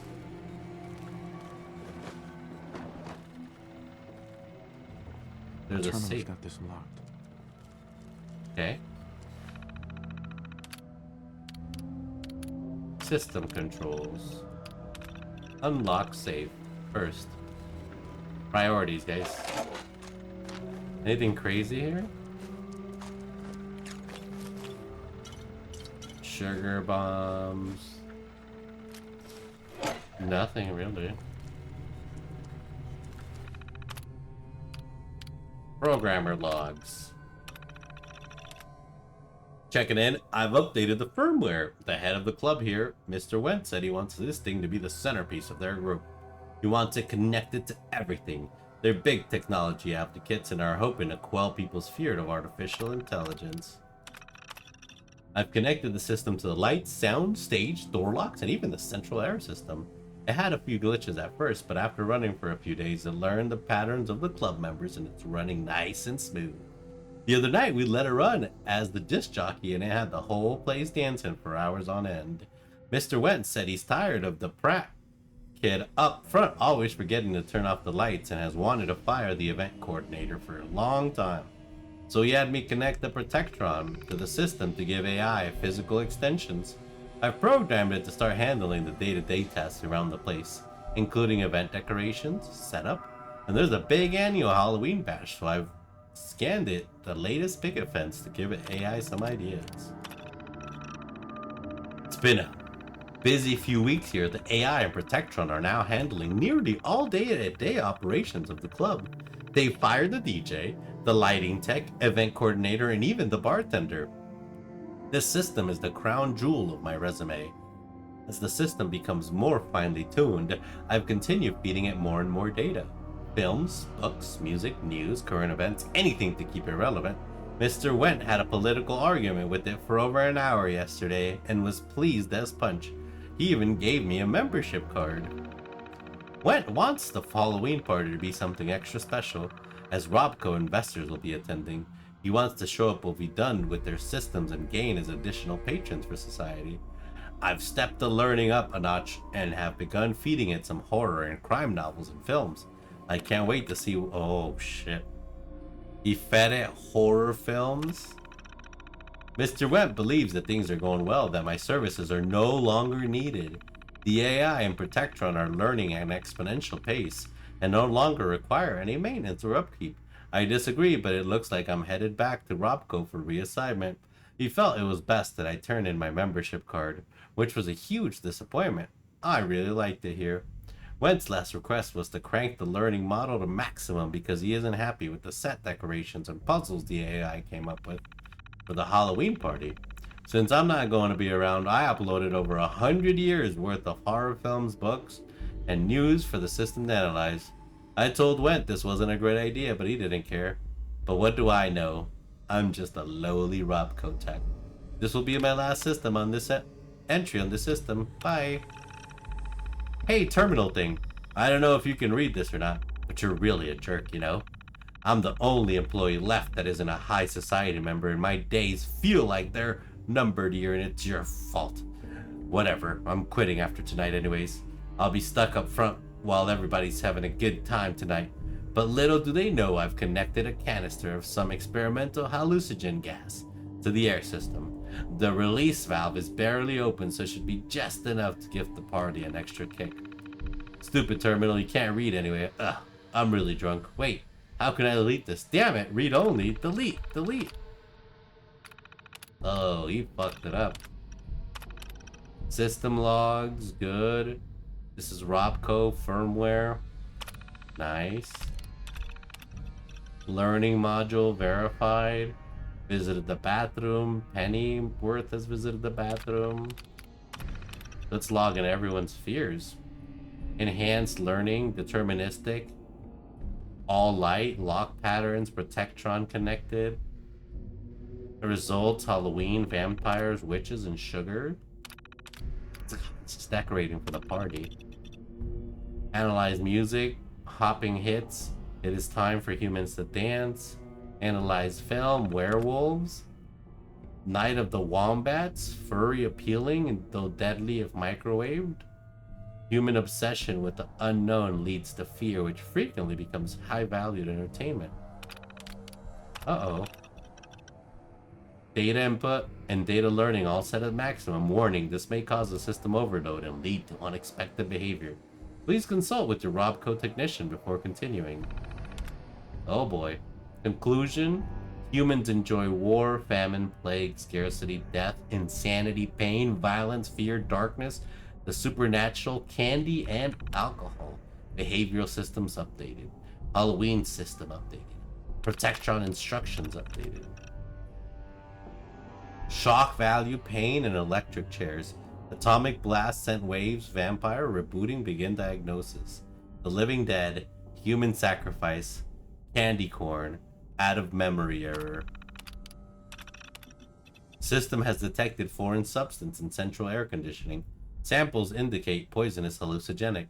Analysis concludes this is a desirable effect for human festivities, where surprise and excitement are expected. Fear and shock are the penultimate forms of human entertainment. Result?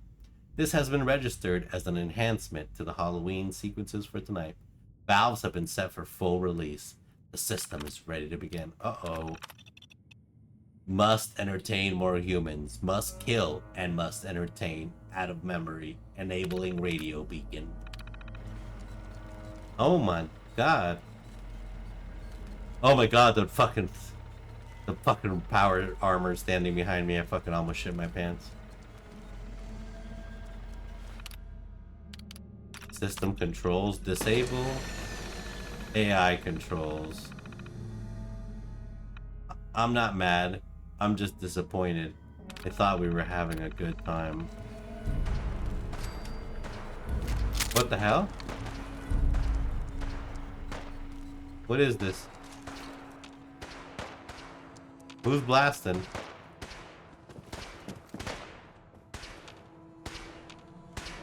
Oh, that Protectron in the front just started opening up.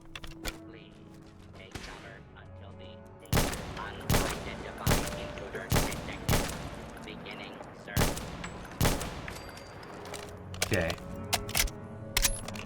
Hey, Deacon. Get up, brother. This is crazy.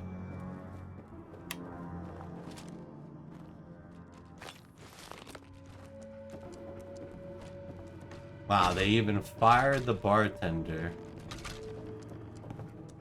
Now Deacon's sitting in a chair enjoying a drink. That's wild. Hopping around the Christmas tree. Oh, this door opened up. Oh, this is where the Protectron was. Oh, and there's another safe.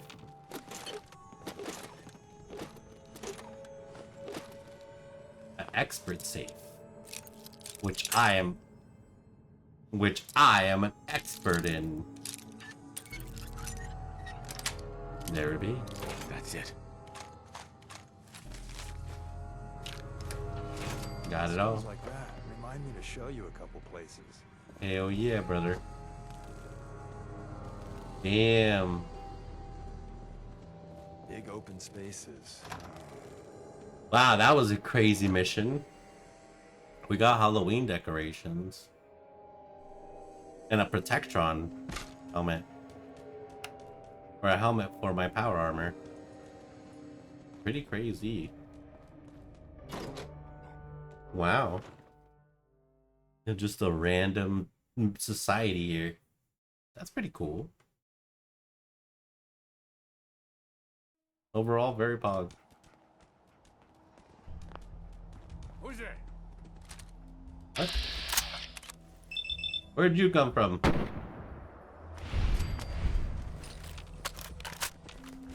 Where did he come from? I don't remember there being raiders here. Okay, so we discovered that signal. There's the Yangtze. General Atomics. There's more robotics. Okay, so that was wild. I did like that one overall. I think that was like a whole Halloween mission. Find Shem's grave. Oh, Shem's grave is by the bus. Discuss your findings with Piper. Investigate Vault 88. What is this? Retrieve the dead drop. Get the dampening rods. Which one is the dampening rods for Submarine Boy, right? Yep. Okay. Where's the dampening rods? All the way up here? That's really far away. Back? Welcome back, the ladies. We leveled up, baby! Ooh. Level up! Doo -doo -doo -doo -doo -doo -doo -doo -doo -doo. What should we level up, though? Science. I feel like science level 2 is good, right? It should unlock most perks. Yay! Yay, yay. Yay!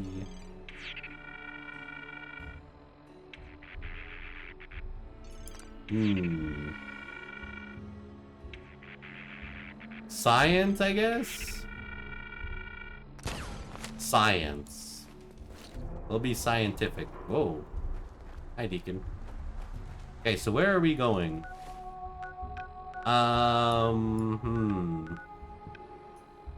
There's all these things right here. Where we can go up top. What is Hester's consumer robot? Why am I trying to go there? Who is wanting me to go to Hester's robot?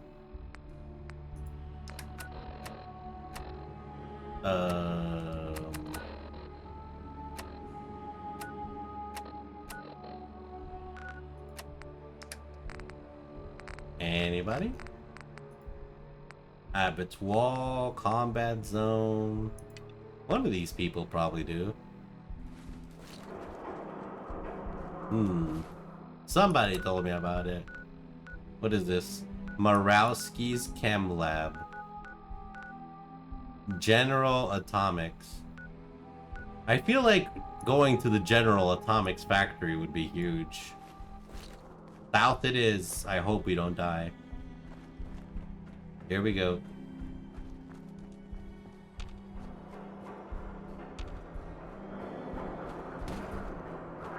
Oh boy. There's so many mission tabs open. Hello? Dogmeat found an enemy, but where is Dogmeat? Where'd you find him, Dogmeat? Show me. Oh shit. Oh, it's a big, dangerous fucking giant scorpion, dude. What the hell? It's okay, Dogmeat. Is he just... Does he not see me? He did not see us. How did Dogmeat sneak up on it? Good job, Dogmeat. You're becoming a sneaky hero. Which is good. 100 yards to something. Oh, we can swim for the... We can swim for that building, I guess. Well, we could try to. Was this a human of some sort?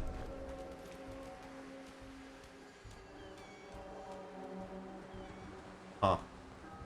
Fallout 4 Dark and Darker Edition? Bro. But it's supposed to be dark. It's dark and dark. That's so good. Dude. Oh, she's like all the way out there. She's like on the other side. Yeah, there's like no way to reach her from here. Oh, there's a pier. Can I reach her from the pier? No. I'm not about to swim out there. I can't see shit. I don't know. If it was daytime, maybe. Yeah, I have no idea what's out there. It's scary.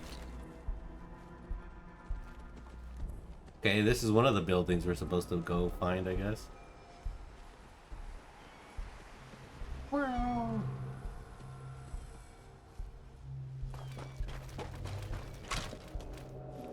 Okay.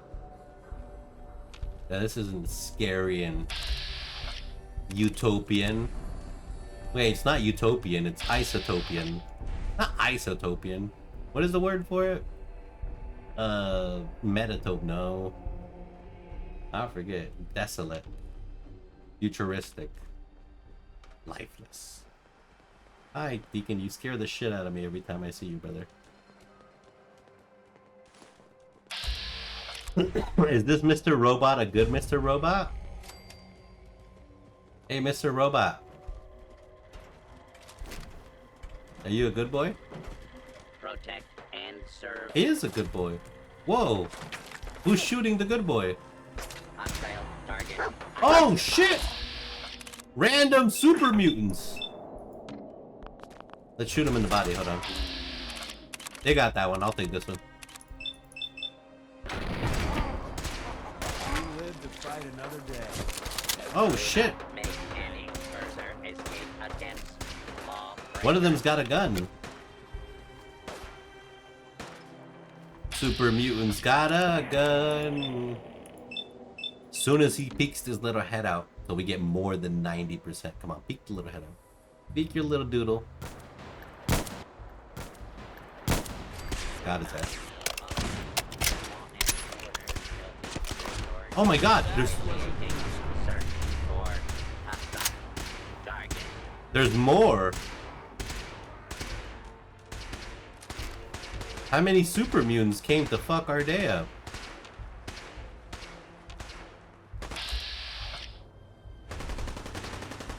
I don't know, but it was a whole gang of them.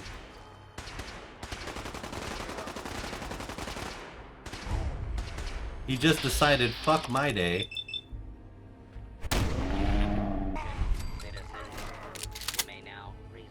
Oh, I get it. The super mutants have taken the hospital. You know, we got told to explore next to the hospital. That makes sense. If this is their little home. Oh shit! It's one of these guys. The Mr. Handy. Hello there. What are you doing here, bro? Just a random Mr. Handy. That's not our Mr. Handy. Ours is waiting for us forever at a theater. Okay, there's Hester's Robotics, the back door. Feels like the back door is probably the most smart way to enter this. I hear a bird. I heard a bird in there. I hear it. It's going brrrr. Oh, it's getting closer. Holy shit. Oh my god. There's two of them and they're crashing into each other.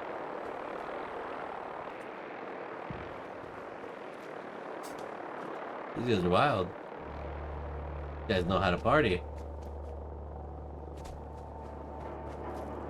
Yeah, now that the sun's out, we can see across the street. So that's where all those humans were right there. Oh, don't tell me this is the refrigerator where Billy's locked up. Okay, good. Dog meat. Come here, brother. Auga.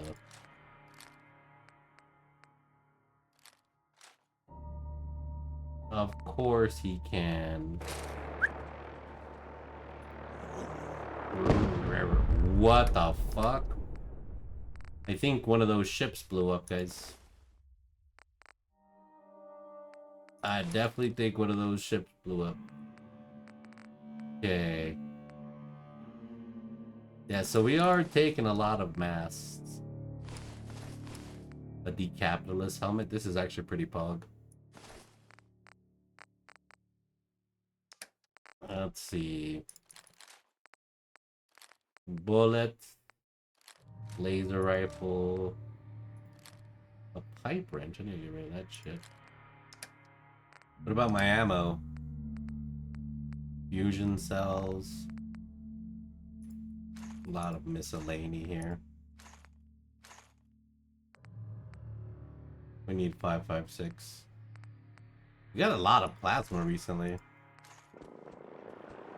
Oh shit, one of their ships blew up into pieces. Whoa, and the other ship's retreating. It's going down? Whoa, I just saw that bomb drop. Yeah, they're causing all sorts of mayhem.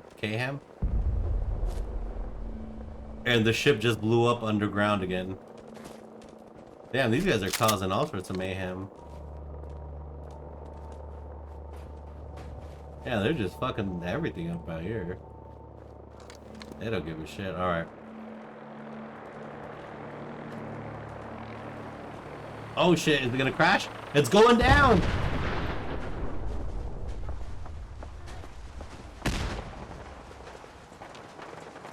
Holy shit, is anyone alive?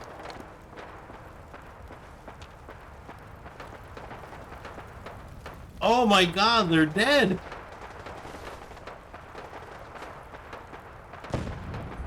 Oh wow! Yeah, they're dead as hell. Oh, there's one burned body of the pilot right here. Holy shit.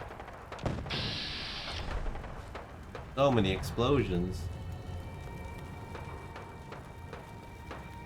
Oh, this thing's on fire too. Better watch out. Yeah, they're just duking it out over there.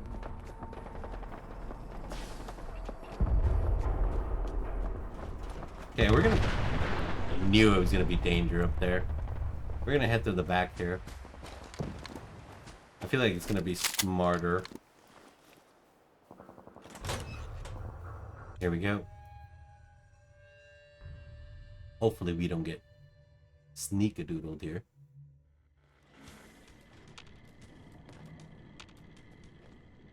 It takes a long time for this much dirt to gather. It does. I don't know, 200 years or so. What the fuck is this? Oh no, no, no, no, no, no, no, no, no, no, no, no. Oh no, no, no, no, no, no. We're gonna have to smoke a cigarette.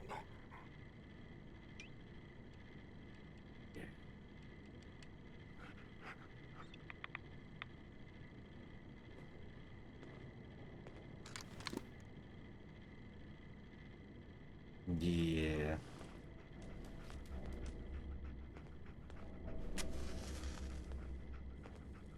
Because, there's some scary demons on the side right there. Don't go inside, Deacon, please. For the love of God. Science, Deacon, wait!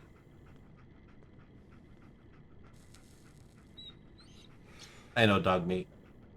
We're in for it. New save created, let's go.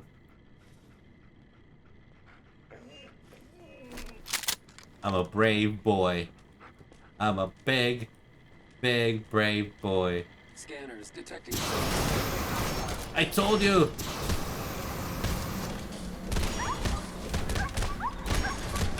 Bro, they instantly took his ass out.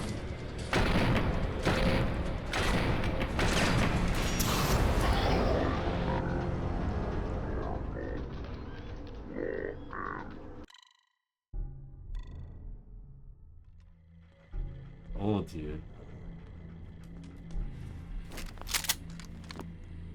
Okay, Deacon. Yo, psst. You called? Yeah, you wanna, go over there. Grab that.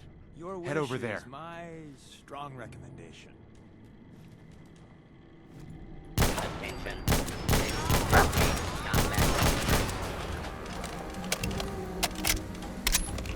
Well, if I kill it before it starts to kill me...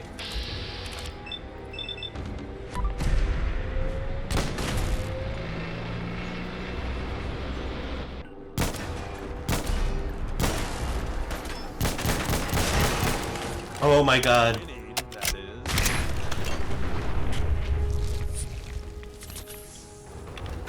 Damn it, Deacon.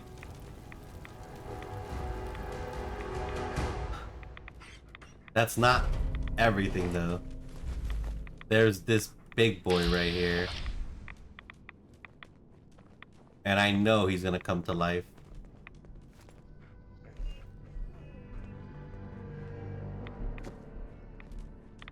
And that's why I'm shitting myself.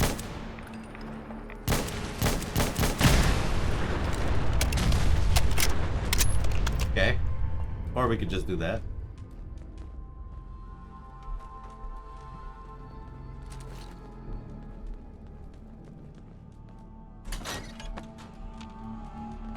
Huge.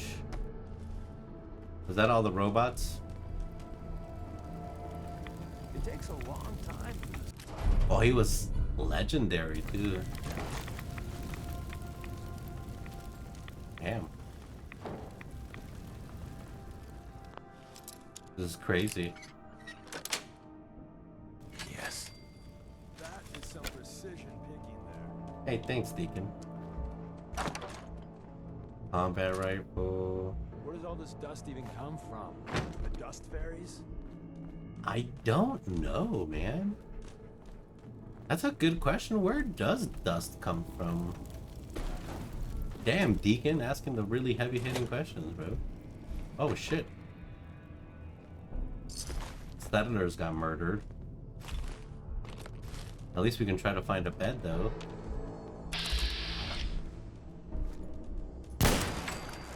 Yeah, I'm not taking my chances on these fucking robots in here. They're murderous. I see you two.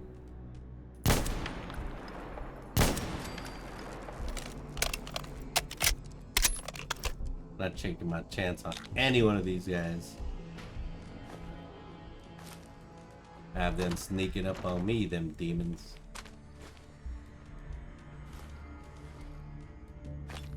Low torch.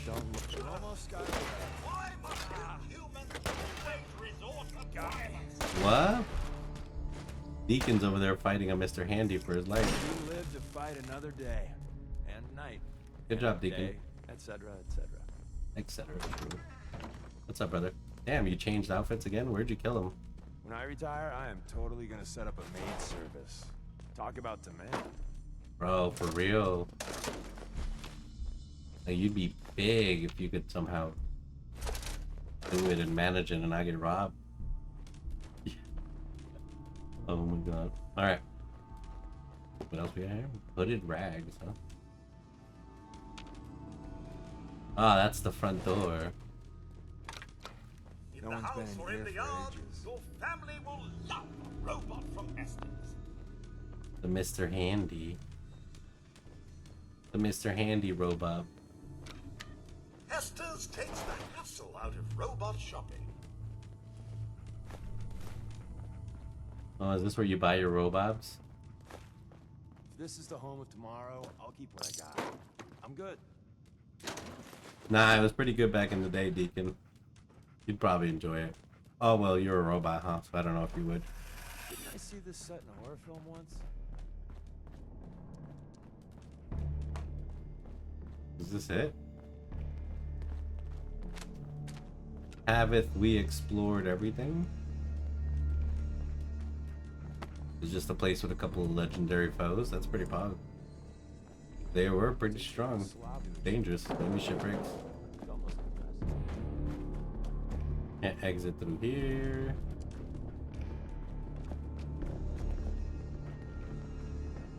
Yeah, but if they give you a backdoor option, always use the back door. You can. You can drop in here. I don't know why we would. Ooh, raiders were hiding out up here. Where the demons got their asses. Damn. What's that? Random spark right there, huge. We up here? It is creepies. Okay. Well, there wasn't much here, to be honest. Per se. I guess our exploration thirst shall be quenched. At the hospital. I wish there was a bus stop here.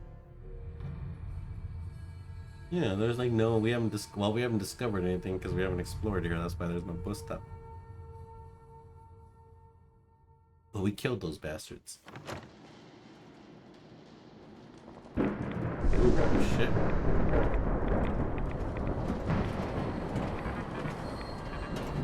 Mole rat meat. Alright, let's see what's happening with the hospital, I guess. Oh, is that not the hospital? Which one is the hospital? This one? Oh, this is huge, bro. What the fuck? Who are you?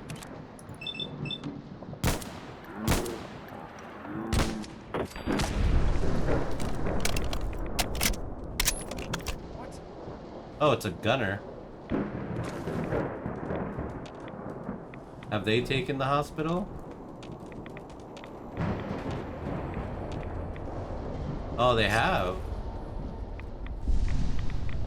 Gunners have taken the hospital.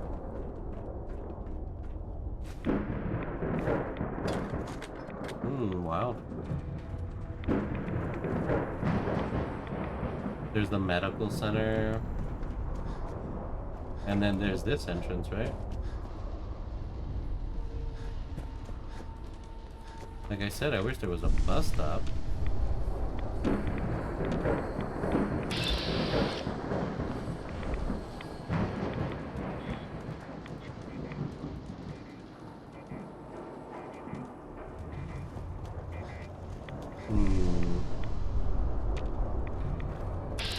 Oh shit.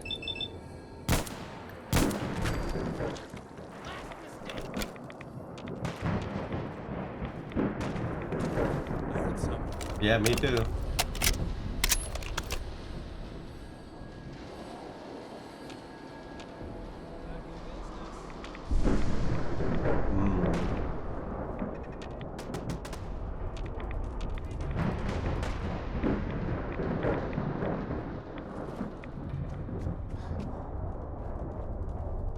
I can see why there is no bus stop though. Not really place for one.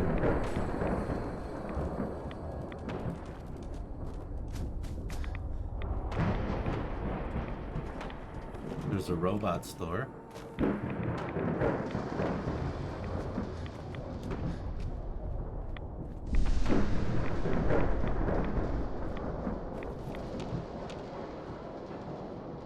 I'm just mainly looking for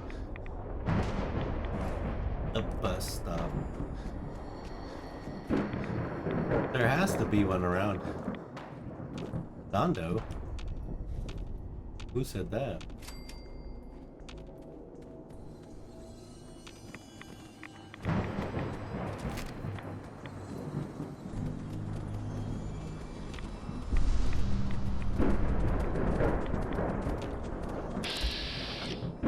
Oh. Are you bad? Are you bad?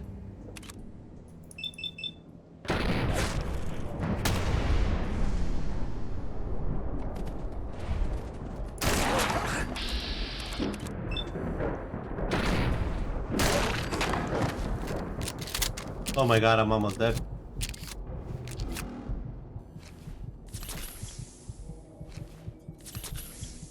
Jesus. Anything interesting on him? Hi, dog me. Oh, where's Deacon, where are you?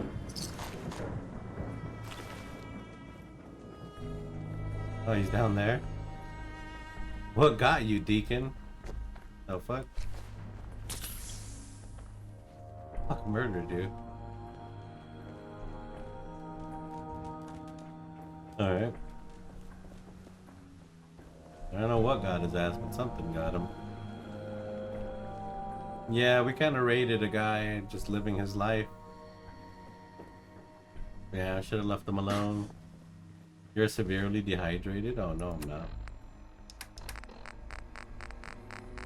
No, I'm not.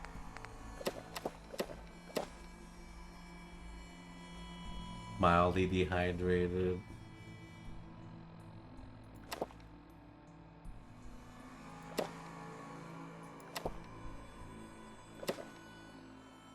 That's a lot of water.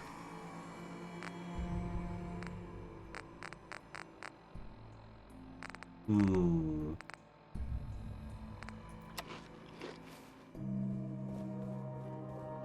Okay, well, we're fed, we're drank. Still looking for a bus stop, though.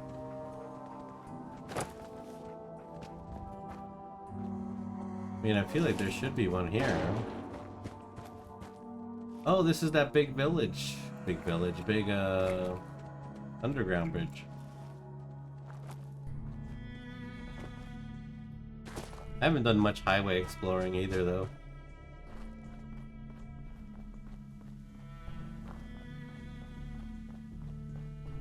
I mean, this is a literal bus stop.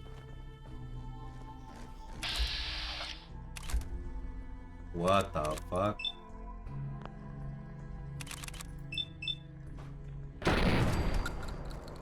Don't mean to make you nervous, but I don't think we're alone.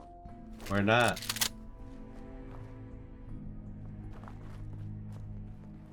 Fucking a critter just ran past us. Seems we have really. Oh, you got him.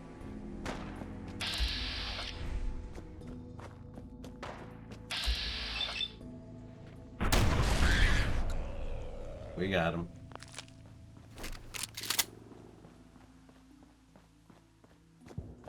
Whoa. Something exploded.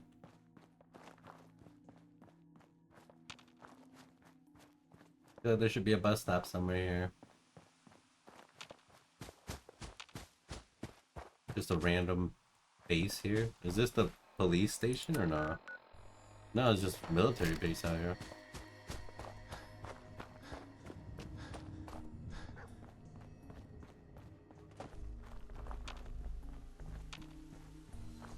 Cool. Got gunshots. Gunshots live.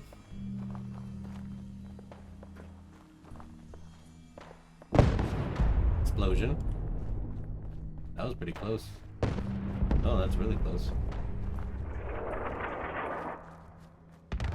What the fuck? Fun time incoming. Oh shit!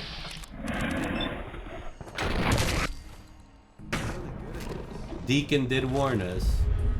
Can't see. What is happening? What is shooting at me? Something got a perfect headshot on me. My brains.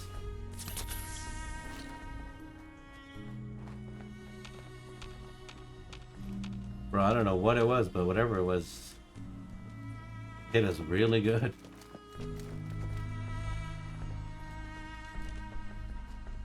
Had quite the good shot.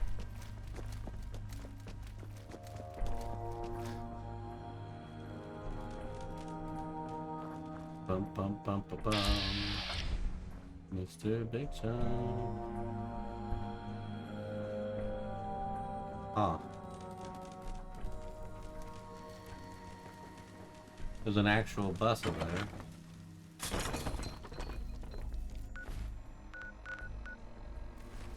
Another tech outfit. DB Tech. Oh, it's a high school. Yeah, there should be a bus stop here.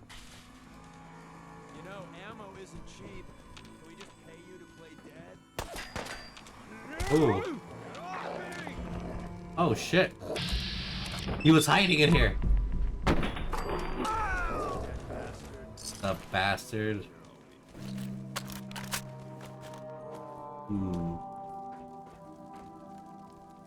I mean, damn, brother.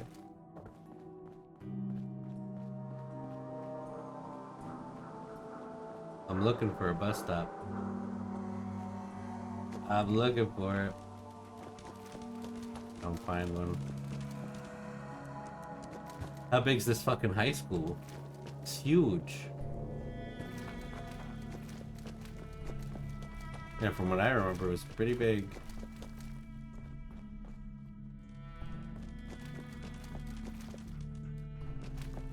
And we haven't explored the hospital.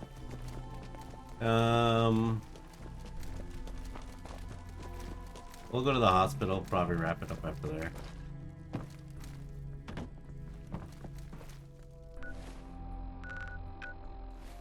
Okay, and there's another thing right here.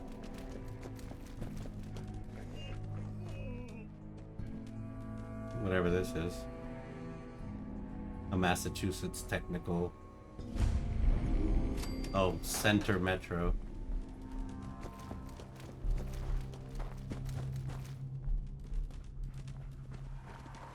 Whoa, who's that?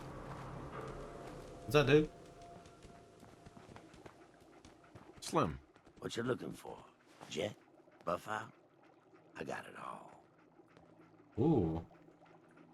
Sure. Let me show you what I've got. What the hell? Just a random vendor? Pog. What you got? We got these shotgun shells.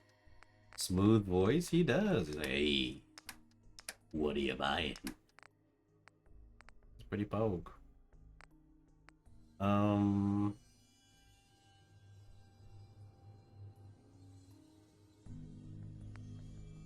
Ooh.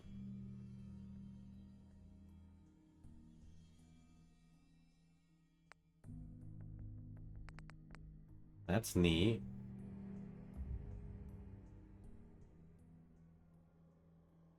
Speed Demon. It's 3,000 caps. Holy shit.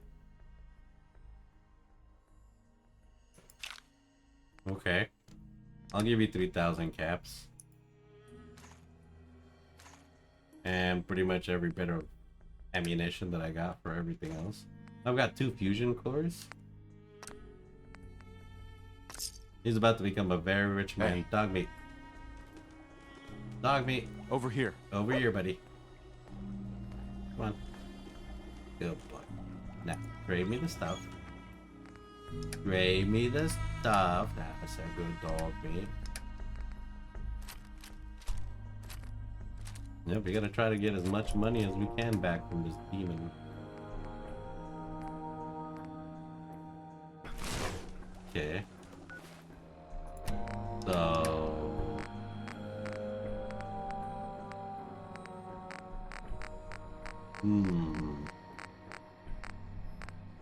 How does that work? Where'd it go?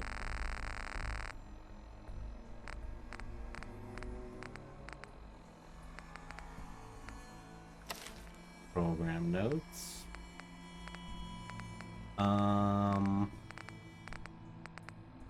Did I just get scammed out of 3 grand? I think I did.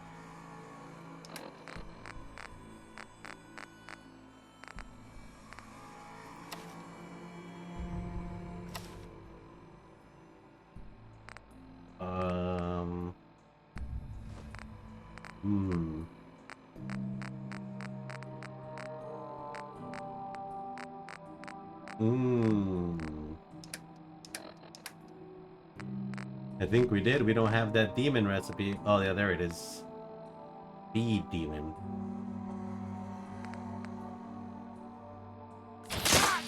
Damn it! Whoa. That's both.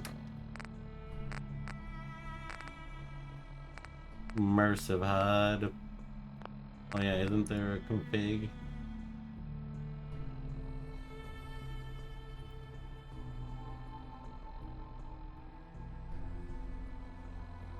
Your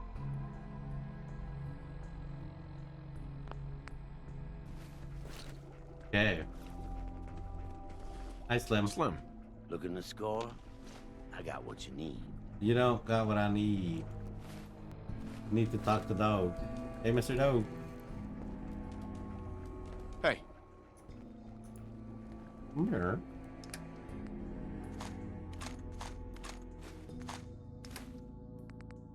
Well, I will let you carry those, that baton, and these fusion cores, buddy. Ooh. With you overloaded and all, Slim. let me take this You got chance that to look, read my like you unabridged jonesing copy for of something. War and Peace at you.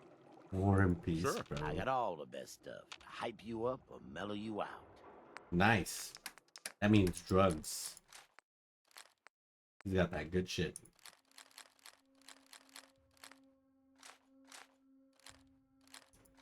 Okay.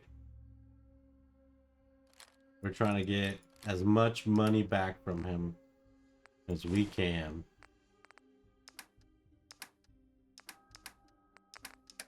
Okay. 45 round, 44 round, 38 rounds. We need shotgun and 5.56. Fusion. Get him everything. Damn, he still made $1,300 from me. Hey, good job, Slim. I'm severely dehydrated. Uh-oh.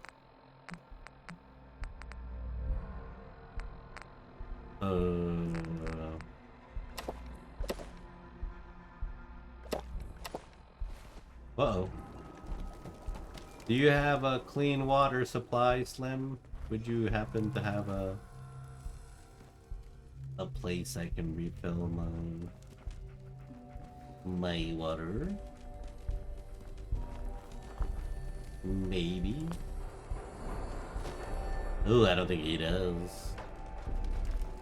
I don't see why he would need to either, huh? Slim's like, I'm a zombie. Look. Like you're jonesing for something? Yeah, water. Slim, water. We jonesing for water, bro. Oh my god. Random vendor found under a random bridge. Very bugged. Okay, where's this hospital we were at? We sure as heck haven't unlocked any bus stops, though. Hi, Mr. Protectro. Let's go see. It's so big, though, man. It's bigger than the school. I should have gone to the school first. Oh my god. Oh boy. This'll be it. This'll be it. Okay, we snuck in through the back. Always go in through the back. They give you a chance, always. You never know what the front door's gonna have, man. I know, Mr. Dogmeat. Whoa, that's bright as hell in here.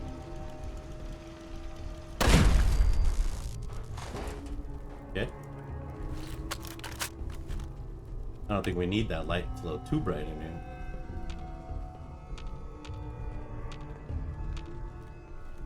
Okay, all that was there to protect it was that little machine gun.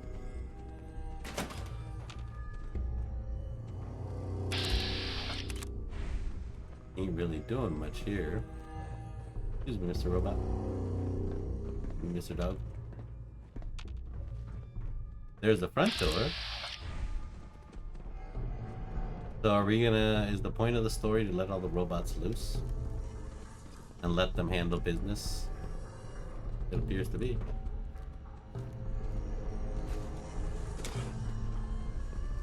Okay, let's hack. We are professional hackmakers. Excuse me, Mr. Dog. Mr. Dog, I'm trying to hack. Thank you. Alrighty, so since it's an expert one, let's go try to get rid of all the duds first.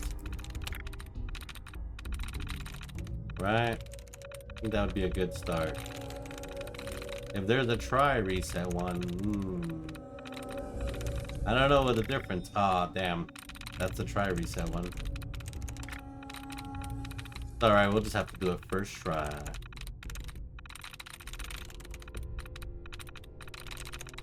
Is that a double?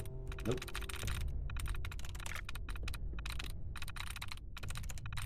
We going in?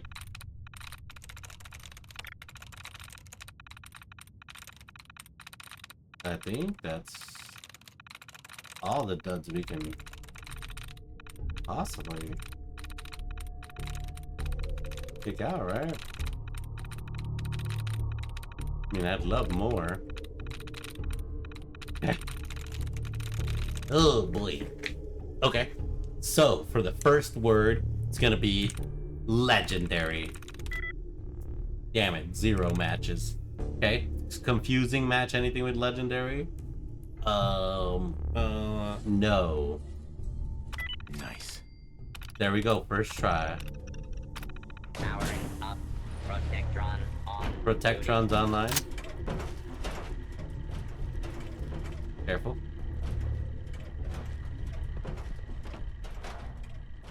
Okay.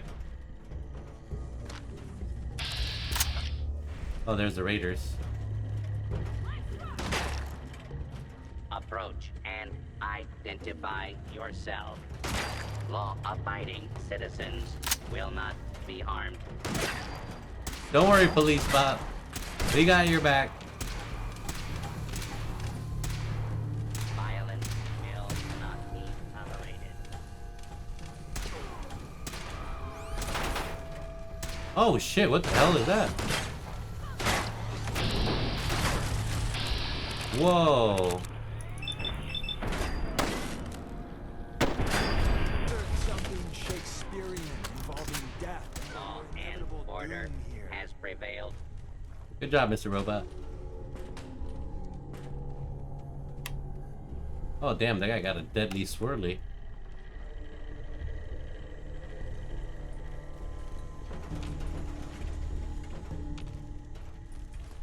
What?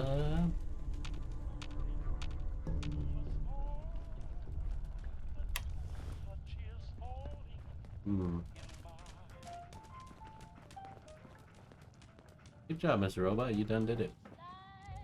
Okay, there's another entrance to the hospital. I don't know how many there are, but there's 3 now. Mr. Robot's gonna go explore upstairs. Oh shit, that's where I came up. Did I just trigger a trap? I hope not. Yeah, this is where we came from. Is there a fire up here? There is some sort of fire up there. Excuse me, sir. Gotta explore this hospital. Now. Fucking turret. What is this?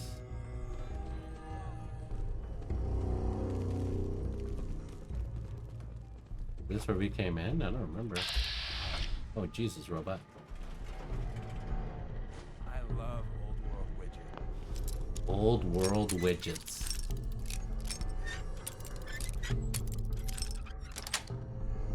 That's it. Working there now, too. Yeah. Novice hackers. This should be super easy. Feels like there's so many more random combinations.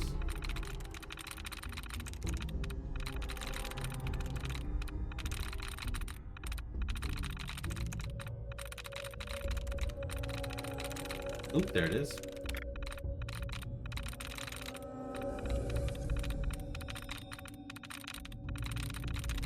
Oop.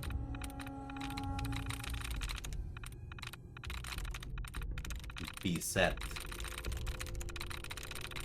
Beset. Hacking.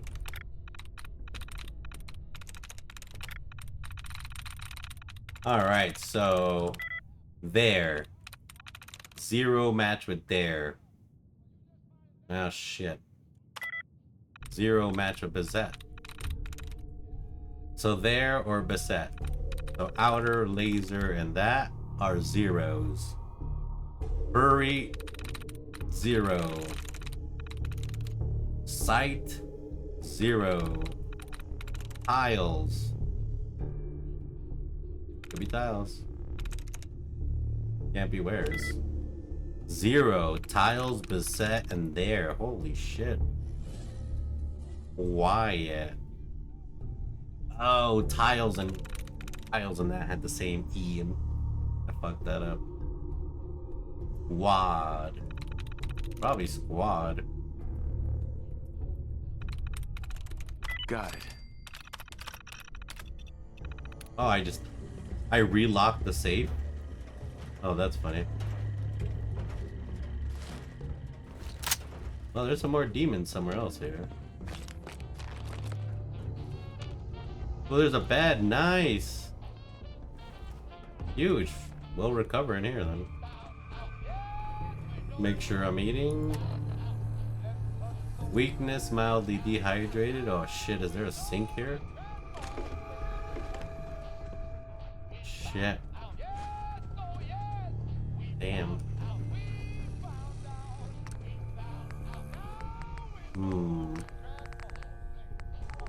Robot repair kit.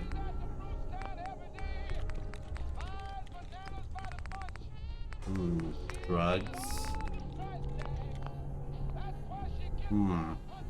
I just want water. I just want water. Water so hard. In this day and age it is, isn't it?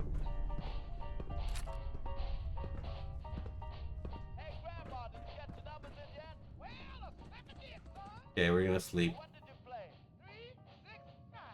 6 hours. Then we'll clear the rest of the hospital if we can.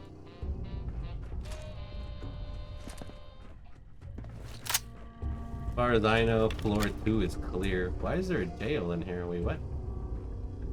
I don't remember this part. That looks like Deacon in there.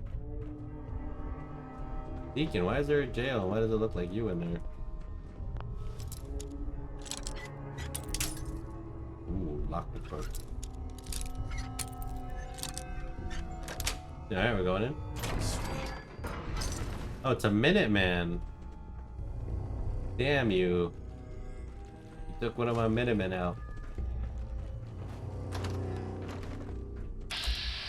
Whoa. That's new.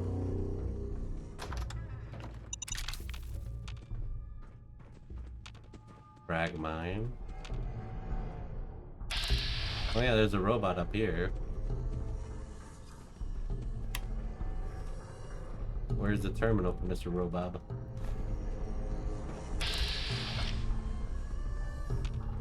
Just making sure there's nothing else.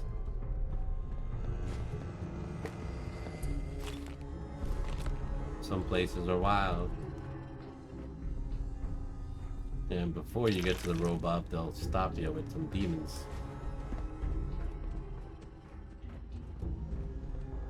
Okay, we got an expert to unlock that door, huh?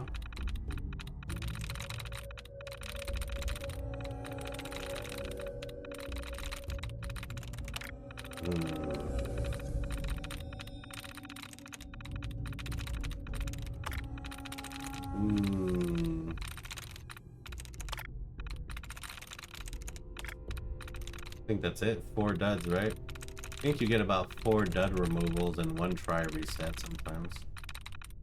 At least that's what it feels like. Let me try this. 5 dud removes. Never mind, it's RNG, I think.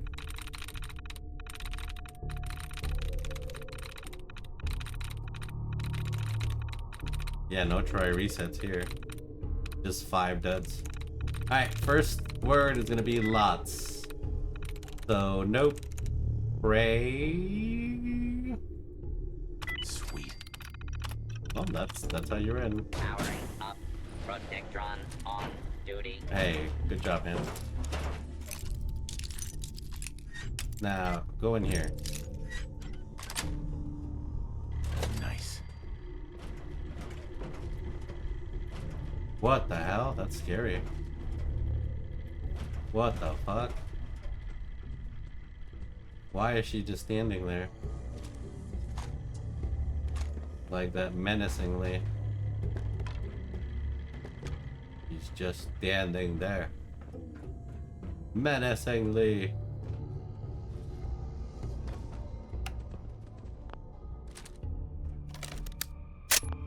I'm not sure where enemies are here. Got it. As far as I thought. We need to get a Nuka-Cola bottle.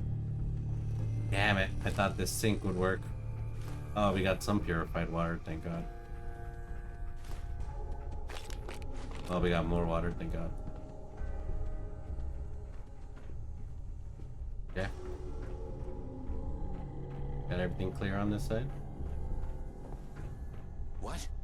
Oh, fuck. Where the hell did you come from?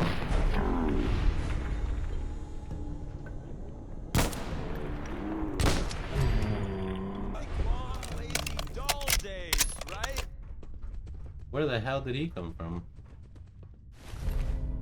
Ooh, movement speed, that's nice. We'll probably upgrade that. Yeah, where the hell did he come from? Oh, probably the upstairs. Or back here. No, this is that dead end. Or this is where I came in from.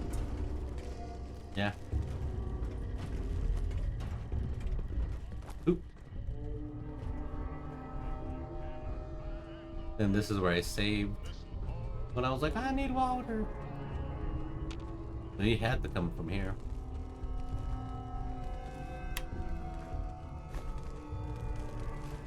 Just randomly walking about. What a nerd. Is there anybody else? Yeah, we take all the pencils we can get. Pencils have lead in them in this. Well, in this world and our world, I guess.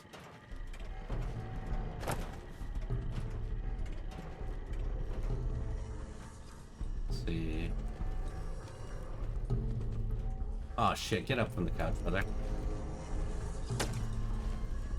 You're just supposed to get the damn... Ooh, a souvenir frog magnet.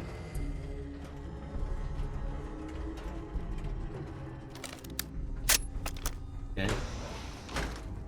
Stairs going upstairs. Oh, there's that. Perpline's bluff is no longer allied to you? Why not? What? Why wouldn't they be? Don't they know how cool I am?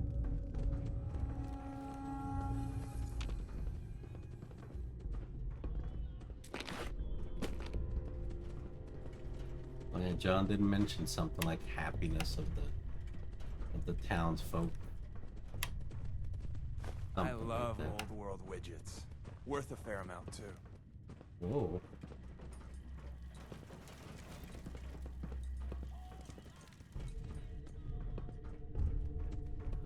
Is that it?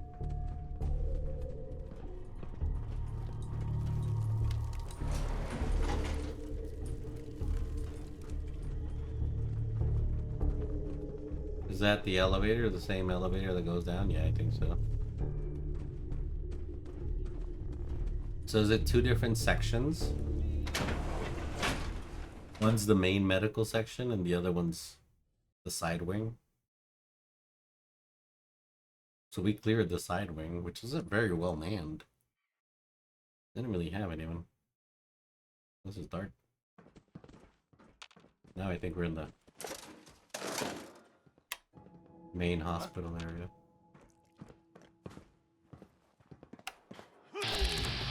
Leave my dog alone! Ah, gunners are here. I see. Nothing I like better than a little R&R on Uncle Sam's dime. Whoa. That's a fucking robot. That's a gunner bot.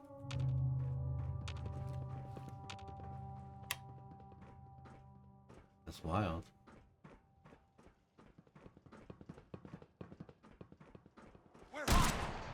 Oof. They're shooting. Ow. If they're shooting, I'm looting.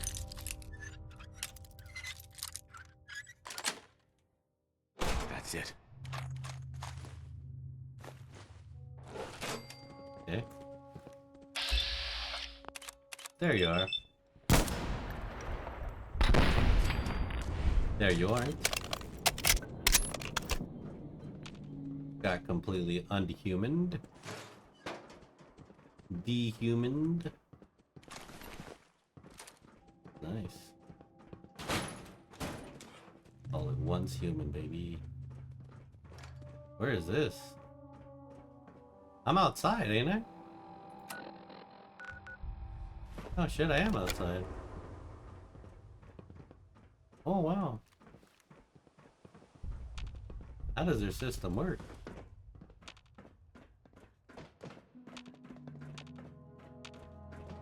Okay.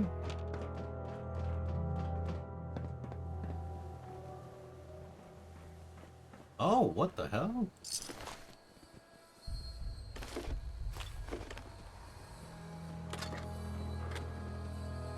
Nah, I mean, like, I didn't know they were connected like that.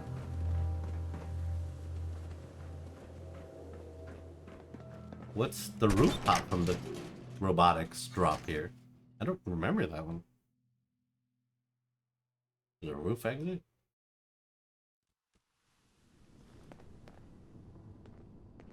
Oh this shit. is not the time to tell ghost stories. This is a ghost exit. Roof exit. Wow. Yeah, well, let's get back up in here. And see what else this takes us. There's the hospital, and here is nothing.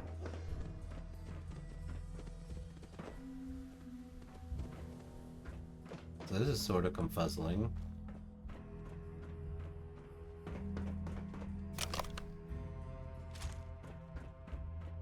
So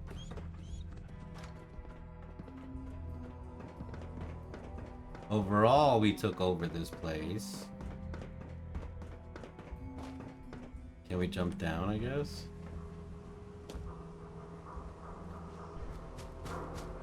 But wow. Oh, this is where that one dude is. Where's the hospital?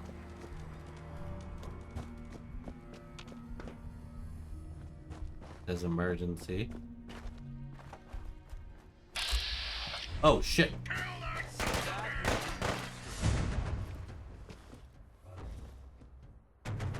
Where's that bastard?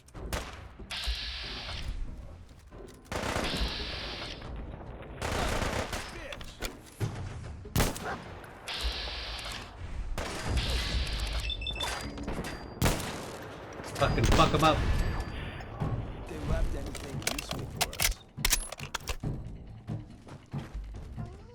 Yeah, I knew I heard this bastard somewhere.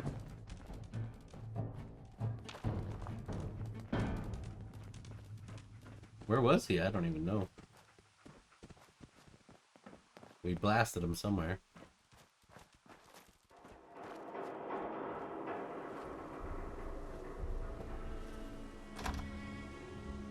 I think this covered the entire hospital, though. This had to, eh?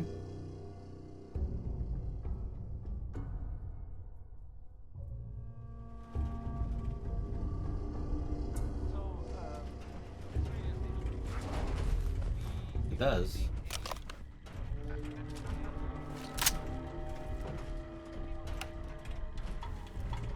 Attention. Interfering with a law enforcement robot is a felony. Okay. I'm sure this probably has to do with the story. Or something later on. So you can't clear it. Yeah, no. We cleared it. Looks like a huge place.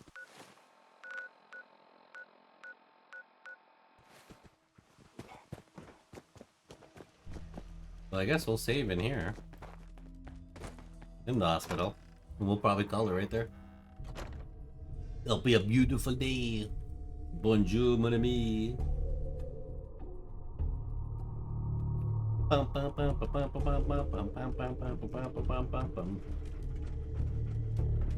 Hello, Monsieur Robot. Bonjour. Bonne nuit.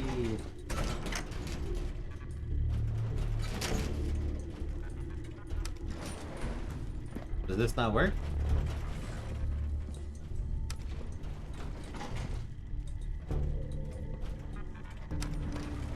Huh? Attention.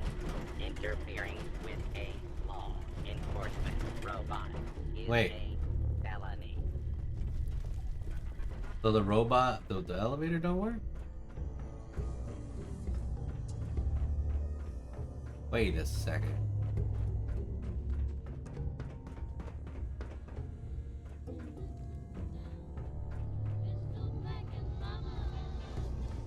But we made it up here. One of these robots work. One of these elevators work, didn't it?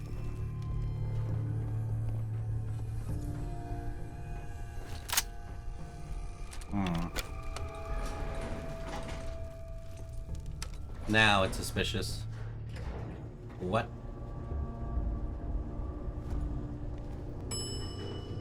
It worked. Hi guys. Hello, sir in chat. What's happening, ruler? What are you doing? Whoa, what is this? He's got a power armor right there. Don't let him power armor.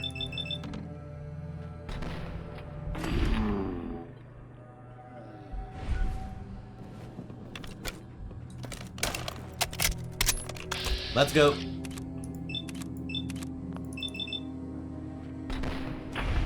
Got him. Again. Did we get him? We're peckish.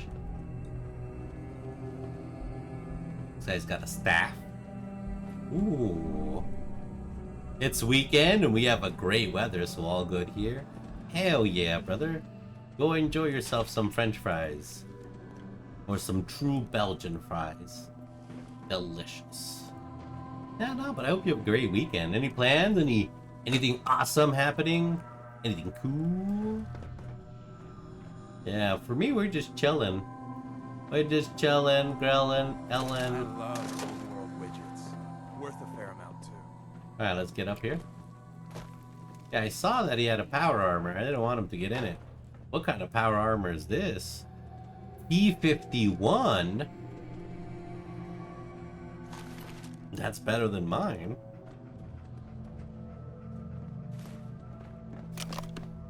Oh, but where's my robot? My robot's so far away. Chillin'. Here's what I'll do. We'll take these here. Not dog meat, Deacon. Hey, what you? Be useful for once, brother. And how about you haul these upgraded pieces to really, you dirty rat. You can't haul everything? Heads up. Hmm? How dare you? You lit liquor.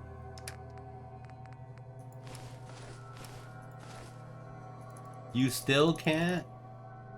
Why, Deacon, you jerk face, Mr. Heads up. Bumpy. I know. Wanted Deacon to actually be useful, but we know he's not useful. Look alive. Meow. Okay.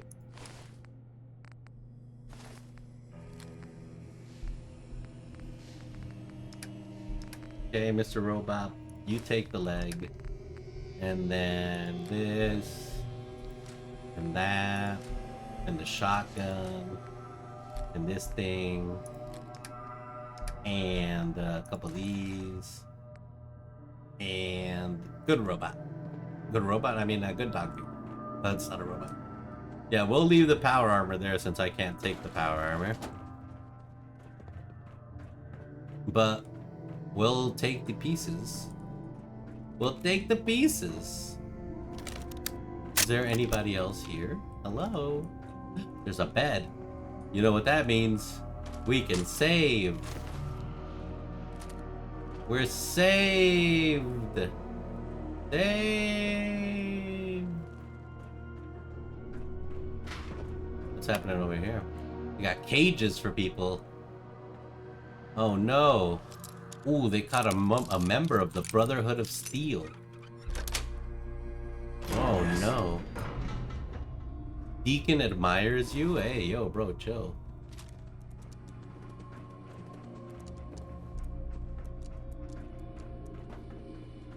Hey, yo.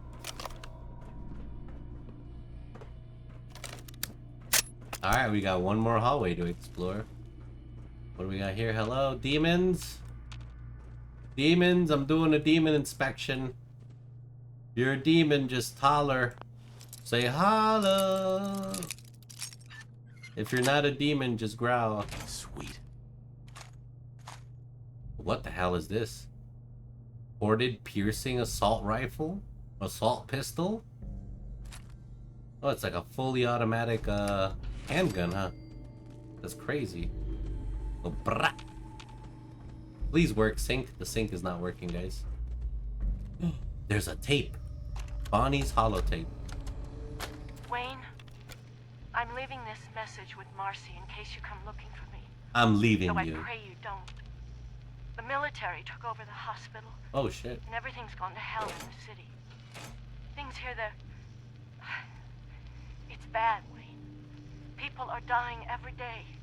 And most of the time, all we can do is watch and try to make them comfortable.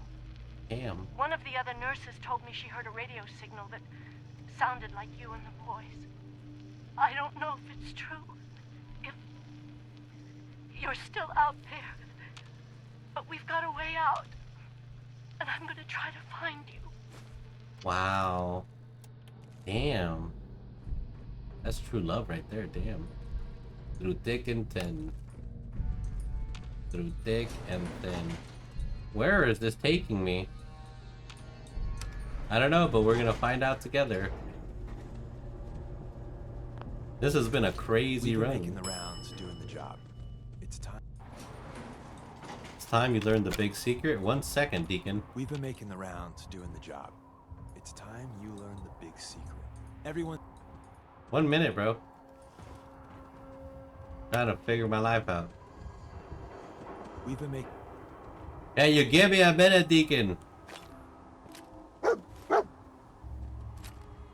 I know you want to talk about something very important about life and discovery, friendship, you know, honor and all that. But give me a minute, Deacon. Whoa, this is crazy.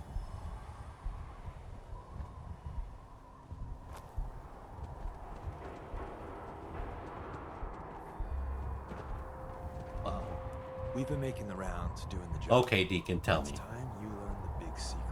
What's the big secret? Mona is the big boss. She calls the ops, gives the rah-rah speeches, but it's just an act.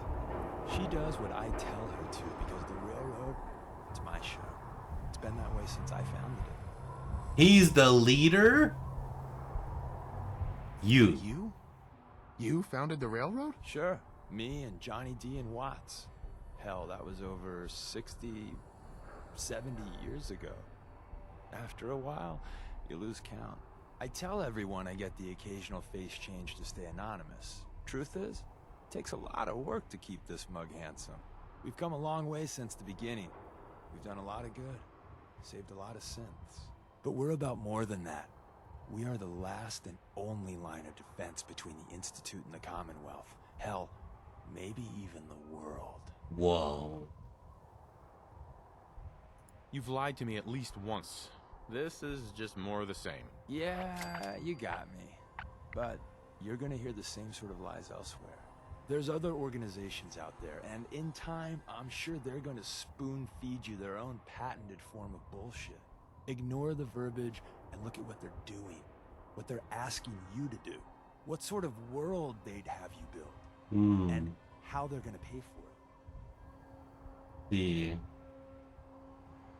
So what do you think of the other groups out there? Love the job you're doing with the Minutemen. Historically, they've been little better than policemen, though. The Brotherhood. Well, I met them on an op in Capital Wasteland a few years back. But now with Elder Maxon, let's just say, not a fan. And the Institute? Well, do I really need to answer that? But what I think doesn't matter. The real question is, what do you think? And at the end of the day, you'll need to make a choice. Make it the right one. Okay. Look alive. Sure, I can help you out. Excuse me. You know, I'm having second thoughts on the whole recall code. Wait, you read it, didn't you? Why shouldn't I read it? Just in case it gets stuck in your head. You know, like if I say Rad Roach. Now, don't think of Rad Roach. See? You thought of it. And if it's a real simple code, then one slip and goodbye, Deacon. Anyway, only read it if you have to. Okay. Damn. So Deacon is the real leader of the railroad, huh? And Desdemona is just his puppet. Damn, Deacon. Didn't know you had it like that, bro. So there, I can take the elevator all the way down. We'll do that tomorrow. Well, next time. Tomorrow we're trying to display some spoopiness. Let's save in the hospital beds, shall we? Bonjour, mon ami, mon oui, bonjour. Oh, me little pesh. Alright. Oh no, I pressed the button again because I am a bad gamer and fat-fingered loser. No. Okay. The good old triple press. Huge. Hi, Mr. Dogmeat. Alright, Mr. Krabs. Alright, I need a bed. Who's got a bed for me? You got a bed? No bed. You got a bed? No bed. You got a bed? No bed. That's not really a bed per se. That's like an MRI with the skeleton on it. Okay. Who got a bed for me? Ooh, there's a bed right here. Delicious. How's my statistics? We are peckish and mildly dehydrated.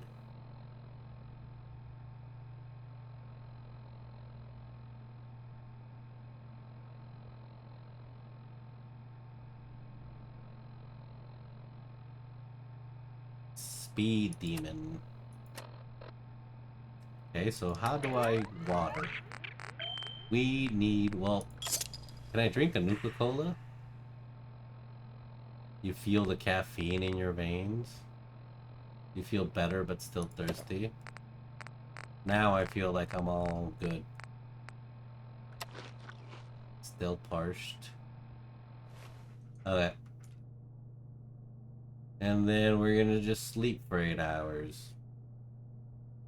And then we'll probably explore the high school and the technical place next time on our Fallout adventures. Theorem speed demon is wore off. Okay. Well, we still got speed demon. Alright. Hey! That was good. That was fun. Good times. Much bog. Alrighty, everyone. Well, today has been a beautiful, lovely day. And I wish you have an amazing weekend. We'll be back tomorrow, hopefully with some spoobles. And not just, you know, boobles. It'll be a beautiful day. Thank you for joining me. Your presence means the world. I'm out. We'll see y'all later. You guys have a beautiful day.